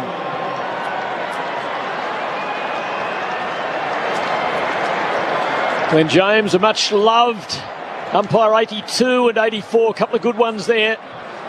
Carlton and Richmond in 82 and 84. Essendon swarmed over Hawthorn in the last quarter for a drought-breaking premiership. Required a cool hand and good judgment as an umpire. I'm told, Tim, it's the first time since 1968 that a team has won a grand final having kicked fewer goals than the opposition. That's a very good spot, Hutto, because that record had been enduring, and I can give you the score. Carlton 7-14, beat Essendon 8-5. The losing side, the Brisbane Lions, have had an extraordinary season and were brave in defeat today on the game's biggest stage. Would you please welcome one of their captains, Harris Andrews, to come forward and say a few words. Difficult moment always for a team leader filled with such despair in this moment. Harris Andrews steps Firstly, up. just to the AFL and Toyota, thanks for a great final series. To Collingwood, Craig and Darcy, congratulations on a great season, well done. And lastly, to our boys, we'll go again next year. Great effort this year, it's going to steal us again, and thanks very much to all the fans coming out today. He was outstanding today in the end, Andrews. 16 disposals, 9 marks. Well done, Harris. Please join me in welcoming Chris Judd to announce and present the Norm Smith Medal to the player judges best of field in the 2023 Toyota AFL Grand Final. Chris Judd, The winner of the 2023 Norm Smith Medal is Bobby Hill. And the Magpies surround their goal-sneaking half-forward flanker, who kicked 4 in the first half, probably should have finished with 6 or so. Just couldn't put them away in the second. But a born-again footballer at a new club takes a Norm Smith medal. Just like to thank Brisbane for a great game. You were a hard opponent all year, and thank you. To everyone at the at the Collingwood Football Club, thank you for obviously making me and my family welcome here, and to the Collingwood faithful, love you guys, and up to play. He fully deserved it. Bobby Hill, I'm glad they went that way. 18 disposals, 4 goals, 2, 5 huge tackles. So every young footballer's dream to be on the grand final stage on the last Saturday in September. So it's with much pleasure that we welcome the 23 winners of the NAB AFL Auskicker of the Year competition for the NAB AFL Auskick program, who will now present the medallions to each player of the winning team. Number 1, Patrick Lipinski. Got his chance early when Nathan Murphy was subbed out of the game, and the disappointment of being relegated to the sub role has been well and truly overcome now. Number by this 2, moment. Lipinski finished. Jordan DeGoey. Lipinski finished with 16 touches. Jordan DeGoey, 18. 2 monster goals, and that one to put him back in front for good.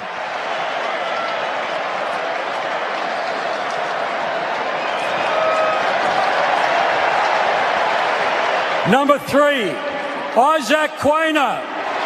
Not his biggest day, Isaac, but he finished really strongly. 12 disposals, but he's obviously on Bailey types and Charlie Cameron types. Hard for him to attack like he normally does, but he's had a wonderful season. Yeah. One of the most improved players in the year. Number Career 4, best season for him. Braden Maynard.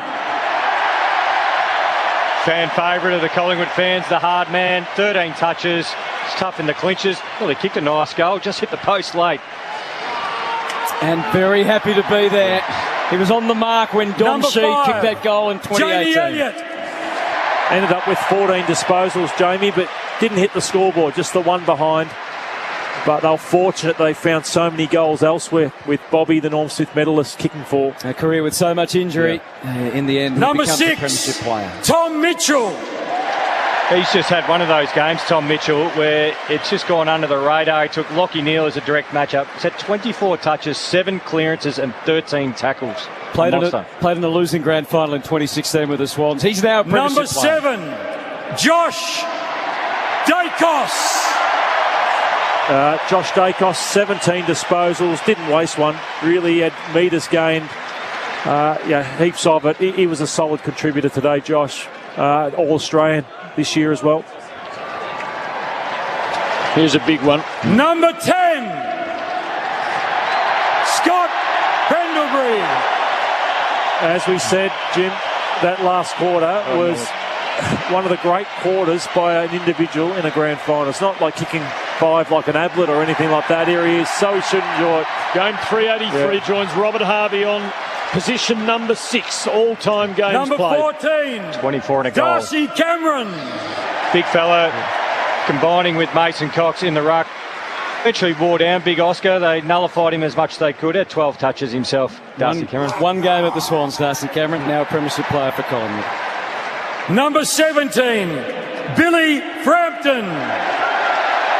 Had a job to do. Unfortunately, couldn't get the job done, really, because of the job Andrews ended up doing for his team. It's tough just trying to nullify somebody, but at least he's going to be forever known as a premiership player. Number Billy 22, Frampton. Steel Sidebottom. One of Collingwood's best all day, super consistent, out on the wing. Kicked a huge goal, huge goal, 20 touches, just professional as always. Like Pendlebury, now a 2-time Collingwood premiership player. Number 23, Bobby Hill. 40 seconds. Yeah, and he may well win Collingwood's best finals player. They'll have that award, and he'll go close in the Gary Ayres medal. He was best on ground about in the first final, and now best on ground in a grand final. Number 25, Jack Crisp. I think this guy might be second in the Norm Smith voting when we come to get all the votes. He's had 25 touches, 2 goals, 1, and goals towards the end of each of the first 2 quarters when they needed them most. Number 28, Nathan Murphy. Unlucky. They go down so early in the game. He's been marred by head injuries throughout his time, but another one who's had a wonderful season with Collingwood. He looks in good spirits too. Looks a bit better, yeah. He's been such a big player for them during the season. He fully deserves to be a Number premiership 31, player. Bo McCreary. Just keeps working his backside off, Bo McCreary, from half-back all the way deep into the forward line. Could have had a big day, just missed some shots early. Finished with 3 behinds with his 13 touches. I wonder if his mum inspired them again today. She won't be driving him home. Number 32, Will Hoskin-Elliott. It's a big improver. Just think that he could go to a half-back flank and make it work when the coach asked him to. And he had some big, strong moments in the day today. He's got harder and more trustworthy as his career's gone on. Number 33, Jack Ginnivan. How'd you see his day? Pretty quiet, Jim. 7 disposals, 1 behind. Had some opportunities early, and we know he's a flash player. He can come into the game and hit the scoreboard, but it just wasn't his day today. Here we go. Number 35, Nick Dacos. I think he'll be top 3 also in the voting. Pendlebury may get some. Obviously, Jordan De Goey, Crisp may get some, but his day was huge, Dick. 29 disposals for Nick Dacos. Little Nabos kicker in his wheelchair presents the young champion with his premiership medallion. I wonder what his Number accolades will be by the time his career ends. Markov. Oleg Markov, I think we fell in love with Oleg when we did the post-match interview here one Saturday, Tim, and he was just refreshing. He was energetic, knew he was on his last football life, and he's just embracing it, and I think Collingwood fans are embracing him. He's good fun. He's had a dozen touches playing between wing and half-back today. Number 38, Jeremy Howe. 24 disposals, 9 marks. Murphy goes down. He has to play everywhere, deep, high, and when it was at its most critical late, he was awesome. What a comeback in a season from that horrific injury. Number 41, Brody Myercheck. He kept working hard. He probably didn't get the reward he deserved. He got to a lot of contests. He's had some big games for Collingwood throughout the year to get him to this point, but 10 touches and a goal for Brody. Let's see if the USA chant gets going here. Number 46, here we go. Mason Cox. Oh, he's dragging it He's out. asking for it. He's humble in victory. He took his time to give him some time to wind it up. He tried his guts out today, Mason. A couple of big hit-outs to advantage in that last quarter. Number 30, the captain, Darcy Moore. Darcy Moore, 7 disposals, beaten by Danaher on the day, but he symbolises the Craig McRae Collingwood regime. You know, they embrace everyone. They make it a happy place to be. Everyone will look forward to hearing the stage, Darcy the Moore. coach, Craig McRae. He's transformed this footy club, hasn't he, Craig McRae? Please welcome Mark Thompson to present the Jock McHale Medal to the coach of the 2023 Toyota AFL Premiership team. I'd now like to ask the winning captain, Darcy Moore, to say a few words. Firstly, to the Brisbane Lions Football Club, congratulations on an incredible season. You've played some unbelievable football and you've held yourselves in great character, and we've really admired you all season long, and today felt like a fitting end to what was an amazing season of football. So congratulations and well done on an incredible season, and we look forward to many more battles like that in the seasons to come.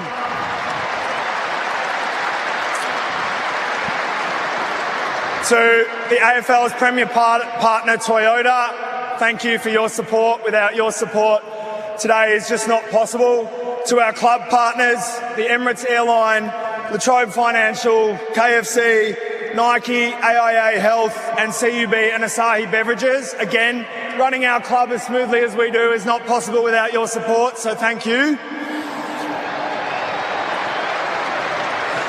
Today's success is a culmination of so much work over so many years of so many people behind the scenes that make up the Collingwood Football Club. So to you, all of you, you know who you are. Thank you so much.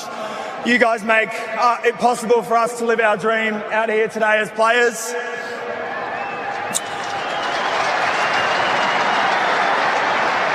I want to give a special shout out to all of the past players of the Collingwood Football Club, so every person who's pulled on the black and white stripes over our history.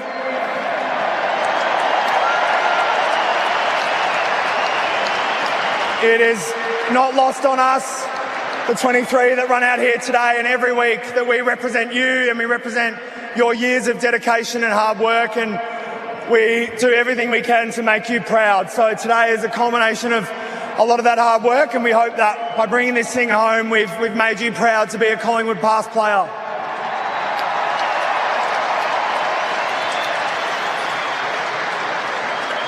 A special thanks to Jeff Brown and the Collingwood board.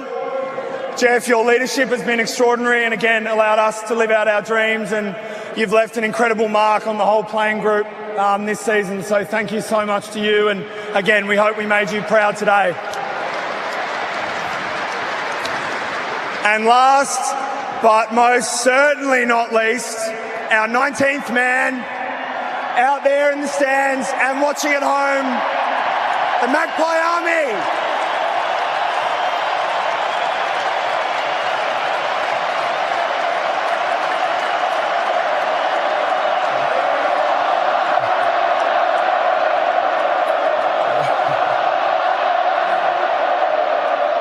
Your passion, your dedication, and your loyalty has made being a Collingwood player this season something really special. So thank you so much for all those times you've dragged us across the line, all those times you've yelled at your TV. We feel it all and we're so grateful. Thank you so much, and go Pies.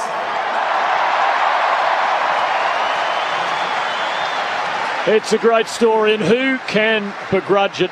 Darcy Moore had an just injury want to start by plagued. thanking our major partners. Here's Craig McRae. In Emirates, Nike, Latrobe and KFC. We can't be here today without your support, so thank you very much. Also, just like to pay my respect to Fags and the Brisbane Lions. I'm not standing here at my time with the Brisbane Lions. I've always got a soft spot for you guys, and it was one of the best games I've ever been involved with, so congratulations on the year.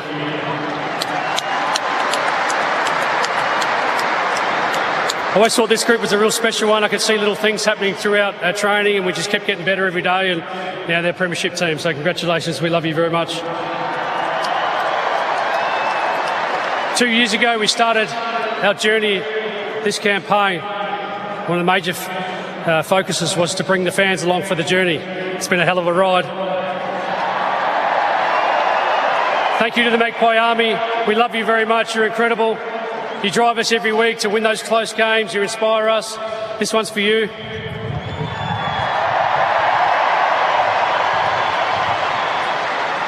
Today was already the best day of my life because my wife gave birth to a little girl this morning at 7:45. So, darling, I'm coming home tonight with a cup. I love you. Just when you thought it couldn't get any better. Congratulations, Fly. Brilliant news. I now have much pleasure inviting Collingwood club legend Peter Moore to present the Premiership Cup to the Collingwood captain, his son, Darcy, and the Pies coach, Craig McRae.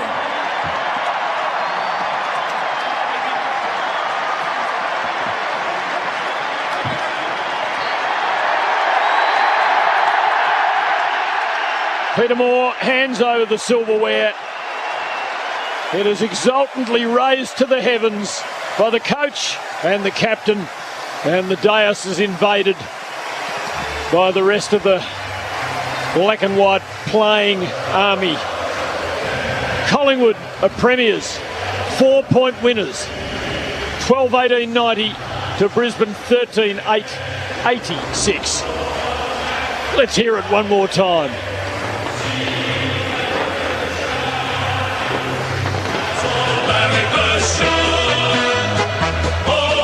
Premiership's a cakewalk for the good old Collingwood.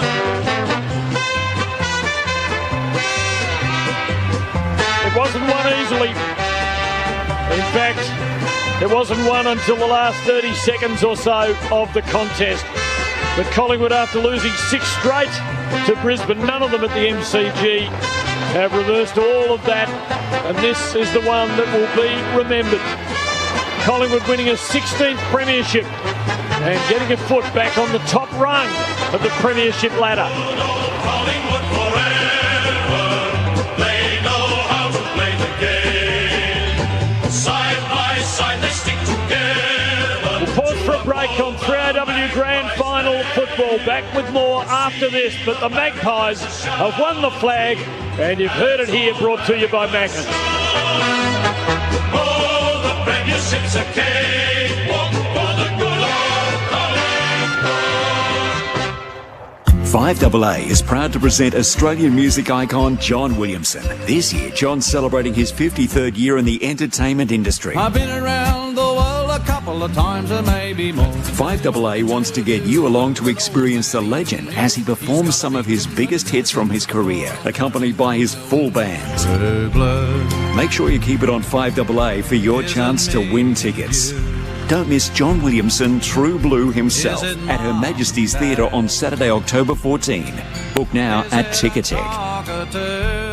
Good Ride Tyres. What's your ride? A family hatch SUV or four-wheel drive? Are you into trucks, tractors, earth-moving equipment, or do you own a forklift? In fact, if it needs tyres, Good Ride Tyres have got the right tyres for all your on-road and off-road applications. Quality, reliability at an affordable price. Good Ride Tyres. Tyres you can rely on. For all vehicles, great and small. For your nearest Good Ride Tyre stockist, visit goodridetyresaustralia.com.au. This one's for all the barbecues out there. It's Aldi's classic tender hit, lamb, loin, chops, Now only $19.99 per kilo. From Aldi. Good, different. If you've ever wondered what the extra stands for in Physio Extra, that's easy. Extra everything. Extra time with every appointment. Extra care with a genuine hands-on approach to healing. Extra expertise. Extra treatment options. Extra appointments with same-day treatments available. Extra convenient because we have 6 Physio Extra locations around Adelaide. That's right, 6. It's the extra in Physio Extra that makes all the difference. Visit physioextra.com for your nearest location or call for a same-day appointment.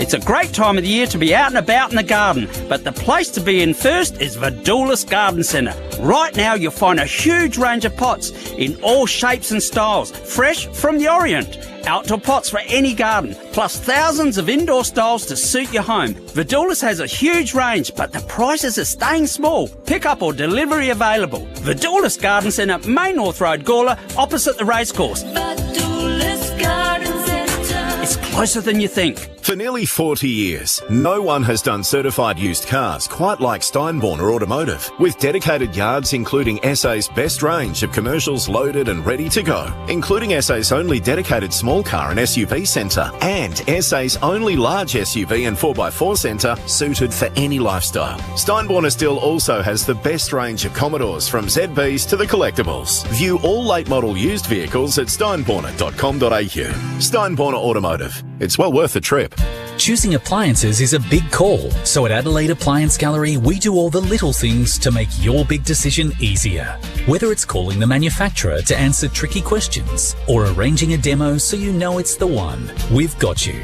Plus, we always search far and wide to bring you the best offers in one place, like 10% off Asco appliances plus a 10-year warranty. So make your life easier with Adelaide Appliance Gallery, Payneham Road, St Peters. Thinking of painting and don't know where to start? We do, because we know paint at Crowe's. So, visit Crowe's.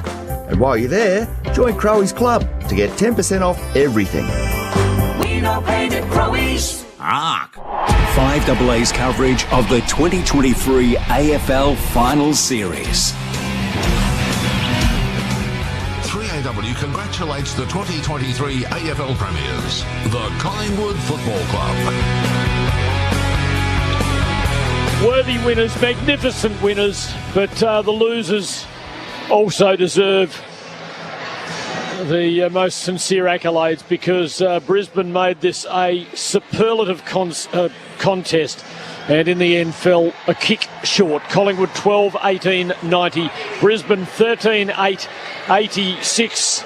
Just the historical perspective, a 16th flag to Collingwood brings them level with Carlton and Essendon, and they share the top rung for the first time in 41 years. Carlton went past Collingwood when they won the 1982 flag after years and years, decades of Collingwood domination. But Collingwood now climb back, draw level, and the race will be on next year.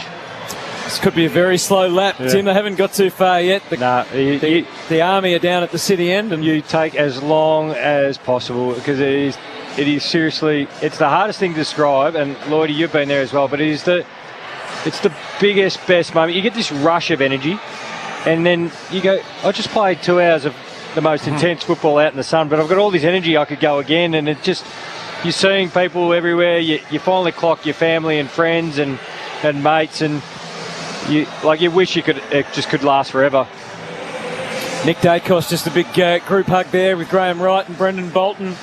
Just, isn't it amazing? I'm lucky enough to be at a few post-premiership celebrations, and when people see somebody and then they go, oh, and they share the joy with them, and then they see, the recruiting guy. And speaking of, I mean, the list changes they made at the end of last year have all played a part, even though Dan McStay obviously missed out. The things they were able to add, particularly Bobby Hill, made such a difference. Bobby Hill and Tom Mitchell. So they get Mitchell in, and Mitchell does the job on Lachie Neale today. Like, Lachie Neale had 21 disposals, but didn't really impact the game at all, whereas Mitchell has 24, 13 tackles for Tom Mitchell, so that's a huge win for him. And then, as you just touched on, Bobby Hill, Norm Smith medalist. It's amazing, but it's about Bobby Hill. He's come into an amazing environment for him to thrive and prosper. I'm not questioning what the Giants did, because he played some okay footy there too, but I think the Craig McRae type person would be good for him. Yeah, and people forget, he came back for family, had a young child, but he also battled testicular cancer as well, Bobby. So that's a great comeback story in itself. And there's no coincidence these two teams are the best two teams in it, Lloyd. And you look at what missed out and the depth, and that's a great reflection of the strength of these two clubs, Brisbane and Collingwood, because we've highlighted how unlucky Johnny Noble is, Taylor Adams, Dan McStay.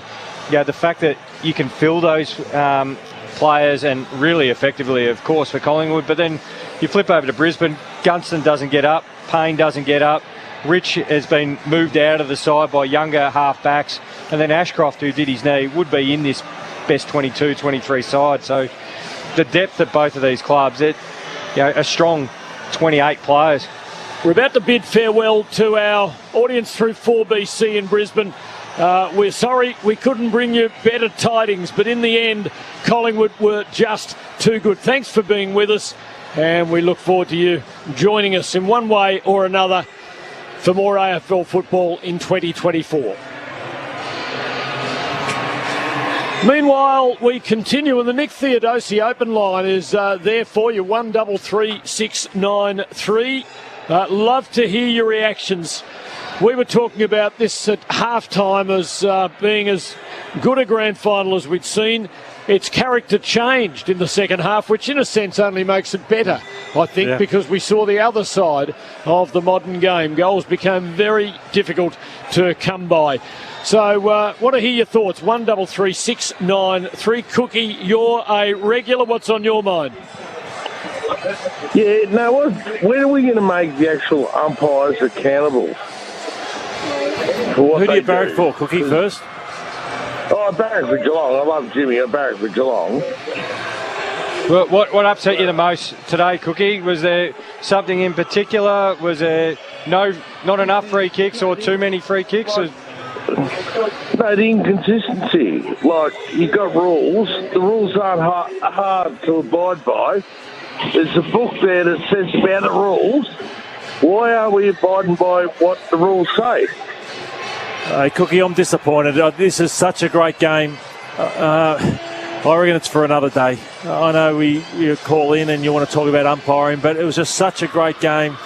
Yes, the head-high one's probably the most contentious. That was the grey area, The grey area, today? probably so head-highs. 6 were paid to Collingwood, 4 to Brisbane. The overall was 22 free kicks to Brisbane, 16 to Collingwood, and they were really all made up by 6 holding the man, 6 extra holding the mans. All those late ones on Harris Andrews, when Collingwood got caught behind behind Harris Andrews. Let's just celebrate the game, I think. Well, the 50-metre penalty was telling, wasn't it, that gave Sidebottom that shot for goal, which it was there, wasn't it? The 50-metre gave away too.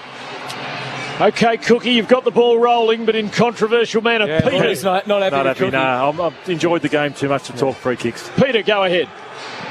G'day, guys. Look, it was a terrific game. I wouldn't say the best team won it, and people have to probably stop blaming umpires for, crucial decisions. At the end of the day, I reckon what cost Brisbane that game was the 50-metre penalty that Berry gave away, which resulted in a Collingwood goal.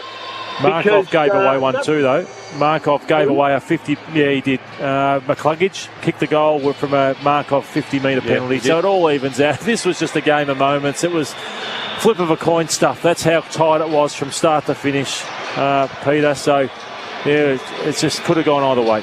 133693 to have your say on the open line for Nick Theodosi Prestige cars supporting 3AW football so wonderfully again in 2023. Deb, how did you see it? Oh, honey, I don't agree with those last two people. I don't know if they really saw the game or heard the game. I thought it was absolutely the best grand final I've ever seen. And last time I thought, oh my God, that was when Eels and I think Essendon was playing and I lost.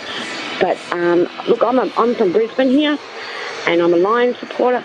But oh God, the Lions should be so proud.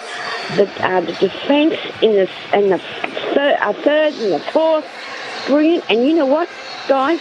I heard it on the radio because I had to go shopping and then come back. And I said in the shopping centre, we've only got 6 minutes to go. I've got to get going, to listen to you guys. And it was brilliant. Absolutely brilliant, guys. Thank you very much. Good on you, Deb, and what a good sport. Lions supporter, but enjoyed the game thoroughly. Can I just give you... I've got the Norm Smith voting in here from the good buddy. All votes went to Bobby Hill. He got all the three, so he had a perfect 15. Next on 5 votes was Kadeen Coleman from the Lions with a 2, 2 and 1 vote. 4 votes went to Nick Dacos, where he received a 2 and a 2. Tom Mitchell from Collingwood received the last 2 and a 1. Jack Crisp received 2 votes total with 2 1s, and Scott Pendlebury received 1 vote. Okay, clear win to Bobby Hill, and his name is etched among the legends who have won the Norm Smith medal, first presented to Wayne Harms in 1979. We'll take more calls after a break, and we'll also be getting down to the Collingwood rooms. Jackie Reid will be down there mixing it with the best of them, and the best of them are very excited right now. They've got the right half back, Tim. They've started at full back. They've got the right half back. Still a bit to go. Okay, we'll pause and come back with more on 3AW Grand Final football from the MCG. And it's been brought to you all day, all year by Macca's. 5AA is proud to present Australian music icon John Williamson. This year, John's celebrating his 53rd year in the entertainment industry. I've been around the world a couple of times, or maybe more. 5AA wants to get you along to experience the legend as he performs some of his biggest hits from his career, accompanied by his full band. Make sure you keep it on 5AA for your chance to win tickets. Don't miss Choosing John appliances Williamson, is a True big Blue call. himself, So at Adelaide at Her Appliance Majesty's Gallery, Theatre on Saturday, October 14. Book now at Ticketek. Good Ride Tyres. What's your ride? A family hatch SUV or four-wheel drive? Are you into trucks, tractors, earth-moving equipment, or do you own a forklift? In fact, if it needs tyres, Good Ride Tyres have got the right tyres for all your on-road and off-road applications. Quality, reliability at an affordable price. Good Ride Tyres. Tyres you can rely on. For all vehicles, great and small. For your nearest Good Ride Tyre stockist, visit goodridetyresaustralia.com.au. If you've ever wondered what the extra stands for in Physio Extra, that's easy. Extra everything. Extra time with every appointment. Extra care with a genuine hands-on approach to healing. Extra expertise. Extra treatment options. Extra appointments with same-day treatments available. Extra convenient because we have 6 Physio Extra locations around Adelaide. That's right, 6. It's the extra in Physio Extra that makes all the difference. Visit physioextra.com for your nearest location or call for a same-day appointment. This one's for all the barbecues out there. It's Aldi's classic tender hit, lamb, loin, chops, Now only $19.99 per kilo. From Aldi, good, different. It's a great time of the year to be out and about in the garden, but the place to be in first is Vidoulis Garden Centre. Right now you'll find a huge range of pots in all shapes and styles, fresh from the Orient. Outdoor pots for any garden, plus thousands of indoor styles to suit your home. Vidoulis has a huge range, but the prices are staying small. Pick up or delivery available. Vidoulis Garden Centre, Main North Road, Gawler, opposite the racecourse. It's closer than you think. For nearly 40 years, no one has done certified used cars quite like Steinborner Automotive, with dedicated yards including SA's best range of commercials loaded and ready to go, including SA's only dedicated small car and SUV centre, and SA's only large SUV and 4x4 centre suited for any lifestyle. Steinborner still also has the best range of Commodores, from ZBs to the collectibles. View all late model used vehicles at steinborner.com.au. Steinborner Automotive. It's well worth a trip. Choosing appliances is a big call, so at Adelaide Appliance Gallery, we do all the little things to make your big decision easier. Whether it's calling the manufacturer to answer tricky questions or arranging a demo so you know it's the one, we've got you. Plus, we always search far and wide to bring you the best offers in one place, like 10% off Asco appliances plus a 10-year warranty. So make your life easier with Adelaide Appliance Gallery, Paynham Road, St Peters. Thinking of painting and don't know where to start? We do, because we know paint at Crowies. So, visit Crowies.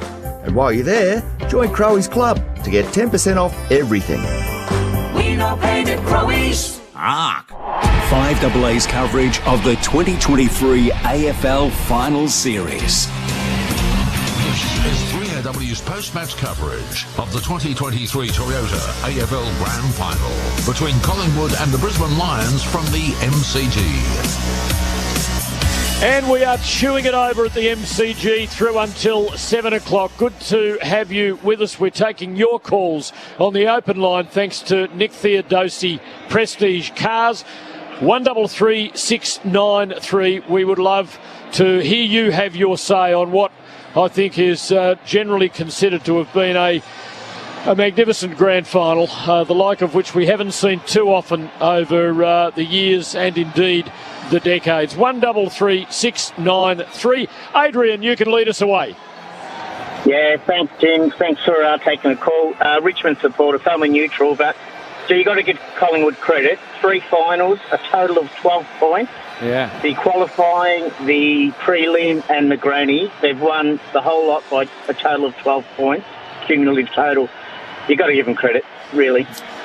Yeah, I think they made it 8-1 for the year in games under 10 points. Yeah. Not bad, is it? They just do the big moments better, and Lloydie has touched on this. It's just they know how to game manage better than most, and we're always quick to push players out of the game once they get past 30 because they're just not blistering. But look at what happens when you keep some of them around. Pendlebury, side bottom, Howe down back, Crisp, the maturity. They know what to do at the exact moments. Tommy Mitchell as well. So something to be said for that. It almost defies sporting logic. I mean, you'd think at some point or other the wheel will turn and you start to lose more than you win, and yet they seem to have this capacity, and Craig McRae has talked about how hard they have trained themselves for these moments. But I mean, last year in the finals they lost narrowly twice. Geelong beat them by 6 points, Sydney beat them by 1 point. No doubt they've learned from that because they won a lot of close ones last year, but this year the record is just unbelievable. And now they win a premiership doing this. The gap between their best and their worst is so thin and so narrow, and also between their best player, Nick Dacos. But you look at the rest of the group, the gap isn't that big, and so that allows you to stay in games for longer. It gives you multiple options to score. It gives a good unit to defend with. And as we've seen this year, by going and getting Tom Mitchell, Adams moves to the half-forward line. We've seen different guys come through the midfield. You just keep spinning the options until an option works during the game. So that's why I think there's probably teams who get beaten or blown out in games, but they just keep it close and keep giving themselves a shot to win them. Poor Taylor Adams, he would be feeling such mixed feelings right now. He has been so much a part of the heart and soul of this Collingwood team. Similarly, John Noble, I saw players getting around him and he was distraught quite clearly to have played every game during the regular season and then to lose his spot in the finals and not be able to regain it. The news is that the Magpies have made it around past the punt road goal and they're coming around the members' half-back flank. They're going too quickly, actually, Tim, now. Yeah, well, Jackie will put you on notice. They should be there in about 15 or 20 minutes from now. Adrian, well done. Tiger fan acknowledging Collingwood's magnificence and indeed the game's brilliance. Brett, what about you? I think Collingwood is the best team all year, weren't they, really? They were. They covered everybody. But what do you think about Carlton or GWS next year? They should go up a little bit. Oh, well, it's hard. The next step is often the hardest, going from, third and fourth. I think it's hard from getting from the eighth, first week of the final to top four, and then it's even harder to make it to the grand final day and then go on and win it. So no guarantees for anyone. You lose a Toby Green or you lose a Jacob Wiedering. Suddenly, so you just need to strike. I saw Toby Green before, and he's still kicking himself that they were not here today, because it's hard to get back there a year later. Gotta love footy fans. The Premiers haven't even got off the ground yet after winning the flag, and they're calling in talking about next year. They're looking for hope already. What about Craig McRae and the little secret about his wife giving birth this morning at 7:45? And he'd be exhausted. Well, his wife would be. I don't think he was doing any heavy lifting there. He might have been in there from 3 or 4 o'clock in the morning. Who knows? Being with his wife. What if it was extended out to game time? Yeah. Oh, the adrenaline going through his body right now. He's going to crash and burn in a couple of days. Keep the calls coming. The Magpies are on their way to their rooms, but just a little way to wearily make their way there yet. 133693 to give us your thoughts on what is a memorable day of football at the MCG. 133693. But a couple of our awards, and the defensive player of the game, thanks to Truecore Steel, is in the capable hands of Jimmy Bartell. Jimmy, how did you see it? I thought it could have been Jeremy Howe. It's been a split decision, but we're going to throw something the Lions' way. I thought Kitty Coleman, especially in the first half, was dominant. He was on track for 60 touches, really. He's had 761 metres gained from his 26 touches. When Collingwood was coming, he actually provided them with a little bit of composure early in the game and opened it up to allow Brisbane the opportunity to score. So, Kitty Coleman for me. And all those numbers have been provided, of course, with the barbecue stats. It is barbecue season, with thanks to Barbecues Galore. And their Barbecues Galore sale is now on. 20% off all Ziggy Classic barbecues and electric barbecue grills. And you might have guessed I'm in the market for a barbecue. He did tire, though, Coleman, didn't he? You called it, Hutto, on about 5 minutes in the last quarter. He just couldn't go, and he was set upon by players. So that's an area for him, as good as he is. I still think his body shape could get leaner and fitter. Strips him a little bit of weight. He needs to be able to get up involved in the game, because at the moment they look for him and they'll kick it so he can mark, and he just stands there and picks you apart. The next step for him is getting that overlap. Able to rip a side apart coming up through the middle of the ground.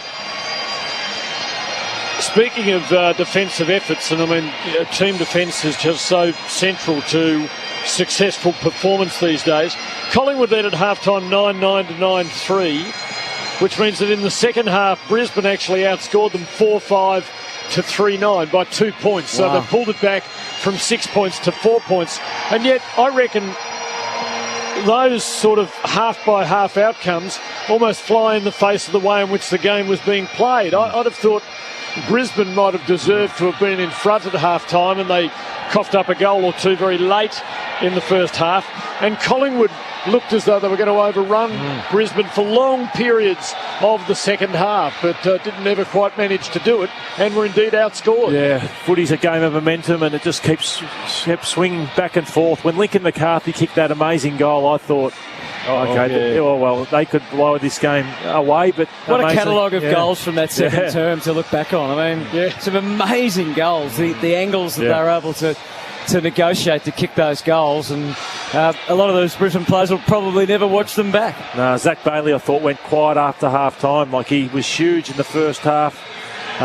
Didn't quite find the footy much. He had one disposal in the third quarter, Zach Bailey, and then also only had a couple in the last quarter as well. Magpie players haven't headed down to the rooms yet, but Jackie Reid has found someone that she'd like to have a chat with.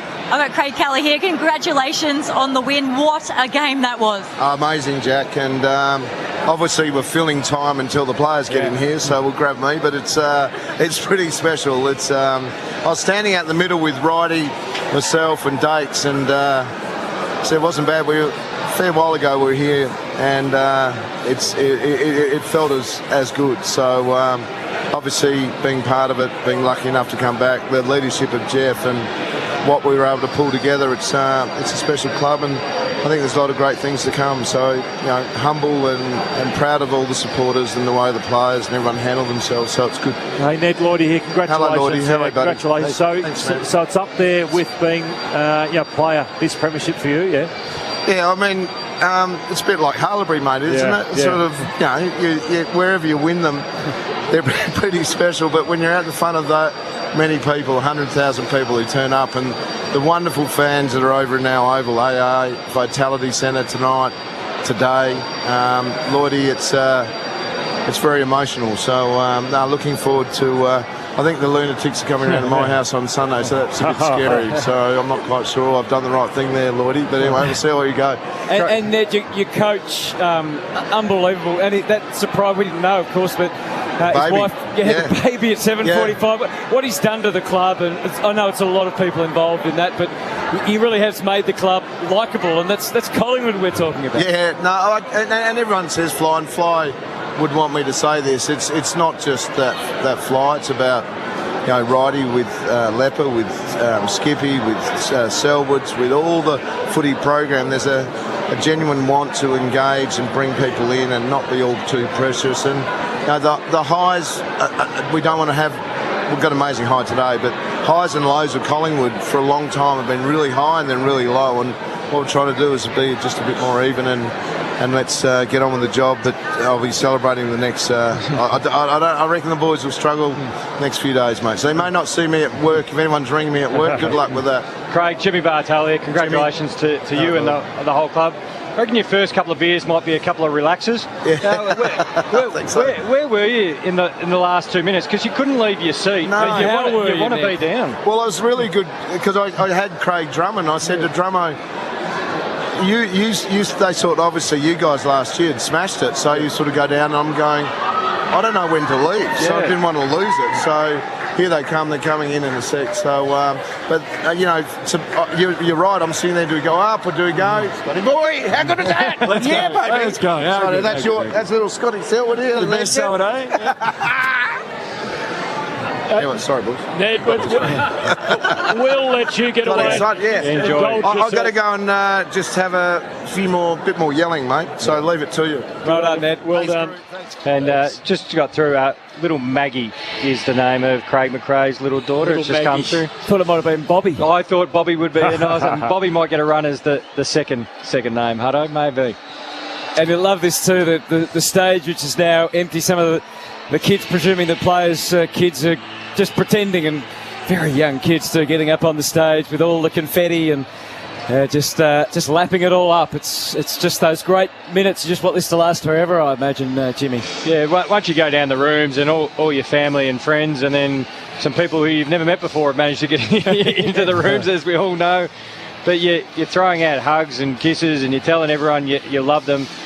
There's a good moment that teams do now. They just come back out on the oval with the team, and you take it all in, and you realise just how fortunate and how lucky you are. Not only you play the game, but you've achieved the ultimate success, winning a premiership, and you've done it here at this amazing Coliseum, the MCG.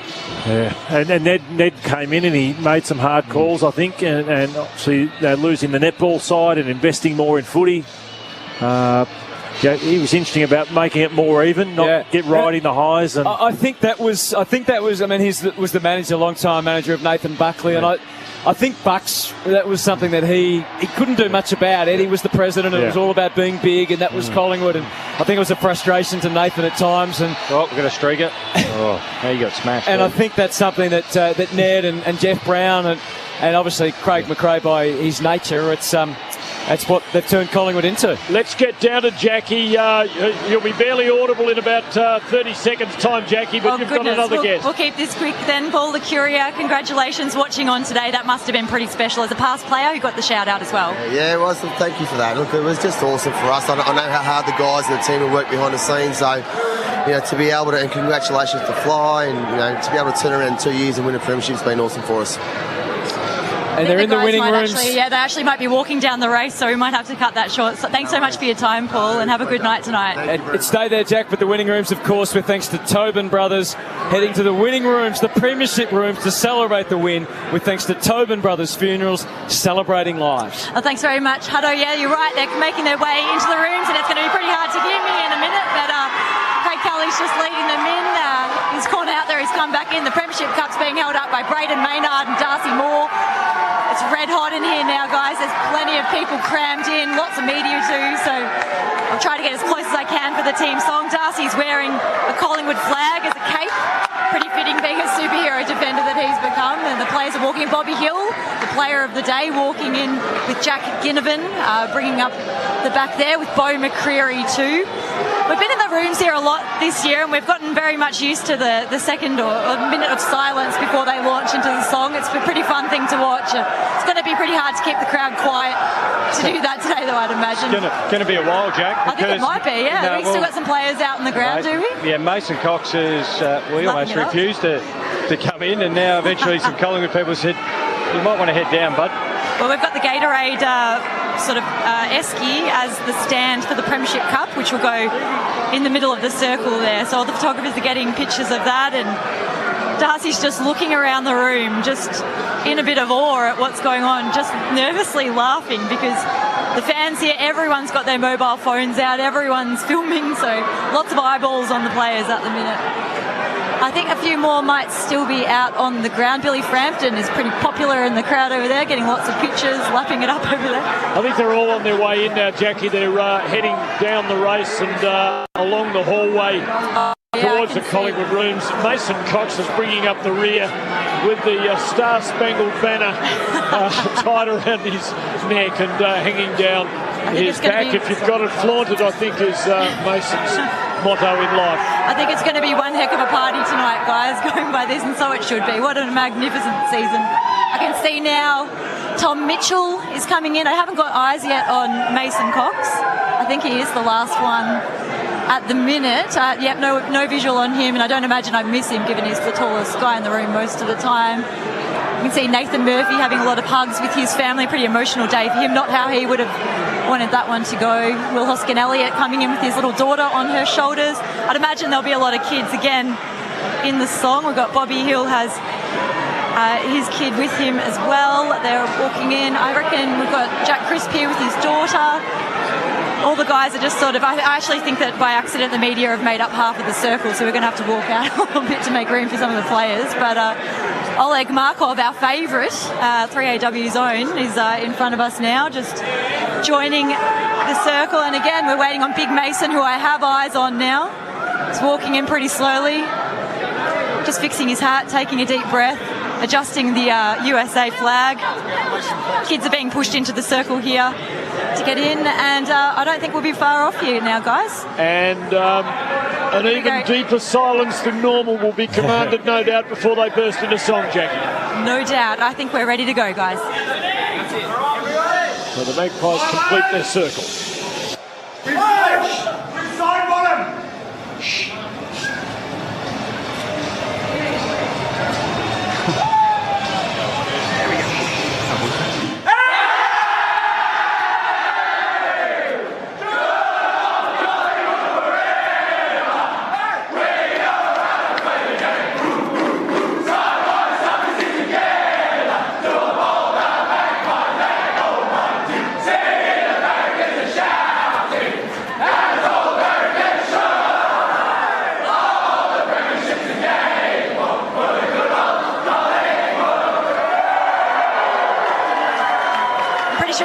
Free-for-all down here, guys, so I'll see who I can grab.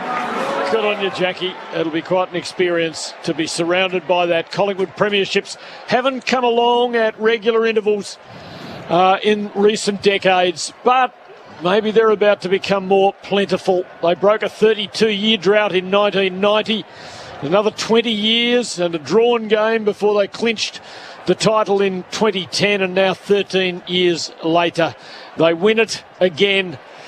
Number 16, and they are up there with Carlton and Essendon at the top of the table. Before we get back to Jackie, Hutto. Yeah, the debate with the umpiring on social media is the advantage paid with about a minute 20 to go when Lachie Neale got it to Zach, I think got legged, handballed out to half forward to Zach Bailey, and the umpire called advantage. Basically, as Bailey just rushed the ball high into the air, and the feeling is that shouldn't have been called advantage. Yep. So that's one that will be looked back at. But I say that a little because Lloydie doesn't want us to talk about the umpiring, Tim. So one decision, Hutto, wouldn't have made a difference. Oh. This is 3AW's post-match coverage of the 2023 Toyota AFL Grand Final between Collingwood and the Brisbane Lions from the MCG.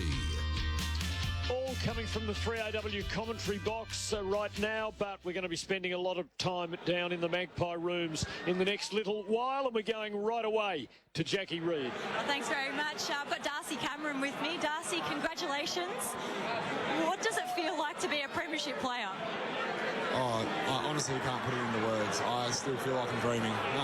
Ever since I was a little kid, I just got very fond memories of watching those, 05, 06 grand finals against Swans and Eagles, and just dreaming about being on there one day and having that opportunity, and here it is. And I honestly I can't put into words this feeling. I am just ecstatic. Hey, Darcy, we're wrapping for you up here, Matthew Lloyd, and I thought you were running the game out really well. Between you and Mason Cox, I thought you worked over Oscar late in the game. Did you feel you were running pretty well yourself? Yeah, we got a feel of that in that second quarter where it was hot out there, as you know, and we're having short, sharp hits against him. And it's a big ground, and he's the solo ruck. I've played solo ruck throughout this year, and it's a hard task to do by yourself, and we use that to our advantage, and I think it went, it's played a small role in helping us win the game, and it's credit to Coxie as well in that last 5 minutes, did a huge job. It's very nerve-wracking times when you're 4 points behind up, and you got the stoppages to get the ball going forward or lock it in tight, and he did an unreal job. So did everyone else. Darcy, Jimmy Bartolea, congratulations. Enjoy every moment, and you will forever now, which is the magnificent thing about it. You mentioned the small things. The little small details turned you guys into premiership players. You closed down stoppages. You knew when to possess the footy.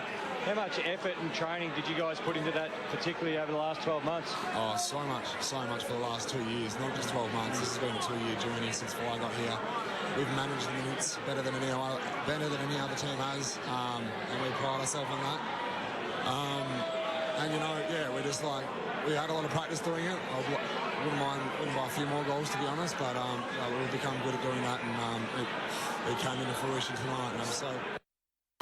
So, Darcy, how much of a session would be put towards scenario training? Is it in every drill, or is it just you do maybe a portion of training at the end of it? How does it work? Yeah, pretty much. We'll do a match sim most trainings, or different ways of match sim, I guess. And you spend 2, 3, 4 minutes on it each, scenarios, or when we're behind, when we're in front, locking that up, and then all those little minutes add up, and like I said, we've become really good at it, and it showed today. And Darcy, before you go, would you like to win more games by big margins, or does everyone get addicted to the adrenaline rush? That's what's been happening. It's boring winning by more. You got to win by close margin. Yeah, you got to keep the fans entertained. That's our fans are the best, so you got to keep them happy.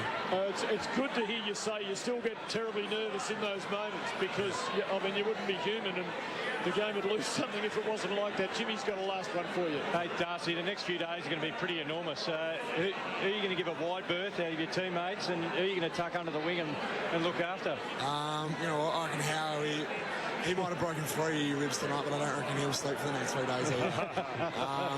Tom Mitchell will have a fair crack.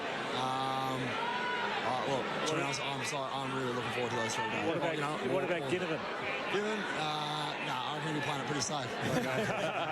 Hey, and Darcy, you just played the one game for the Swans, didn't get the opportunity. It was always a bit perplexing from the outside, because it looked like you could play the game, and now with your second opportunity, you've become a premiership player. That's a hell of a thing to reflect on, isn't it? Oh, yeah. I just put it down to resilience. I was starved of a bit of opportunity down there, but I kept my bum down, and my philosophy was the harder work, the luckier I get, and I'm feeling pretty lucky right now. Good stuff. Well, you make your own luck, as they say. Well done. Thanks for joining us. Guys. Congratulations. Darcy Cameron down in the winning rooms. Collingwood by 4 points to win their 16th flag. We'll take a break and come back with more from the MCG after this. You're listening to 3AW's coverage of the 2023 Toyota AFL Grand Final. On air, online and on the 3AW app. At Spotlight, we're celebrating 50 years of bargains galore. And to thank you, we're giving you the chance to win a share of $50,000 in cash. Shop in-store or online now to automatically enter. See spotlightstores.com for full terms and conditions. Now, does your business face unique challenges every day? With the My Optus app, you'll find living network tools to put you in control, making your connection work for you. Like Call Translate, a tool that lets you communicate in up to 19 languages so you can talk to customers or suppliers in their language. Then there's Call Notes, a handy feature that transcribes your calls on the go, helping you stay focused on the conversation. And when you're away from the office, there's Mobile Turbocharge, allowing you to level up your network access when you have an important video call or large file to handle. Make your connection work for you and your business. Search Optus Living Network. T's and C's and eligibility criteria applies. See website for details and price. Spring is a fantastic time to come to Bunnings. You can get your lawn nice and you've got all these beautiful flowers popping to life, and it doesn't cost a lot to make your garden look fantastic. Unleash your spring garden with our lowest prices. Grab a Pope True Blue 15 metre hose for $33, a Ryobi blower and trimmer kit for only $229, and a Seasol twin pack for just $16.30. Where you find a competitor's lower price on the same stocked item, we'll beat it by 10%. Conditions apply. See website for details. Bunnings Warehouse. Lowest prices are just the beginning. Take on the fun with the Ladbrokes popular same-game multi. See which bets are trending with punters. It's for those that love hot bets as much as they love hot pies. Ladbrokes, these footy finals. Chances are you're about to lose. Very few things are impossible. I know something that's impossible. Okay, tell me. Having a big event and not creating a pile of rubbish. Okay, but it's easily fixable. Oh, I get it. All I have to do is point. All you have to do is point. Junk from a party or celebration or holiday. Junk from moving out and moving into a new place. We make junk disappear. All you have to do is point. Call 1-800-GOT-JUNK or visit 1-800-GOT-JUNK.com.au. At AGL, we're helping customers find ways to better manage their energy use so they can save on their energy bills. With services like Peak Energy Rewards, Saver Centre, and our top-rated app. AGL. Join the change. Did you know that 1 in 10 Aussie men experience bladder leaks?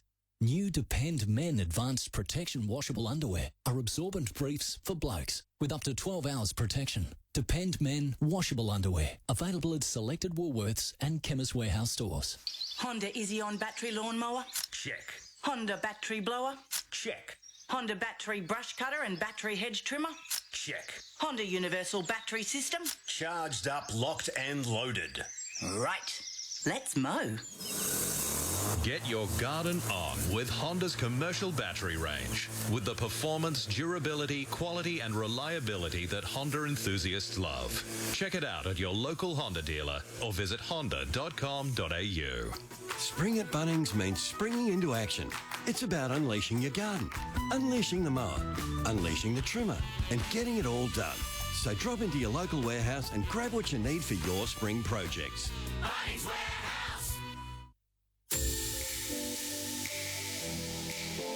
3AW congratulates the 2023 AFL Premiers, the Collingwood Football Club.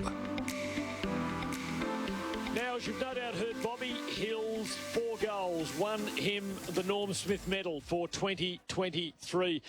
But the award that every player hangs on is Matthew Lloyd's votes in his choice of the most durable and reliable player of the match. Thanks to Honda Power Equipment, you can get your garden on with Honda's lawn and garden power equipment range. Lloydie, the big moment is at hand. You're 5, 4, 3, 2, 1. Thanks, Tim. 1 vote to Coleman for his 26 disposals. He was the best man on the ground to half-time. 2 votes to Scott Pendlebury. He was the best player on the ground in the last quarter and helped win his side the grand final. 3 votes to Jack Crisp. 25 disposals and 2 goals for Jack. 4 votes was Nick Dacos for me. I loved his game. 29 disposals and a goal and 5 votes to that man, Bobby Hill, who was a Norm Smith medalist. Hard Good to argue matchup. with that. Yep. Yep, can't argue with it. And, disappointingly so, actually. Be good to argue with Lloydie one more time for the season. Incidentally, we've tallied the votes that our experts have allocated through the final series, and the 3AW player of the finals is Carlton's Sam Walsh with 10, ahead of Bobby Hill with 9, and also Tom Green with 9 votes. Now, I think we can get back to the Collingwood rooms. Indeed, we can, and Jackie Reid has been joined by a stalwart. Absolutely. Steel Sidebottom, thank you so much for your time. I want you to take us back to Jared Berry giving away that 50-metre penalty, and then you taking it upon yourself to launch a monster from 60 metres. What went through your head? I like you said 60. I've done 3 interviews and it's gone from about 50 to 55 to 60. It'll be about 80 tomorrow. Yeah, well, at that stage we were 4 points up. Yeah, he gave away 50, and I tried just to take my time really to get down there and chew a few more seconds off the clock. And at the start I was actually telling Nick to almost run up and double back so I could take a few more seconds off, and then that just got shut down almost straight away. And yeah, probably once I got to the position I was going to have a shot from, realised there was a little bit more wind there, and yeah, just thought why not.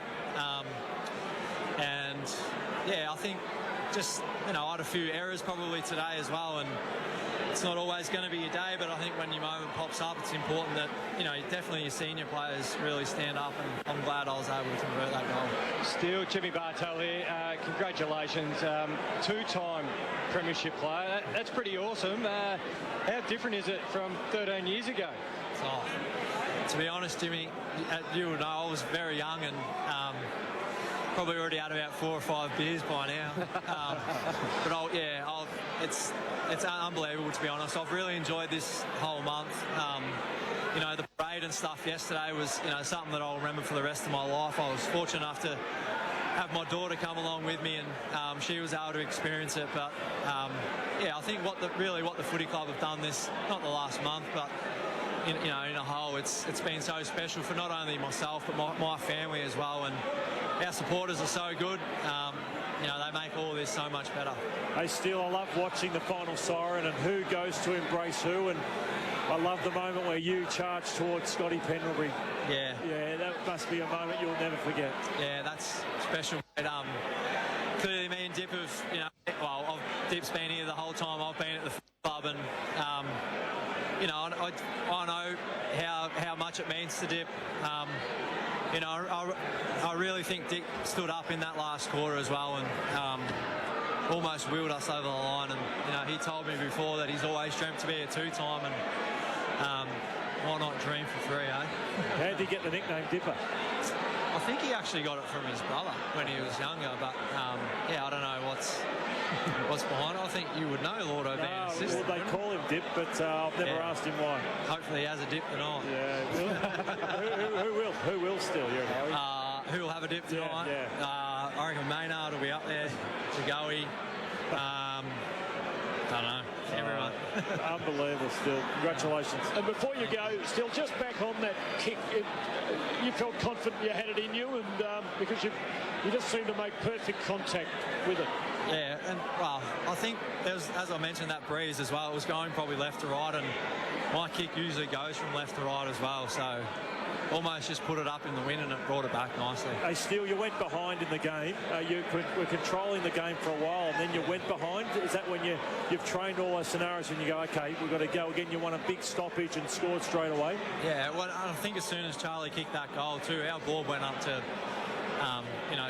go, you know, for live play and get the ball going, and for Geordie to kick that goal straight away and get the momentum back for us was huge. And I think it's, yeah, you mentioned that we put ourselves in these positions at training. Obviously it's not exactly the same with the pressure and stuff, but you know, we train it week in, week out, and I think not even today, but a lot of games this year, it's come down to minutes and even seconds at time, and I think we've been the best at managing those seconds. Steele, we've got to let you go. Well done, Judy. Congratulations. And to both teams, you've turned on a classic today, a grand final that people will talk about for years to come. So well done, all of you. Good on you. Thanks a lot. Steele side bottom down in the Collingwood rooms. We'll be back to wrap things up after this. 3AW grand final football coming to you from Macca's. You're listening to 3AW's coverage of the 2023 Toyota AFL Grand Final. On air, online and on the 3AW app.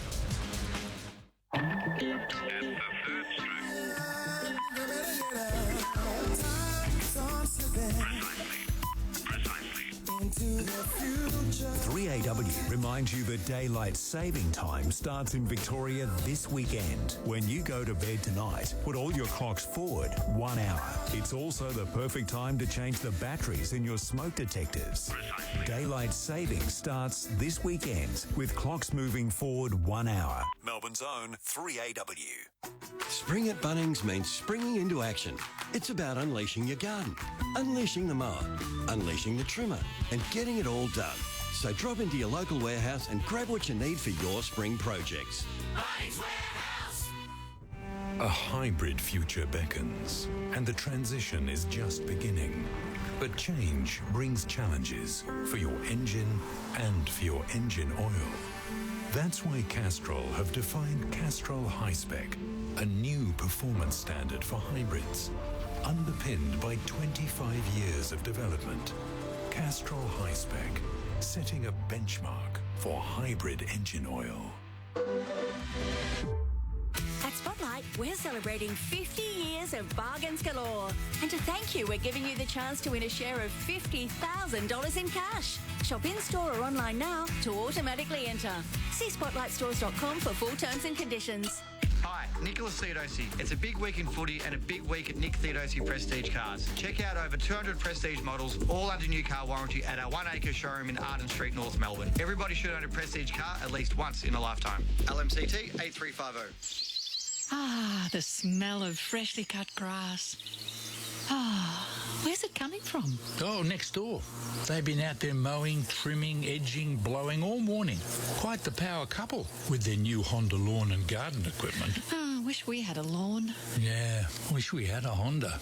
Get your garden on. See the Honda Lawn and Garden petrol and battery range today at your local Honda dealer or visit honda.com.au. Spring is a fantastic time to come to Bunnings. You can get your lawn nice and you've got all these beautiful flowers popping to life, and it doesn't cost a lot to make your garden look fantastic. Unleash your spring garden with our lowest prices. Grab a Pope True Blue 15 metre hose for $33, a Ryobi blower and trimmer kit for only $229, and a Seasol twin pack for just $16.30.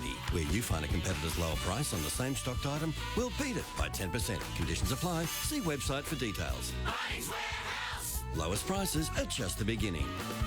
Lift it and shift it with Plunkett crane trucks. Ready and waiting are semis, forklifts, spotters, doggers, crane trays and crane semis. Maximum crane reach 33 metres. Heaviest lift 9 tonne. Also catering for over-dimensional loads. Plunkett crane trucks. Call 9703-1939. At Hastings Mowers, we've trimmed prices across our huge range of gardening equipment and accessories. Visit our superstore located on the Mornington Peninsula for expert advice on mowers, chainsaws, brush cutters and more. Open 7 days. Visit hasmo.com.au. Fellas, light bladder leaks happen, but with new Depend Men Advanced Protection washable underwear, they'll be more manageable. You can wear, wash and wear them again. Just chuck them in the wash with similar colours. Depend Men washable underwear. Available at selected Woolworths and Chemist Warehouse stores. This has been 3AW's coverage of the 2023 Toyota AFL Grand Final. And Craig Willis, just a little bit of unfinished business. Goal of the grand final is sponsored by Star 21. Star 21, discover the difference. There were some crackers kicked, particularly in the first half of the match. But here is the one that our panel of experts chose as goal of the day. Oh, Cox's kick is smothered. Bounces back to Danaher. He just barges through Quaino. It slowed him down. Bailey already has one goal. Gets through the first line of resistance. That's even better. That is a grand final goal to remember forever. Zach Bailey has produced some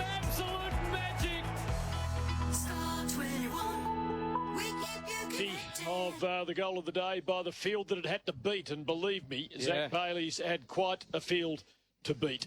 It was raining goals for the day in the second quarter of the match.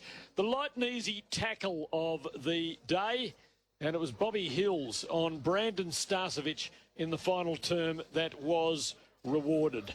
So well done. Tackle of the day, light and easy, the no-fuss way for guys to enjoy great tasting food, easy weight loss and better health. We're just about done for another season. How are we going to manage? Lloydie, Jimmy, Hutto? Need a rest after that game, don't we?